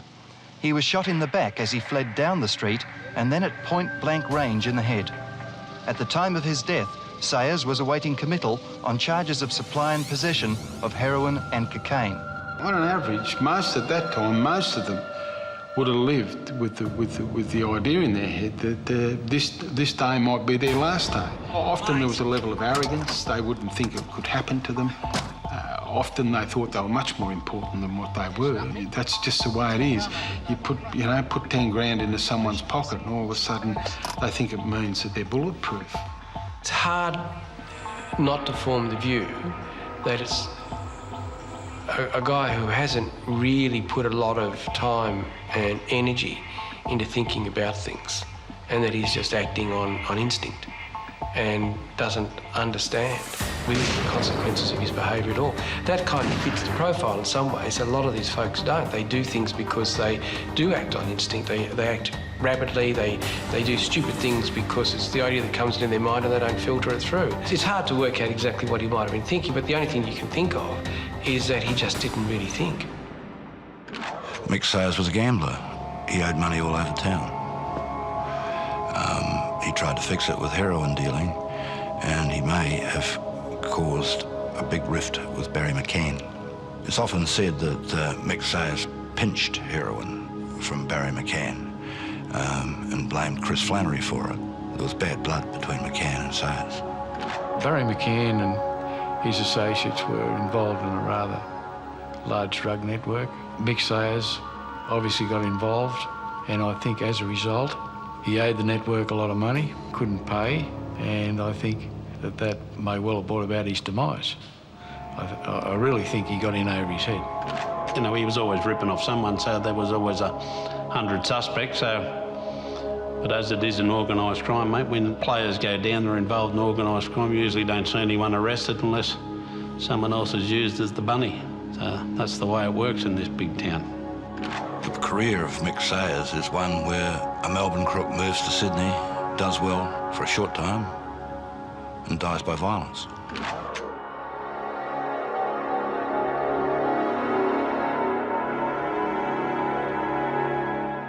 No one has ever been convicted of the murder of Michael Sayers.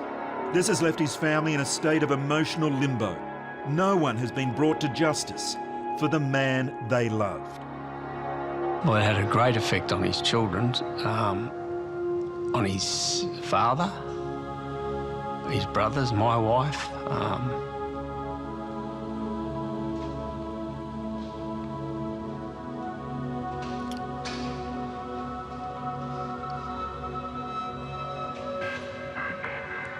It really hasn't stopped, has it? No. Because his murder remains unsolved. Well, it is, but in my mind it's not. You know, I know what happened, and I was told very early in the piece what had happened by certain people. And there was, you know, that's just the way it is. You can't do much about it, really. Mick Sayers, the man driven by a compulsion to build a criminal empire, was murdered. It's a murder that remains unsolved. Mick Sayers, the gambler, had lived his entire life on the edge, one step ahead of the law and dodging his creditors. Eventually, he squared the ledger with his life. Big Dip is the best ride there. I know! Why wouldn't you go on it? I'm sure you're going on it. You have to. Okay. You go there. Well, we're not going there unless we're going on the Big Dipper. Okay, I'll watch.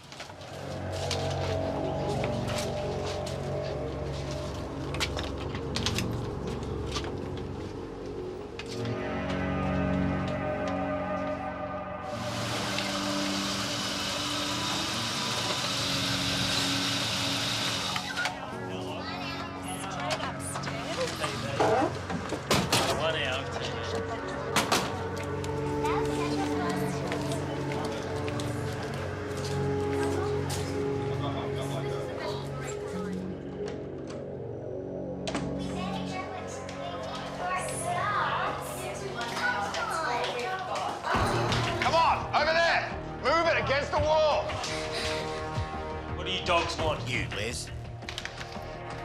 Were you going to blow me away in front of my family? Well, it's looking that way, Les. Always knew you were a mug, Bennett, but I never thought you'd sink this slow. You know, you're right, Leslie. Never let it be said I'm not a man of honour. Getting the dunny. Back in a moment, kids.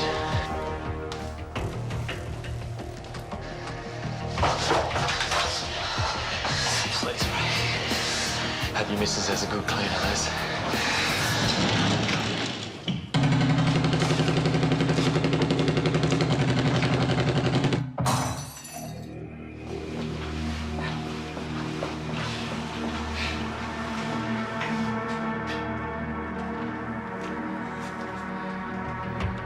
Meet Ray Chuck Bennett, bank robber, criminal mastermind, organiser of the great bookie robbery and murderer. Your daddy was a very bad man.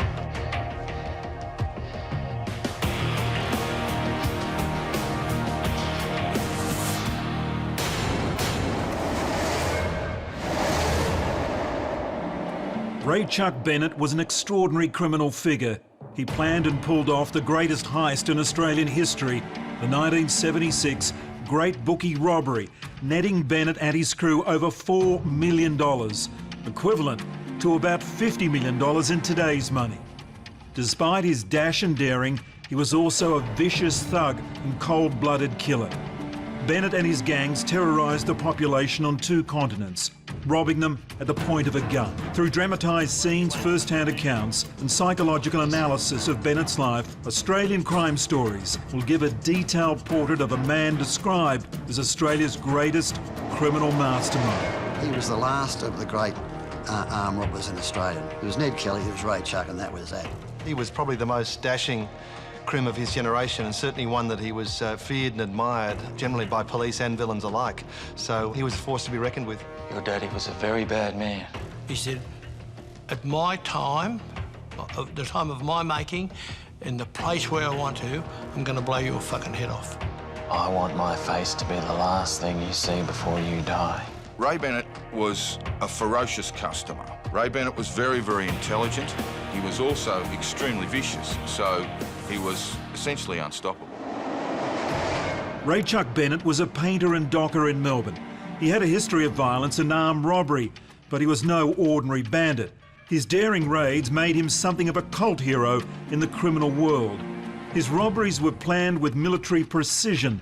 He trained his crews for weeks in advance. Failure was not an option for Bennett. Ray Bennett was a ferocious customer, so he was very willing. Ray Bennett was very, very intelligent, so when it came to a complex robbery, like the Great Bookie robbery, he could find a way. Well, Ray Bennett grew up in the inner west. He was, you know, a petty crim, really. I mean, he was a painter and docker. He got on those sort of gravy trains down there at the docks. I mean, he graduated from fairly petty crime up to, you know, armed robbery and so forth. He was probably the most dashing crim of his generation, and certainly one that he was feared and admired, generally by police and villains alike. So he was a force to be reckoned with. He was very good at armed robbery because he used to study, he used to read books about it. And he was fascinated in the life and times of a bloke called Willie Sutton. This Willie Sutton was America's greatest bank robber. He studied the life of Ned Kelly, he studied the life of all the famous bank robbers of history. Ray Bennett was probably Australia's greatest armed robber. He's up against some fairly illustrious company like Russell Cox, Ian Carroll, Normie Lee, Neddy Smith. But Ray Bennett was one who could find a way where others couldn't. The Great Bookie Robbery on April the 21st, 1976 was the biggest raid in Australia's history. After Bennett and his gang got away with over $4 million, the standover men of the world of crime came looking for their cut. They came with blowtorches and bolt cutters, ready to torture information out of the gang.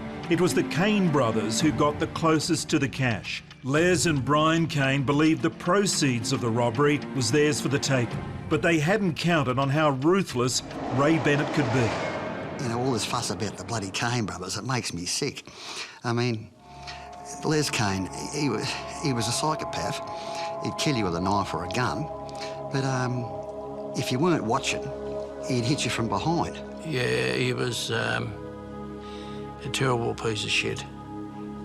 He had no compunction about doing anything to anybody, but he didn't have the same nous as Chuck. He wasn't an armed robber. He didn't take the risks that Bennett had taken, and he just simply wanted his whack of the Great Bookie Robbery. He figured he'd go up and essentially ask for the money. So Les Kane was putting a lot of pressure on Ray Chuck, and then they threatened to come after Ray Chuck's family. And he took shots at Ray Chuck. And so Ray Chuck says, if you want to play that game, I'll play it on you. Bennett really felt that he wanted to show the Kanes a real lesson in this case, not even give them respect of adhering to the well-established underworld lines. The lesson would be handed out swiftly and brutally to the Kanes and all the toe cutters and standover men, and the lesson was, mess with Ray Bennett and you're dead. There are a couple of different versions of this, that the gang had actually infiltrated into Kane's house. They had watched Les Kane come in, they leapt out, grabbed him and shot him with several automatic weapons in his own bathroom. His wife and kids were on hand at the time.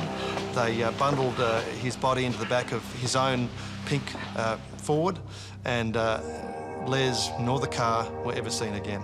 Police say Leslie Kane, a former painter and docker, was murdered in his Swan-Turner home, but his body was never found. 3 men were charged with Leslie Kane's murder: Lawrence Prendergast, Vincent Mickelson, and this man, Raymond Chuck Bennett. All were acquitted. It wasn't that brutal, big deal.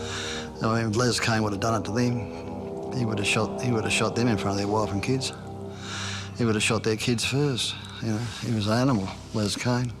Forensic psychologist Stephen Barron believes the murder of Kane was a piece of deliberate brutality designed to enhance Bennett's reputation and ward off any others who wanted a piece of the action. Killing Kane would have sent the message. Killing Kane in front of his family would have dotted the I's and crossed the T's.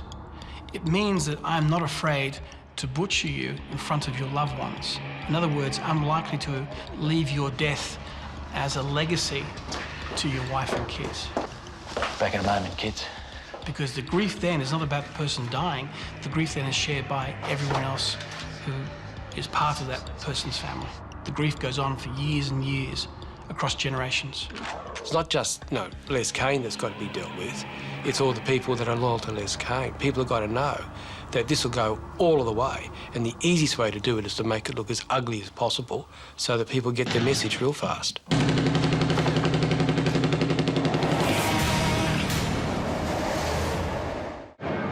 Raymond Patrick Bennett was born in 1949 in Melbourne. His father, Patrick, was a factory worker, and the family struggled to make ends meet. His mother, Dorothy, or Dot, was a loving mother who always managed to put food on the table, despite the family's difficult financial circumstances. Ray Bennett was the eldest child. He had 2 sisters about whom little is known. Bennett grew up in rented houses in Melbourne's western suburbs.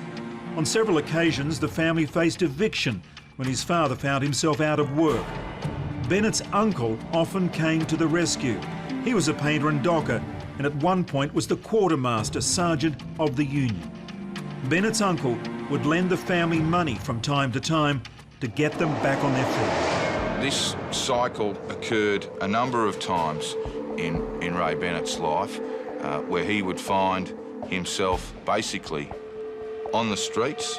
It made him, according to Gail, a person who liked to have everything in one place. So when he had his home in Footscray as an adult, he was absolutely sure that his wife and children would be safe there. So they would never have to go through what he went through as a kid. At that age, he's going to be looking at other kids and seeing what other kids are able to do, and there's going to be a sense of not being able to bring his mates home. The impermanence is going to create some difficulty with him forming close friendships. There'll be a sense of what's different about us. So they become, to a certain extent, clannish, relying on each other, focused inward rather than outward. At the age of 14, Bennett's uncle got him a job on Melbourne's docks. The work was unrelenting and the pay poor, but for many, especially those with criminal records, it was the only work available. They'd get out of the boys' homes, they'd get a job. If the factory they were in got broken into, the first thing police do is ask for a list of employees. They go back and check the names against criminal convictions. They go back to the boss. Did you know shithead had a criminal conviction for break and enters? The boss comes down, right, you're sacked. And so after a period of time, the only place that these people can go to get employment is at the painters and dockers. They can't go anywhere else because nowhere else will employ them. Being in the Painters and Dockers Union at that age would have been very influential because he'd be mixing with people who were engaging in organised, structured crime. People who were engaging in crimes that would sell newspapers because they seemed to be so violent and so excessive. He would have been very strongly influenced by the environment of being in a group of adults who could do what they wanted to, take what they wanted, and smuggle whole containers off the docks. As a 14-year-old working on Melbourne's docks, Ray Bennett suddenly found himself in the company of Melbourne's most significant criminal figures. The Painters and Dockers Union was the gateway to crime in Melbourne. Some of the dockies were into drug dealing, armed robbery, extortion rackets, hijacking, and even murder. Rival gangs shot and murdered each other for control of the union. Whoever ran the union ran crime in Melbourne.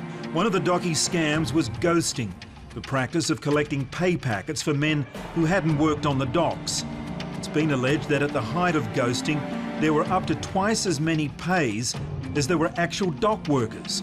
An up-and-comer, Ray Bennett, learned the ropes, including having to clock on for some senior members of the Painters and Dockers Union so they'd be paid for work they didn't do.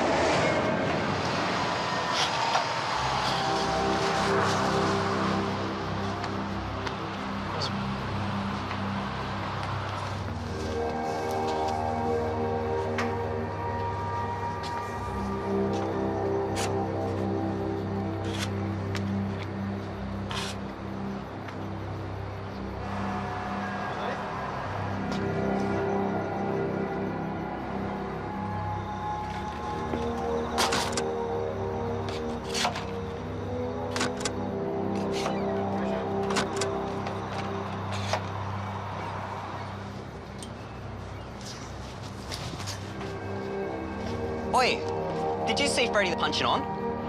Yeah. Yeah, he was in early. Fucking bullshit, you lying prick.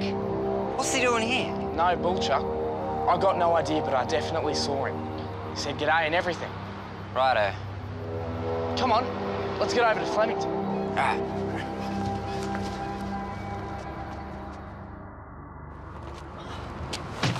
Why the fuck didn't you check to see if the card was punched? Freddie, Lescan told me he saw you. What the fuck you listening to him for? It's the last time I do. Too right of this, mate. Too right of this. Too right of this. Too fucking right.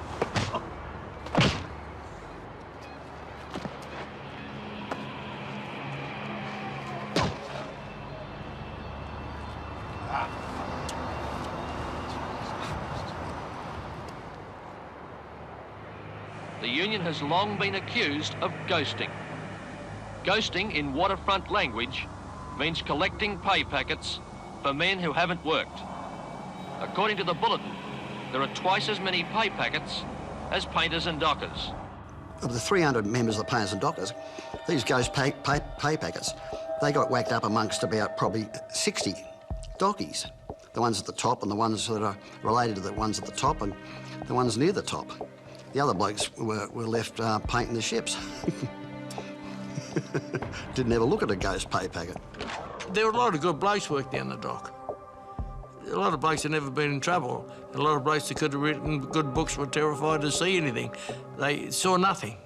They saw murders and all kinds of violence and whack up of money and jewellery and that, but you could never get them to open their mouth.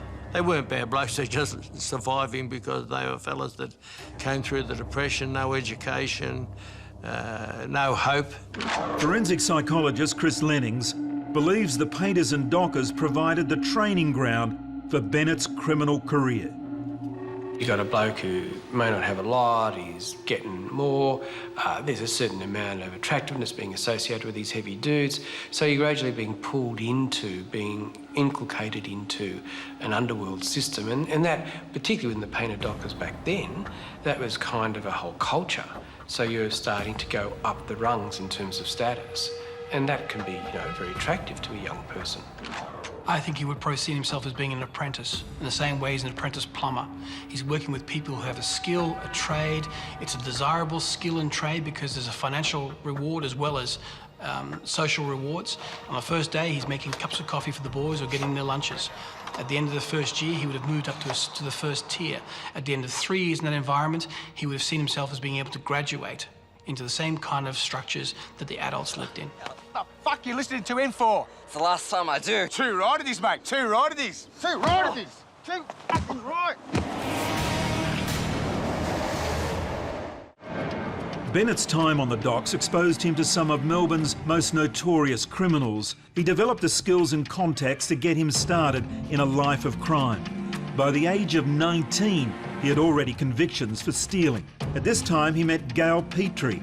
Bennett and Petrie married. She was just 17 years of age, and he had just turned 20. But she was happy to turn a blind eye to his late nights out. She knew he was no philanderer. He came home with money, and she knew better than to ask where it came from. When a woman marries a man who is a serious criminal, it's often the way that they would prefer not to know. In Gail's circumstance, it only became known to her after they married. So there's love there, and there's this very strong bond. And really, under those circumstances, she's not going to judge her husband for what he does from that point. So she talks about a household that could go for weeks on end without having any real money coming in. And then there'd be just tons of money. There was this sense of famine to feast, to famine to feast. But she very much took the policy of don't ask, don't tell, I don't want to know. Ray Bennett was first and foremost a criminal. He understood that from an early age, but he wanted to be more than an everyday street crook. If he was going to be a criminal, he wanted to be the best. I'd say at 14 to 15 years of age, and from then on, Ray Bennett decided to be, most probably, in his own way, he was the mastermind criminal. He was frightened of nothing. He knew more than the old blokes that had schooled him. And as far as he was concerned, he was number one. And a lot of blokes that worked for him, worked with him and admired him, believed that he was. It's a natural skill being a bank robber. You've got to have a natural. You just got to have a natural ability to be able to do that. To put together a group of 6 men and say, well, rightio, and lead them into a position where all 6 men are carrying guns, and you say, right, someone's to watch the door, someone's to watch the cameras, someone's to stand outside, stand inside, blah, blah, blah, get the money, throw it in the bag, and then out. And we've got 90 seconds to do it in, you know? Well, he started taking on, you know, banks and armoured cars and safes and all this kind of stuff. So he wasn't frightened to point a gun at someone. He wasn't frightened to kill. He wasn't frightened of police. In fact, one of the toughest detectives of his generation, Brian Murphy, said that Ray Chuck Bennett was the only one he actually feared. He's most probably the only bloke I've ever worried about. I've given, when I say worried, I gave a great deal of respect in relation to what he said to me. And I was aware that he'd be capable of carrying whatever threat he made out. Like many criminals, Ray Bennett kept his family life and his criminal activities separate. His wife, Gail, was aware of the growing reputation her husband had in the Painters and Dockers Union, but he never spoke of his crimes. Gail often lay awake at night wondering if her husband would come home or if he'd been caught in the crossfire of a bloody feud. She was relieved when Bennett told her he wanted to travel to England. Bennett fled to avoid becoming victim of the carnage within the Painters and Dockers Union, but he had another motive. To advance his criminal training, Bennett headed to Europe and hooked up with Patrick Jack Warren and Brian Callahan of the infamous Kangaroo Gang, a group of brazen crooks who smashed and grabbed their way across Europe. But Bennett wasn't really interested in shoplifting. He had bigger plans. You're a good crook, Chuck. I'd like you to get a bit more involved. I'm just not a shoplifter, Patrick. I'm a counter jumper.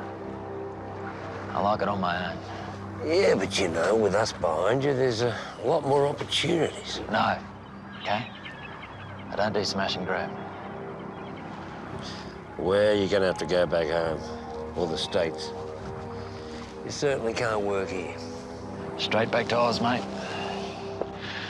Too many Rosses with nasty hardware in the States. Got a plan? Maybe. You're not still talking about Victorian Club? Maybe. It's a fucking pipe dream. Every decent crook since Ned Kelly has been thinking about that. No way. Yeah, you're probably right. It's a dead set pinch. You'll do 10 years on the roof just fucking thinking about it.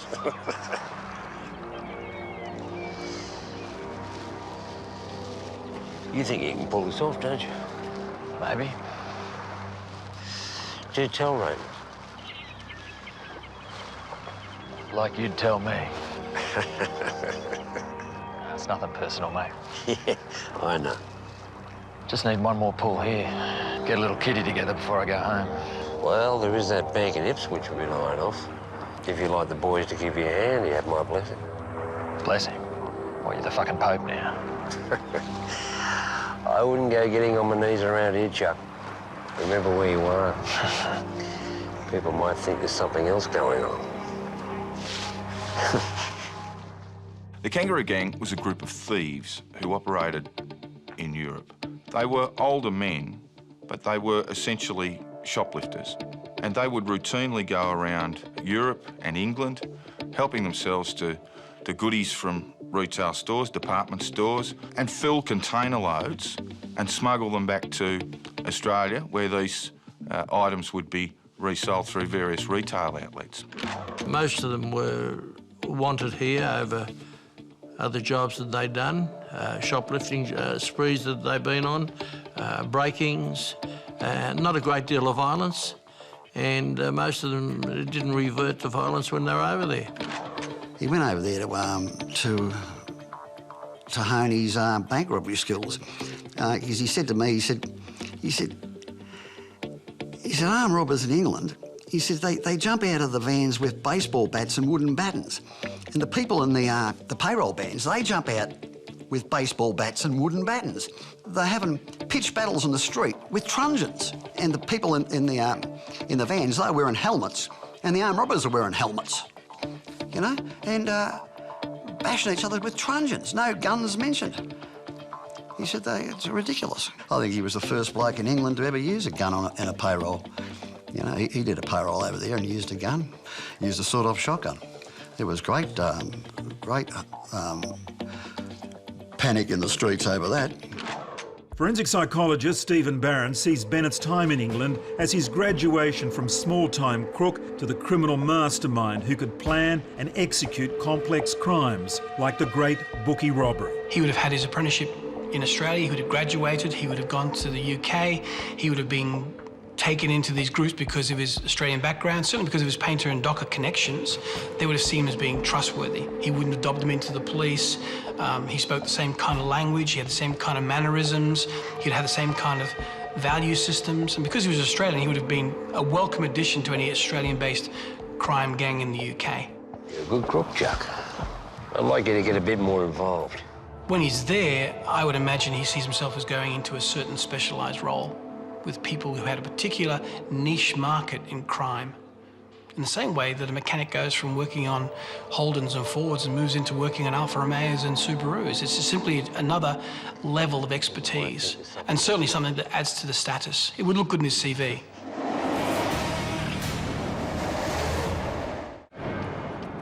Bennett arrived back in Australia into the arms of his loving wife, Gail. Gail had given Ray 2 sons, but with him skylarking across Europe, he had been an absentee father and husband. He promised her all that was going to change, but deep down, she could not believe it. What happens with the partners in these relationships is that they've got a lot of things to consider. Firstly, the fact is that their partner's involved with associates. There's a lot of force involved in what they do. There's potential for violence. They need to believe that their partner can protect them. It was a terrifying time whenever he was arrested, and he was arrested on a number of occasions, and was sent to jail on a number of occasions. But she always maintained that whenever she got the opportunity to talk to her husband, even while he was in custody, he would make her feel that everything was going to be all right, that he had a solution and that he would fix it. Don't forget, sometimes these guys also produce an enormous aura of confidence. They produce an aura of protectiveness. They make the other person feel that no matter what goes down, they will be safe, they will be protected. Ray Chuck Bennett promised Gail he would always protect the family. This promise led to a dangerous vendetta when Bennett finally crossed paths with Brian Murphy.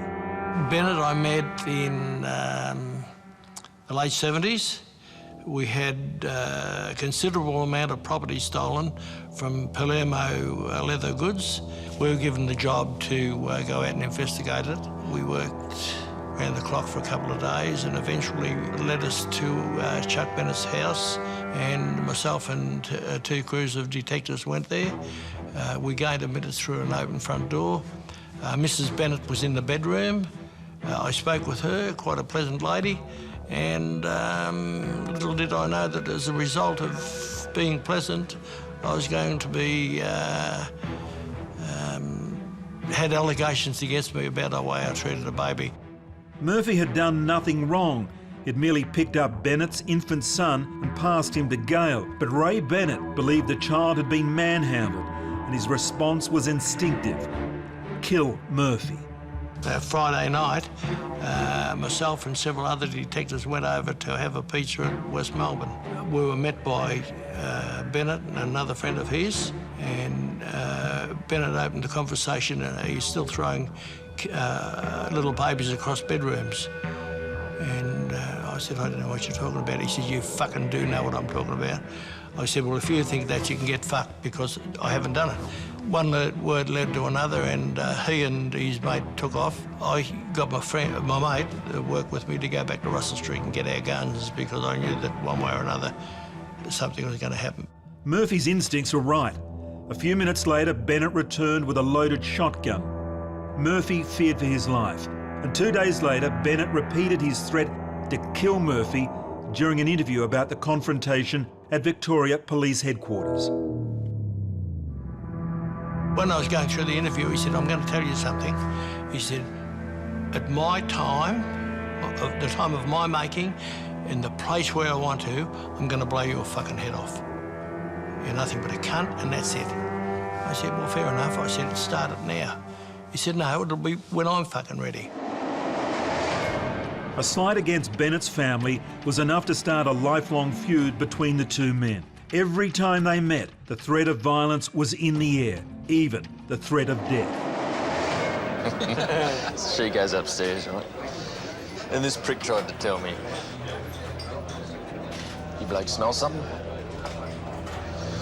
The unmistakable odour of pig shit. It's pretty funny, Bennett. All right, boys, you know the drum. Up against the wall, let's have you. I said, let's have you, now. Got something to say to me, shitbag?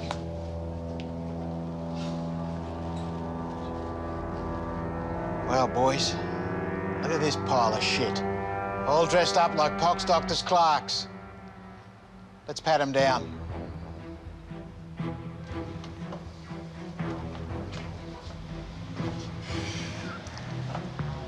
You look like a poofter in that jacket, Ray. Must have spent too long in jail taking it up the arse. Got a taste for it, have you? Like to have a piece of me, would you? I'd love one, Brian. Did you hear that, Terry? Ray Chuck here just threatened a police officer. You armed, shitbag? Not until you played one on me. You disappoint me, Ray. You'll get yours. Yeah? Not now. Not yet. I want to look you in the eye. I want my face to be the last thing you see before you die. You're all piss and wind, Bennett.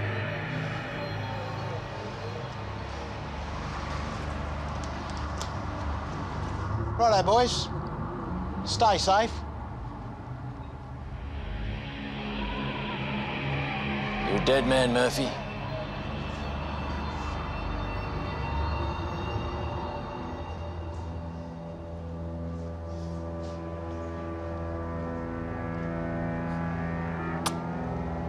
Fucking poofter.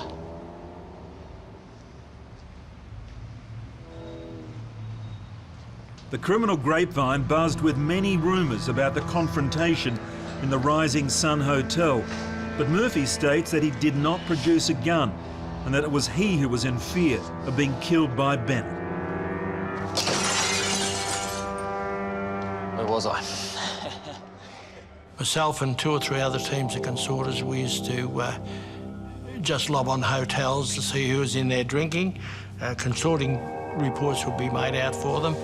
And it was just a way of policing where criminals were drinking, who they were mixing with, and what kind of crimes that they would be cooking up. We hit the Rising Sun Hotel out the corner of Burnley Street and Swan Street. It had been the first time that Brian Murphy had seen Ray Bennett for some time. And it quickly became obvious to Murphy that the blood feud of Bennett's instigation was still in place. And I said, Ray, what's your date of birth? He said, you get fucked. I'm going to tell you now. I'm going to fucking kill you. And I said, whatever you do, don't say it in front of any of these there, because one of them will give you up for what you just said. He knew that Bennett and his associates were armed. Nevertheless, the hard police officer put these guys up against a wall. Got something to say to me, shitbag? And so I started taking the names, and how this bloke puts his foot up and stopped me from being able to walk away from the group. And I said, you get your fucking foot down from there, otherwise you're going to regret it for the rest of your life. And Chuck said, let him go. And he decided that discretion was the better part of valour, and he should leave the premises. When he went out there, a number of other police joined him, and some of his colleagues suggested that they get the guns out of the boot. One of the blokes opened the boot of the car and he grabbed the shotgun, giving it to me. He said, well, go and give it to him. I said, mate, if we go in there and give it to them, there'd be 1 million witnesses that weren't even there.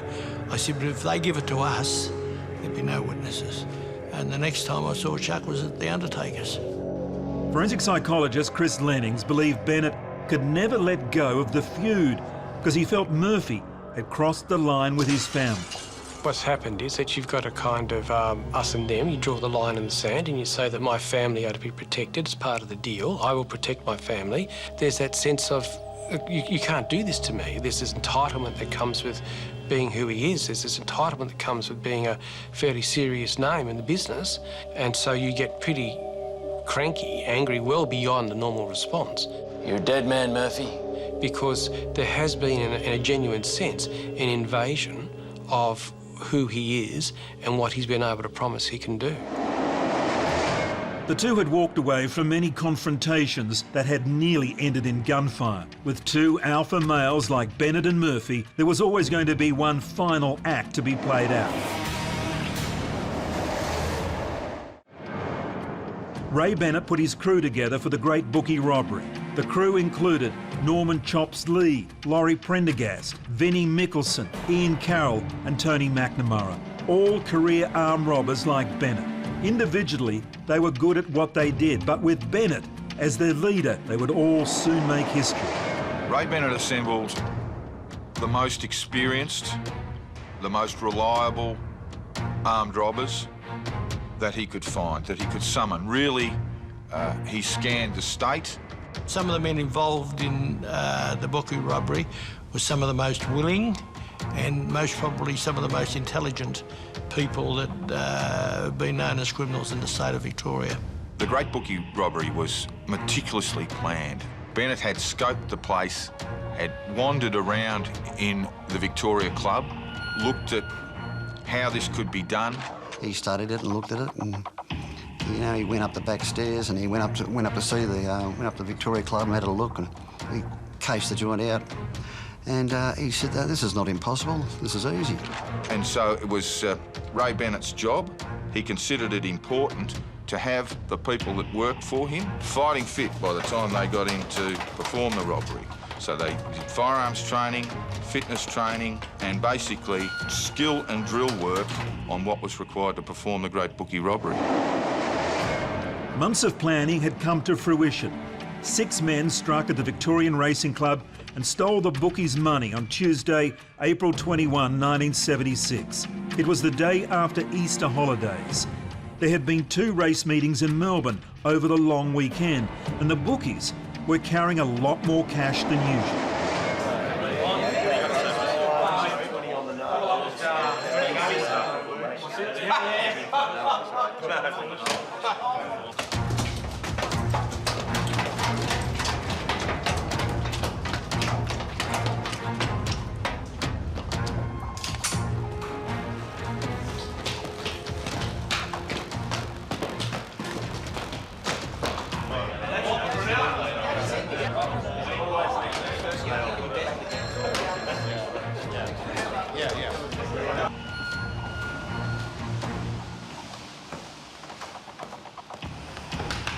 Easy, Tiger.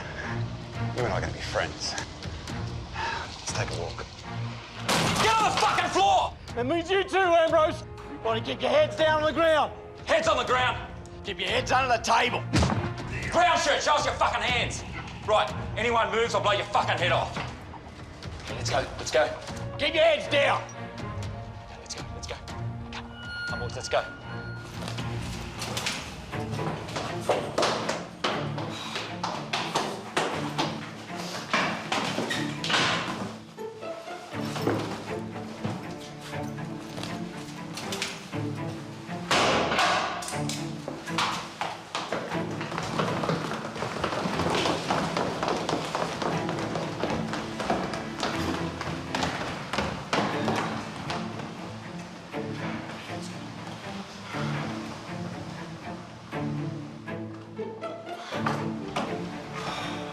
Tonight, an Australia-wide hunt is continuing for the Victoria Club bandits, so far without success. Official estimates still put the haul at $1.5 million, but there are many in Melbourne who now say the figure could be as high as $5 million. On the day of the robbery, the men waited, balaclavaed and with guns, waited for the armoured van to arrive with all the bookie bags containing cash.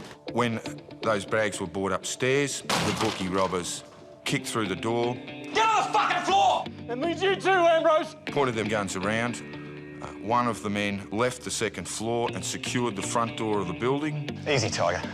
You and I are going to be friends. Once they had the cash, they actually took it upstairs to an office that they had leased and kept the money and the guns there, and they didn't go back for it and get their money for a month. From that point, they simply walked out through the front door, and all 6 men joined up later that day for lunch in a pub in South Melbourne to celebrate their success.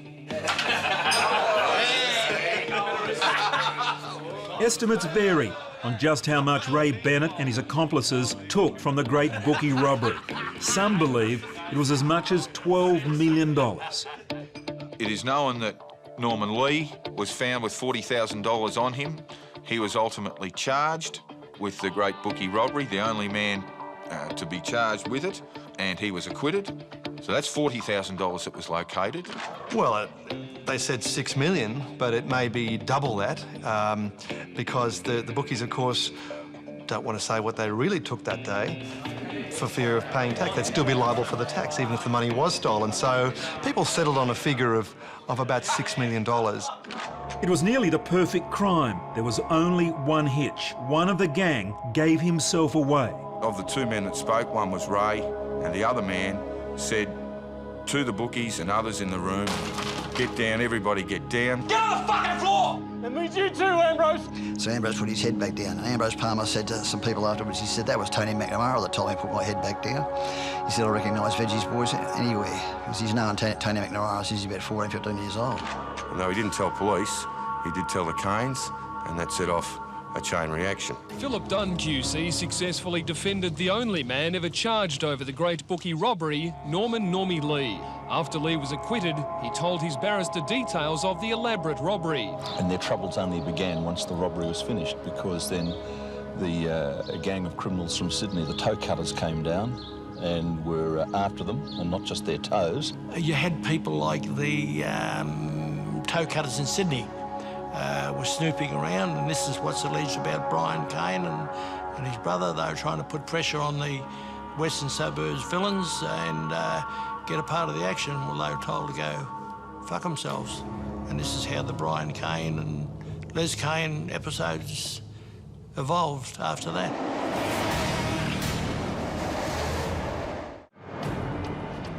The great bookie robbery had almost gone too well. The problem for Bennett and his accomplices was what to do with all the money.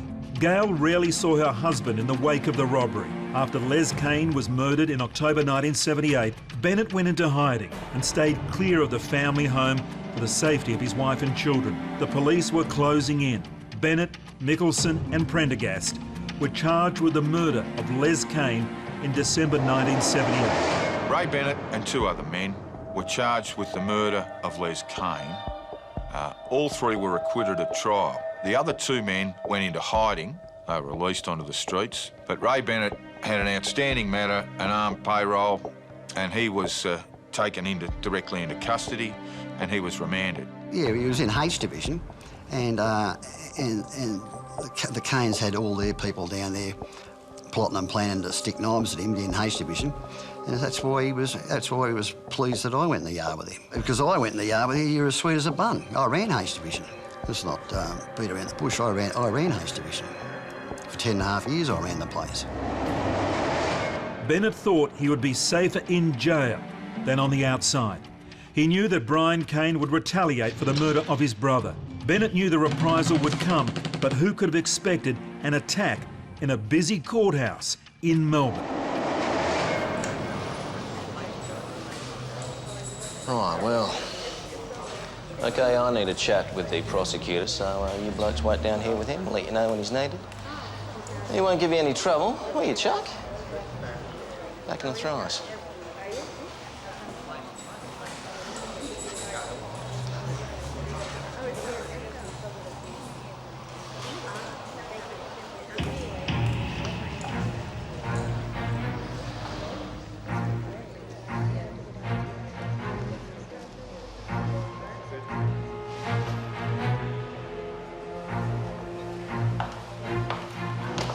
Morning.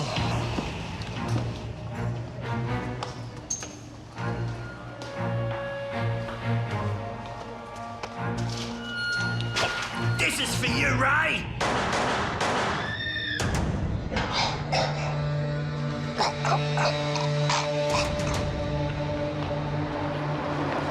Raymond Patrick Bennett was gunned down in the corridors of the courthouse as he was being led to the 10th court to face armed robbery charges. The killer stood at the top of a flight of stairs and fired 3 shots, hitting Bennett twice in the chest and in one of his hands. As the killer calmly turned and went down the back stairs of the court, Bennett reeled backwards and ran into a courtyard where he collapsed in a pool of blood. The police officers escorting him, after being warned by the killer not to follow, chased Bennett, believing he was trying to escape. Due to their long-running feud, suspicion for the shooting immediately fell on Detective Brian Murphy.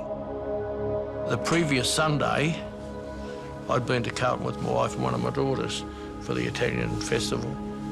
And we were about to go into La Alba, which was a cafe up there, and a bloke come out and put his head down and just kept going. And I said to my wife, I said, that's Brian Kane. Is he wearing the same cap as I've got? And which is, anybody can wear them, but he looked more like me. Now, later on, a photo fit was done by witnesses, and one of them was sent to me with, I wonder who this is, in much intimating that I was the bloke that shot Chuck in the court, and have a look at this. I did nothing about it, couldn't have cared less. I knew where I was and what I had done. But a lot of policemen most probably thought that I was behind it. The shooter was almost undoubtedly Brian Kane. There's virtually no one that disputes that anymore. But the murderer, Brian Kane most likely, was dressed like a solicitor. He was carrying a briefcase. He was wearing a beard at the time. He was wearing gold-rimmed glasses, nicely dressed, waiting for Ray Chuck Bennett to make his appearance that morning. He was the last person anyone would have suspected. There's no doubt that he'd been well schooled on the layout of the magistrate's court. He knew where he had to go and how to get away. There is no doubt that Brian Kane murdered Ray Bennett. There is some speculation that Brian Kane received assistance from corrupt police in order to leave the scene as quickly as he did and not be captured. Now there are allegations that the killer was in fact a police officer. I was told about those allegations by high-ranking police officers. I was also told that the Police Internal Investigation Squad, B11, is conducting investigations into 2 police officers in connection with the Bennett slaying. But we'll never really know about that. What we do know is that Brian Kane shot Ray Bennett because Ray Bennett had shot and killed Brian Kane's brother, Les. It was a quid pro quo. Stephen Barron believes Bennett knew that payback for his life and crimes was coming. Ray's view of his own life would have been changed by his success in the robbery. He would have known that by making a name for himself, at the same time he was signing his own death warrant. Because if he'd made a name for himself, then someone was always going to be looking to chop him. And the person who got him would then have the same kind of partial attachment to the notoriety that Ray had. The fact that Les Kane's brother killed him outside a courthouse would probably tend to support the view that you can't escape retribution from someone, somewhere, sometime. Crime doesn't pay. And it didn't pay for Ray Bennett. The Great Bookie robbery, the money had been spent. Some of it had gone offshore to the Philippines to establish bars. Most of it had gone in legal fees for those who wanted to stay out of the reach of the justice system, or indeed had gone to pay off police to take the heat off them. Out of the $3 or $4 million that was stolen, there's virtually nothing left after Ray Bennett was killed. His nemesis, Brian Murphy, was to have one final face-to-face with Ray Chuck Bennett. The police department gave my squad the job of guarding the body down at the undertaker's, because they reckoned that the Kanes were going to again chop his hands and feet off and both him with his wife. And I was looking at him, I thought, well, what a waste of a life. Here you are, the age you are, and your wife and kids left behind. What was it all worth? Despite being shot in broad daylight in front of a small army of police and lawyers, the murder of Ray Chuck Bennett remains unsolved today. What everyone knows is that Brian Kane was his killer. What remains unknown is the extent to which Kane was assisted in Bennett's murder. Ray Bennett, the gunman, arch thief and criminal mastermind, was finally outsmarted. He died at just 32 years of age. His wife Gail and sons were left to pick up the pieces. The man they loved, a man who lived by the gun, had died by the gun. There she is. The birthday girl. What are you doing here? 70, eh? It's a good innings. What's the rabbit for? I don't want a rabbit. What am I gonna do with a rabbit? Enjoy yourself yesterday? You turn 70. You throw a party, and you don't invite your baby boy. What the fuck's that all about? You were just a common thief. I can understand stealing, but the moles and the bashings. Who have you been talking to? I read something new about you in the paper every day. Papers are papers. I don't want a son who's a criminal, and that's what you are, Len. The older you get, the worse you get. Ma. And I think what you did to that poor Joy. She was your wife, for God's sake! Fuck you then! Happy birthday, you old bitch! Meet Lenny McPherson, Australia's Mr. Big. He was the feared head of Sydney's underworld for over 30 years. You're going to hell, Len McPherson!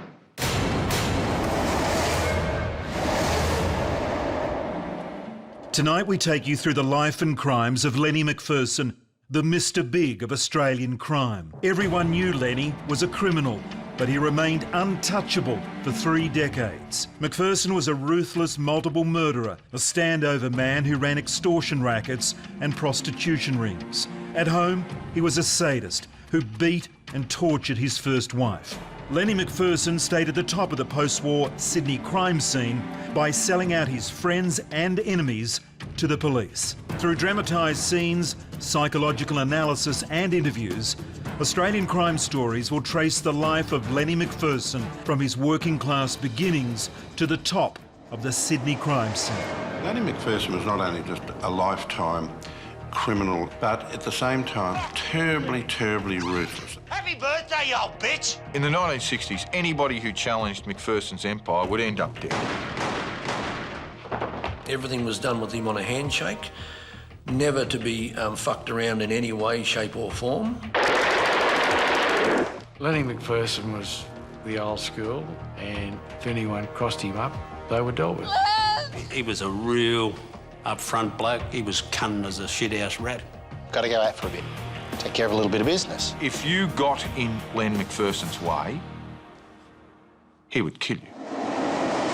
Lenny McPherson was a criminal with no code of honour and no moral compass. He ruled a criminal empire involved in prostitution, gambling, extortion and murder.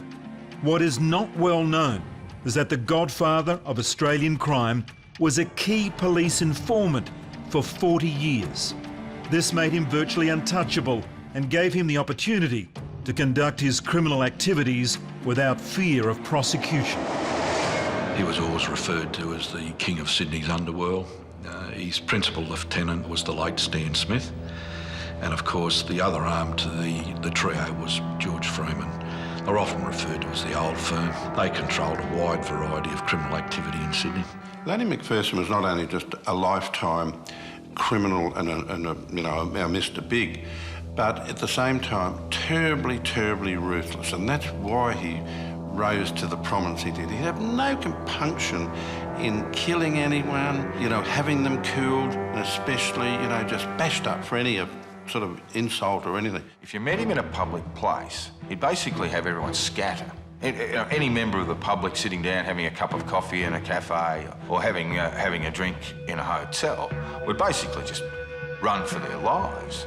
And it wasn't just that Len was a big, scary guy. I mean, there was that. But he had the foulest mouth. I did work for Len for a while, on and off, doing odd jobs. I never had any trouble whatsoever with Len. He was always good as his word. Of course, they made him out a monster, and blokes who have written books about him, and, so much of it is just so exaggerated, it's a joke. But I often used to say to him, because he'd have me laughing that much, I'd say, I don't ever know how you ever got the tag Mr. Big. You should have been just Mr. Freaking Funny, I mean, he was just unbelievable. He was a real card. They break the mold and they made blokes like him, mate, He was a straight shooter.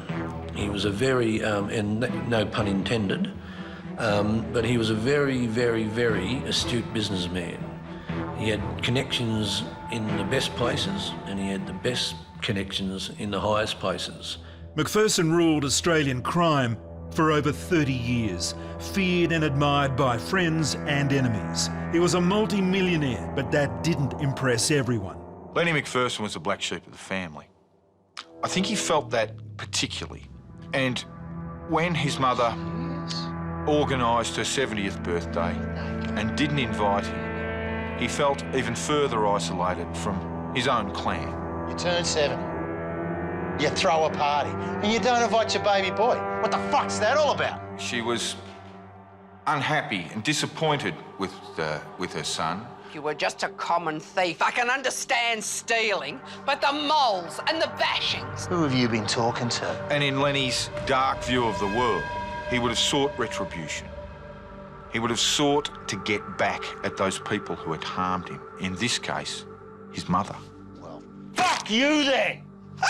We could go into the Oedipal implications of it all, but really it was a sadistic act. It was designed to make her feel as bad as possible about what she had done to him, or what he perceived she had done to him.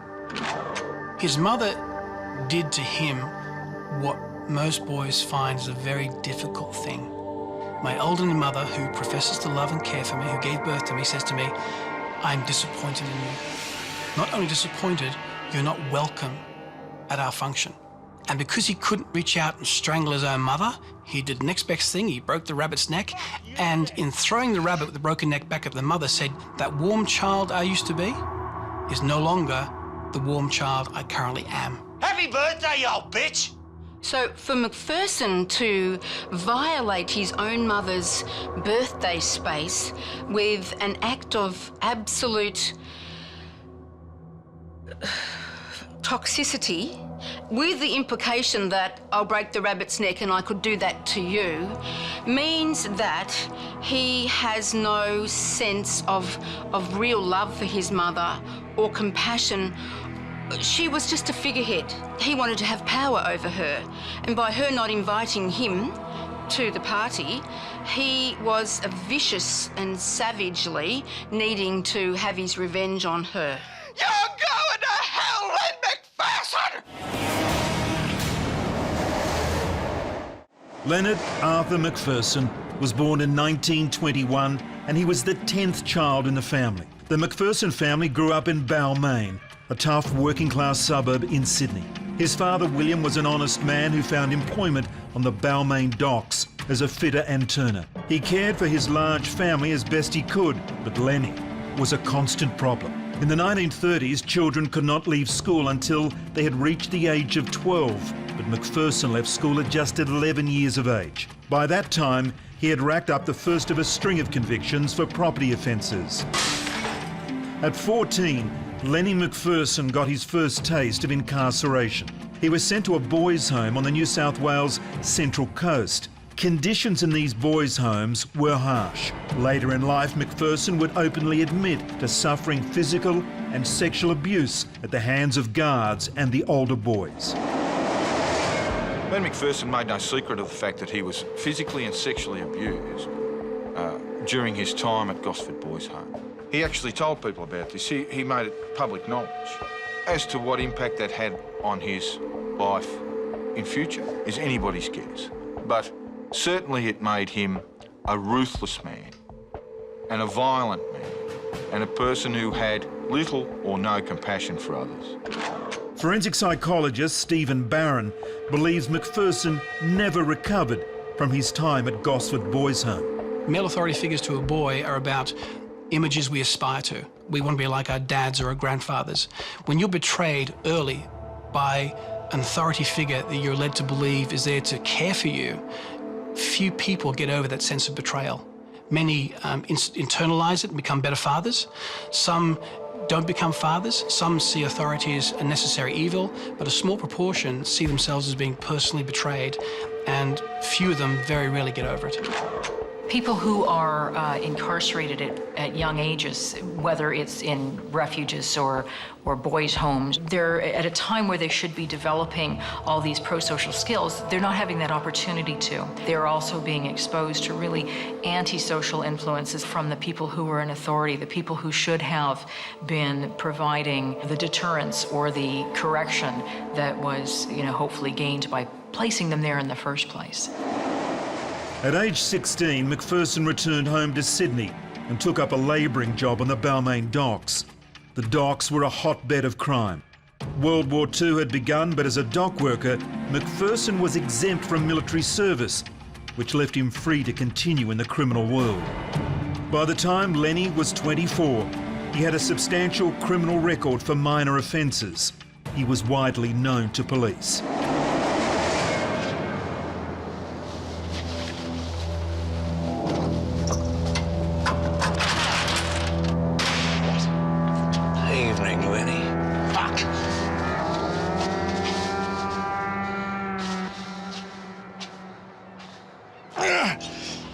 Some prick gave me up.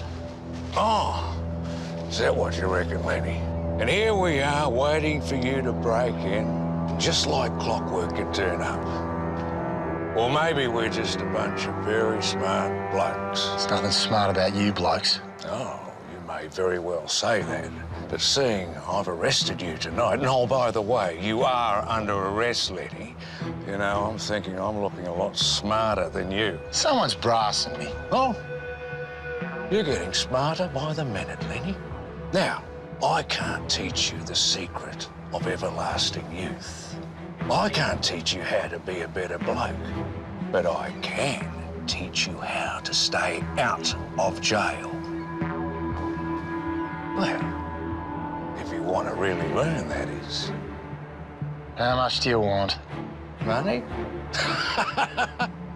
He thinks we want his money. Now, how are you gonna get money, then? You're the most dim-witted, retard crook that I have ever met in all my years of being in the force. Go to buggery. Well, this is how it works, Lenny. You work for us, and we work for you. There's nothing wrong with a bit of pilfering. It's covered by insurance. No one gets hurt. Now, all you gotta do is put someone in a frame for something tasty. I'm not dogging for you. Well, you had better start thinking about bail, because bet your life I'll be waiting in the next shithole you try to break into. Wait. Well, there you go. You're not as stupid as I thought you were. Let's go down to the station and we'll flick through a few mugshots while Constable Thompson here will brew us up a nice hot cup of tea. I don't think I trust you blokes. Oh, you will, Lenny. You will. As a young man in his late teens and early 20s, Len McPherson was getting caught all the time. Mainly for traffic offences, stealing cars, break and enter. The police would know where to look if a car went missing, if a warehouse was broken into. They would come and look for Len McPherson. And that's because he hadn't realised how to play the game. After a while, the penny dropped. If I can dob in a mate, if I can inform on a bloke who was with me, or if I hear about a job, I go and tell the coppers, then they will let me off when I get involved in my own crimes. So he went from one botched offence to another until eventually people wouldn't work with him because if he got caught, they got caught.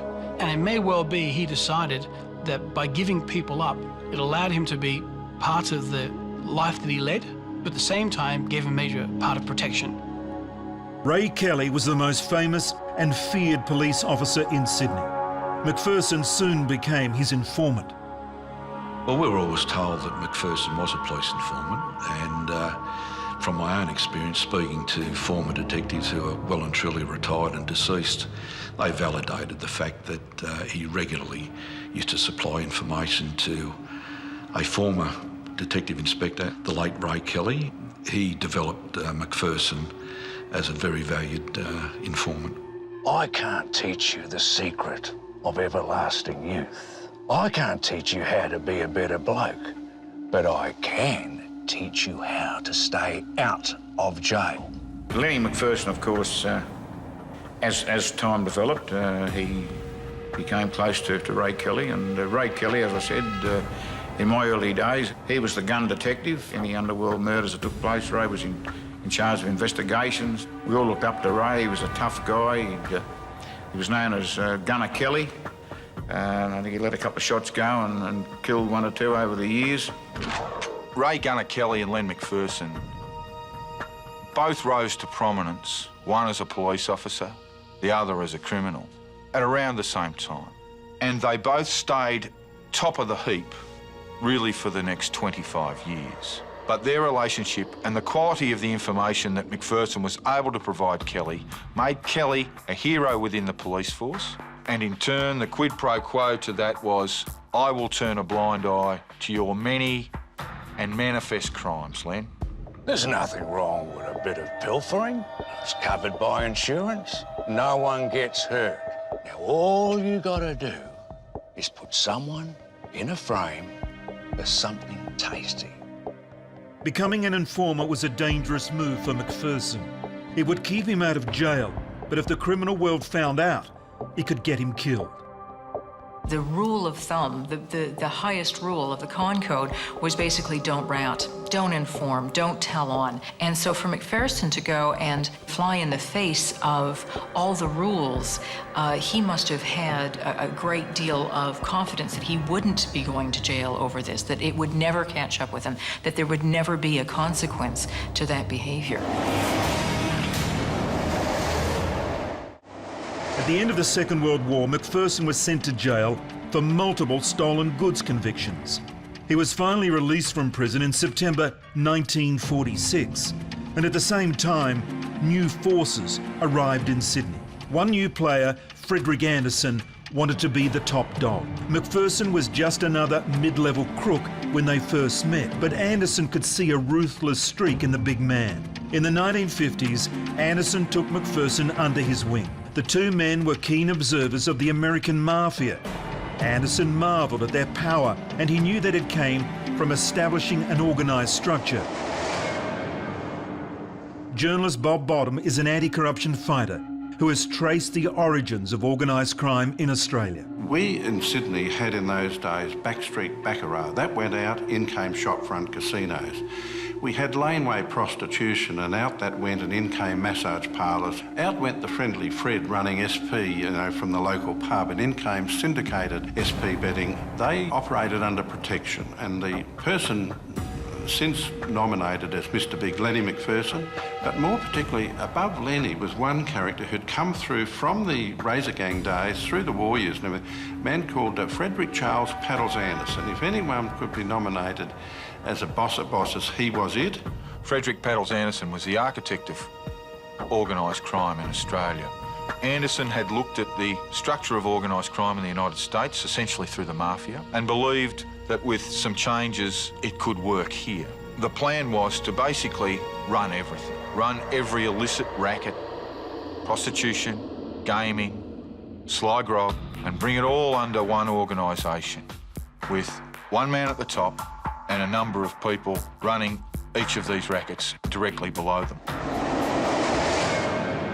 McPherson was becoming one of the most powerful men in the Sydney underworld, but at home, things were different.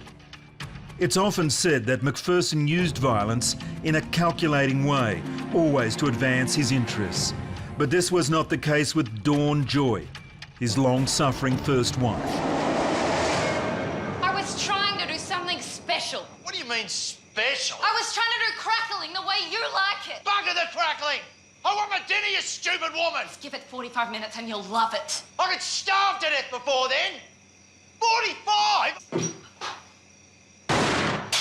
There's your 45! So what have you been doing all day? Sitting around eating chocolates.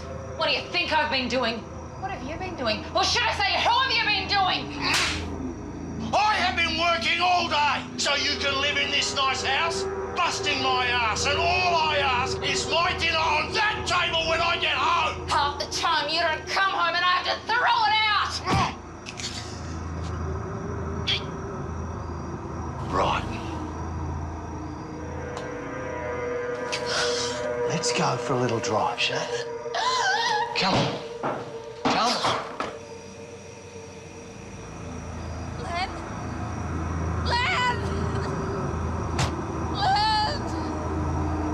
I'm gonna tear you in half, you bitch! Len, please!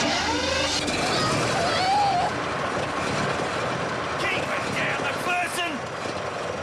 Fuck! Fuck, fuck, fuck! It was a relationship that was really never going to prosper. Joy had really no idea that her husband was a committed criminal. However, in his early 20s, he was sentenced to a 3-year stint in jail. While he was away, he became convinced that she had been unfaithful to him. And for a man like McPherson, with the ego that he had, this was completely unacceptable. What have you been doing? Or should I say, who have you been doing? I working all day so you can live in this nice house? He tied one of her legs to a tree, he tied the other to the back of his car, and he threatened essentially to pull her apart. I'm gonna tear you in half, you bitch! Please! He didn't do it, but he continued the violence against her. Such were the extent of her injuries that a charge of attempted murder was going to be placed on Lenny McPherson. However, with the involvement of willing police officers, in this case Ray Gunner Kelly, a settlement was negotiated. Now, you two, we're going to sort it out. All right? There'll be no more trouble. Now, Lenny, this is the way it goes. Sell the house, give her half, and she pisses off, all right? And you leave each other alone. You want the fucking ring back? Yes. Well, you make sure you give it to him, all right? Is that understood? Okay. Fortunately for her, she left Lenny's embrace and went on to live a relatively normal life. Forensic psychologist Anita McGregor believes McPherson's treatment of his first wife may be symptomatic of a psychopathic nature. With the concept of psychopathy, if McPherson in fact was a psychopath, that he would probably have difficulty in forming attachments to anybody, probably women especially, in that he often would probably have seen connections within a power continuum rather than a connection continuum. Half the time you don't come home and I have to throw it out! So women were something to be dealt with. Women were something where you had to teach them lessons occasionally. Those kinds of things where again, his behavior wouldn't have been generally how people see each other in relationship, where there would be compromise and discussion and those kinds of behaviors. In psychopaths, we generally don't see that behavior. Lenny may simply have been someone who didn't like people, wasn't very likable, who was manipulative, who was a con artist, who made profit from other people and didn't really carry a relationship all that well. And sometimes, if you're not too bright about how you do it, people see you for who the person you are, how you are, and you get excluded. So Lenny may well have become more violent because he didn't get the respect, the deference, the status that he felt he was entitled to, but others of his kind did by virtue of who they were and what they did. McPherson committed as many as 10 murders in the 1960s to further his criminal empire. Yet many believe that the vicious assault on his first wife, Dawn Joy, was his most depraved. But once again, his police contacts ensured he didn't face the consequences of his actions. Through his growing contacts in the underworld, McPherson established himself as a bludger, street slang, for a man who lives off the earnings of prostitution. He kept mistresses among the working girls and sired children that he totally ignored. Despite McPherson's expanding criminal empire, his value to the police as an informant kept him out of the courts. Lenny McPherson had this ongoing relationship with Kelly. There'd have been no fee, there'd have been no amount of money paid. It would have been just part of their relationship. It was the same with me later on. You knew that you could go and talk to somebody and they would give you information if they had information that you wanted to hear. They wouldn't bullshit to you. All along, Lenny would inform on his opposition. He would sometimes even inform on some people who had previously been within his outfit that he wanted to get rid of. But when it came to talking to him, he would never say anything at any stage to put himself in. And in fact, he's appeared before various inquiries, including royal commissions. He just played them on a break. He would pop out a few smart remarks, but no one could ever pin him. He wasn't just a rough crook. He was a very smart man. Lenny was locked up and charged every 3 months of his life until 1953, when he started informing on his mates. And then after that, well, he didn't get pinched for 40 years. On the 19th of December 1965, Ronald Ryan and Peter Walker escaped from Pentridge Prison in Melbourne. During the escape, a guard was shot dead. As the Victorian police closed in, They fled to Sydney. Ronald Ryan sought out McPherson, believing the big man could assist him in getting out of the country. McPherson agreed to help Ryan and organised a meeting at Concord Hospital. Ryan waited for him, but McPherson didn't show. Instead, more than 100 police officers swooped in on the scene and arrested Ryan and Walker. If criminals came to Sydney, they wanted some sort of protection themselves, they'd go and see Lenny. Well, when two criminals from Melbourne came up here, they went to see Lenny, and of course one of them was Ronald Ryan. Ryan and Walker escaped from Pentridge, and of course the heat was on them on Sydney to bring about their arrest. Information was that they were here, and Lenny McPherson played a big part, of course, in bringing about their successful arrests. So Lenny told Kelly. Kelly went out and arrested them, and of course they were extradited back to Melbourne. Kelly was made a hero, and Ronald Ryan became the last man hanged in Australia. And Lenny wasn't publicly given the credit, but that's the sort of thing he did too. Ronald Ryan was convicted of murdering prison warder George Hodson after an escape bid from Melbourne's Pentridge prison in December 1965. Ryan was hanged on February the 3rd, 1967, after having his execution postponed twice. McPherson was useful to someone, and that usefulness kept him alive. Because if someone else had shot Ryan, there's a good chance he would simply have disappeared and woken up in concrete shoes somewhere or in pieces at the airport and the beach. So I suspect he was useful. I suspect his currency was sufficient enough that someone wanted him to be kept alive. As a valued source of information to police, Lenny McPherson was given the green light. He could commit his crimes with virtual impunity. His power grew and he gathered around him a group of violent men who were happy to assist him in his crimes. His mentor Anderson had taught him that those who didn't comply or threatened business had to be eliminated. McPherson's wedding to his second wife Marlene provided him with the ideal opportunity to take out the competition.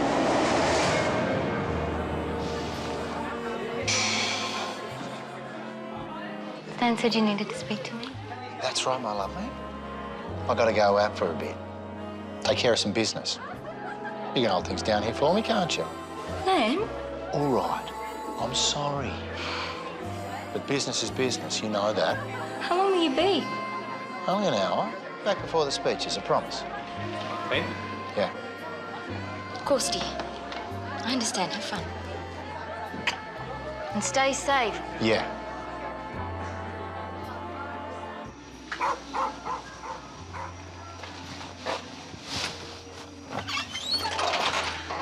There you go, Len.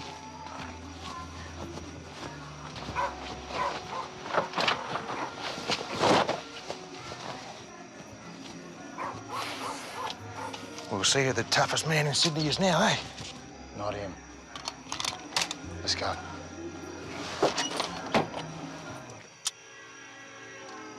Stupid prick thinking he could hide out with a hooker. Wonder why she gave him up. I don't know. Glad you did, but. Hey, wait up.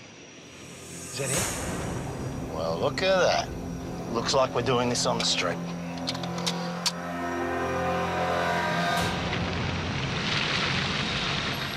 Hello, pretty boy. You forget to RSVP my wedding. You're not so pretty now, are you?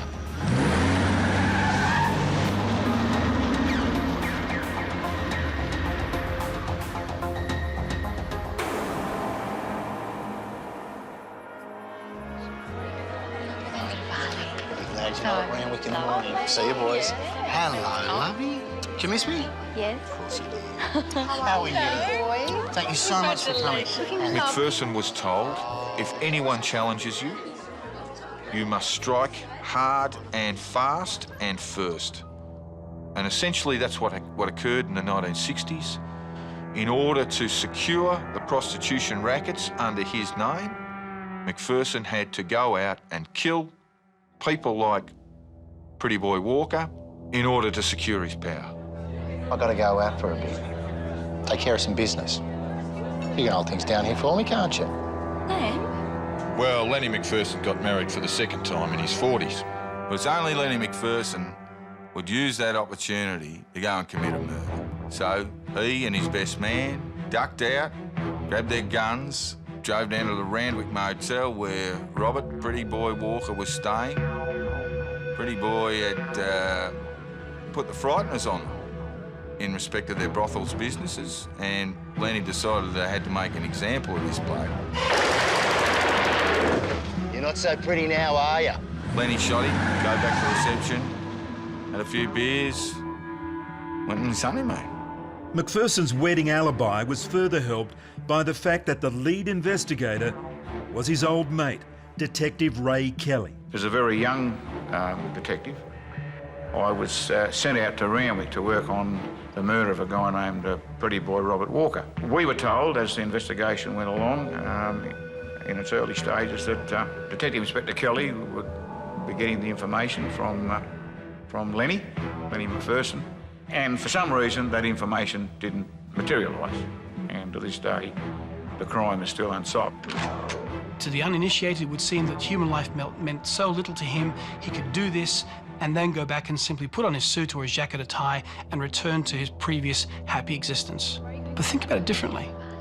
Would the police be looking at a man who had just got married, who was at his reception, where everyone could say, no, he's been here the entire time? Would the killing have been simply a clever thing to do? We'll see who the toughest man in Sydney is now, eh? Not him. Let's go. I suspect that Lenny thought it was excellent cover. And I suspect in that case, he would never think that people would suspect him because he just got married. This is a very, very criminal mind. You see, there are no boundaries. There is no respect for institutions like a wedding. So not only was he disrespectful to his wedding, he was able to compartmentalise and go out and commit a ruthless murder, of which obviously was advantaging him in the time. Hello, pretty boy. You forget to RSVP my wedding. It's confounding to us mere normals that anybody would be able to do that.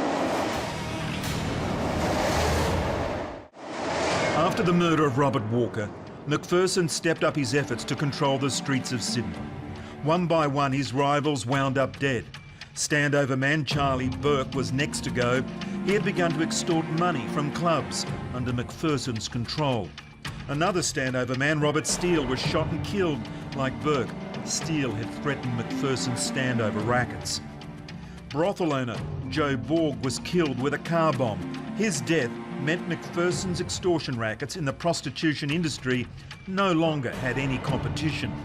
While Lenny McPherson didn't personally commit all of these murders, he most certainly ordered them. Lenny McPherson's business empire revolved around threats of violence, standover tactics, whether it was an illegal casino, a leagues club, making money from poker machines, the construction industry. You had to pay Lenny in order to continue on in your business. You're basically paying protection money against Lenny coming around and sorting you out. Sometimes he did the jobs himself. Sometimes he would use people like Stan, the man Smith, to help him along the way, a particularly wily character who would have been responsible for the deaths of as many as 15 people in his life. Along with Lenny McPherson at the time, in wiping out opposition and whatnot, was a group that Lenny dominated, but it included Stan the Man Smith, and they really did.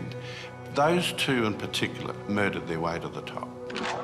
Lenny McPherson's major ally was George Freeman. Freeman got his start in a caper from Lenny McPherson. Before that, Freeman was just a thief. He was a shoplifter. McPherson said, "You know what you're doing with the horses. Why don't you come along and start SPing for me," and so forth. And that's where Freeman's empire built, largely under the aegis of Lenny McPherson. Every time something comes along, they say to him, you know, McPherson, they say, you know Smith and Freeman. But wouldn't it be easier for you if you didn't associate with them? Then you wouldn't have this problem. We don't associate together. We know each other. There's a little difference. But if they did ring me up tomorrow night and said, would you like to come for dinner? I'll say certainly. It was a loose coalition rather than a gang. They got together rarely. It was rare to see them together. But they all looked after each other's interests and protected one another against any threat that might come along. Competition had thinned, but there was one man that stood in Macpherson's way, the gunman and murderer, Raymond Ducky O'Connor. Macpherson had employed the freelance hitman services, but O'Connor refused to exclusively join Macpherson's team. This led to a standoff, with O'Connor and Macpherson threatening to kill each other. Macpherson called O'Connor to a meeting in a Sydney nightclub called the Latin Quarter. O'Connor agreed, thinking that the crowded club would provide him with protection from Macpherson. It's a really simple thing I want done, all right? And it better be...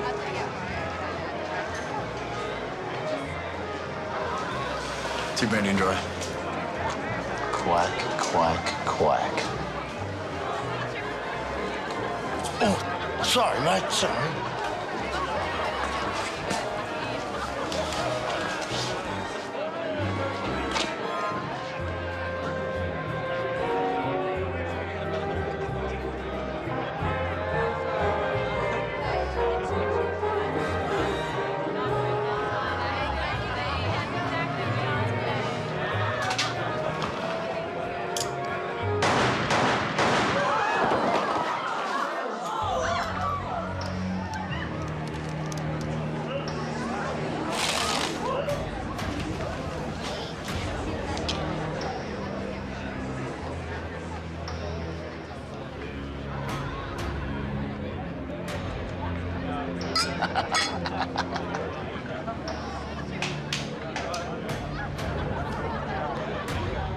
As Lenny sort of emerged and became powerful, one of the things he set out to do was not only to wipe out someone who might be a competitor, but get rid of their henchmen.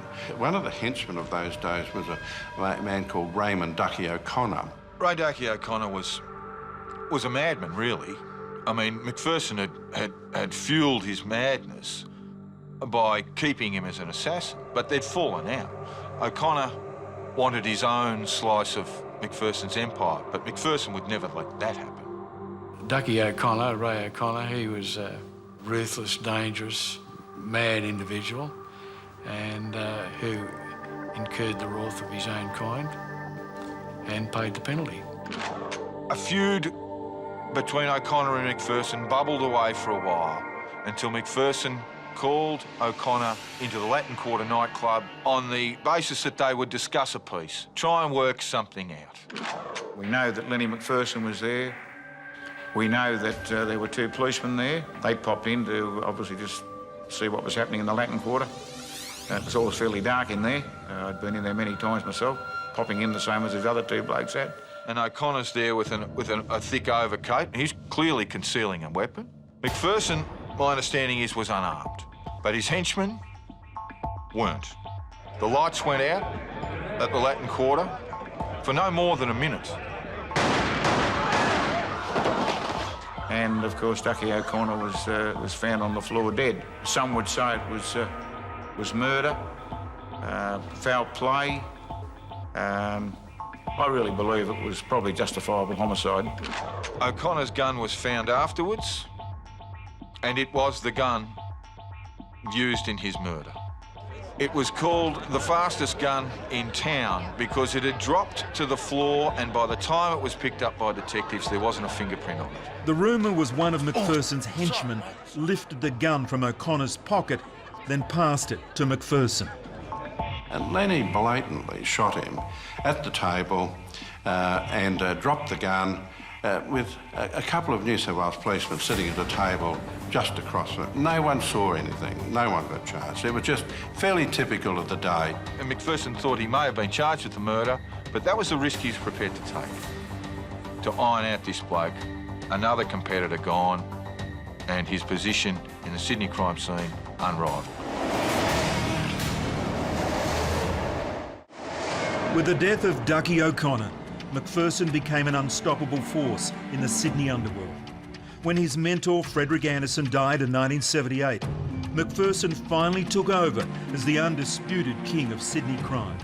During his time at the top, Lenny Macpherson survived 3 royal commissions and numerous coronial inquests, examining the fate of many of his victims. But eventually the police officers that had kept him on the streets moved on, which left Macpherson unprotected for the first time in almost 3 decades. A new crime-fighting body, the National Crime Authority, had Macpherson in its sights.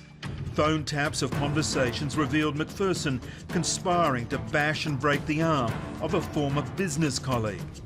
Macpherson was convicted in 1993 and sentenced to 4.5 years in jail. The last thing that happened to Lenny was that he was actually targeted by the National Crime Authority at the beginning of the 1990s. And they couldn't get him on organised crime matters, but when they targeted him, they picked him up on phone taps or organising the bashing of a man. Well, Lenny and some of his business associates, they were involved in the business of importing distilled drinks, spirits, what have you, bourbons, whiskies. They only had one brand that was worth anything in terms of sales, but one of the partners decided he was just going to take that and run with it. He negotiated the rights himself and legitimately and legally decided he was going to distribute that particular brand. And when Lenny got wind of it, he sent a couple of his boys around. A court has been told that Sydney identity Lenny Macpherson paid $20,000 to have a man's arm broken. The Crown alleges Macpherson engaged 4 men in all to beat up a former employee of one of his nephews.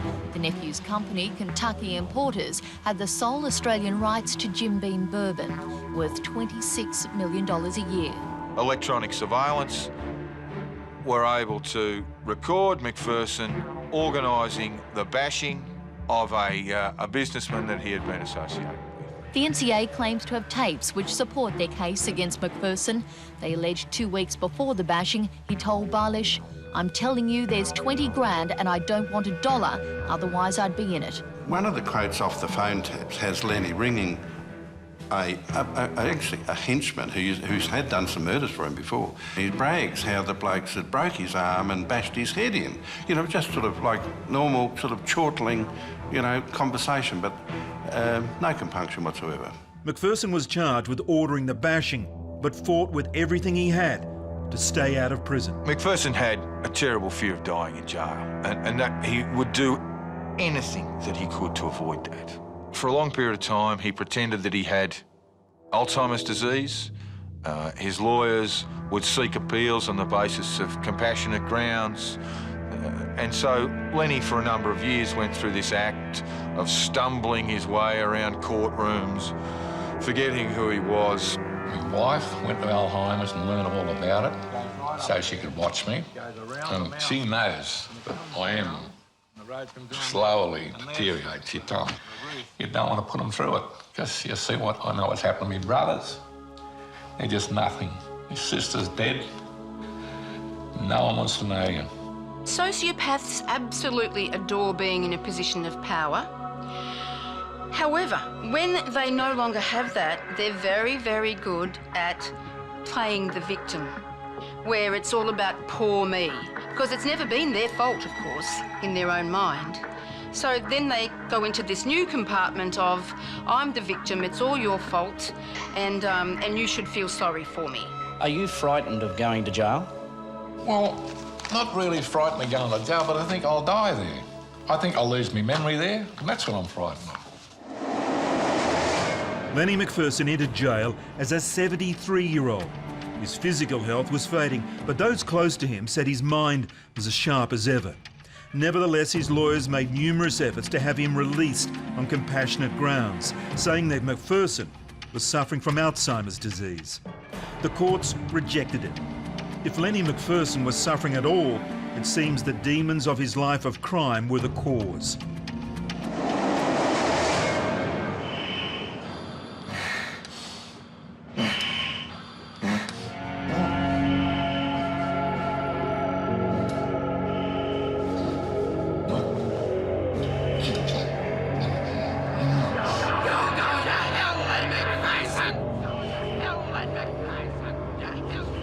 Visiting to the cops is all you've ever been glad. All you've ever been glad.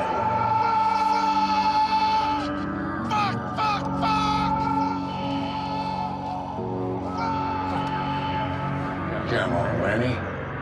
You don't want to die in jail, do you? Die in jail. Die in jail.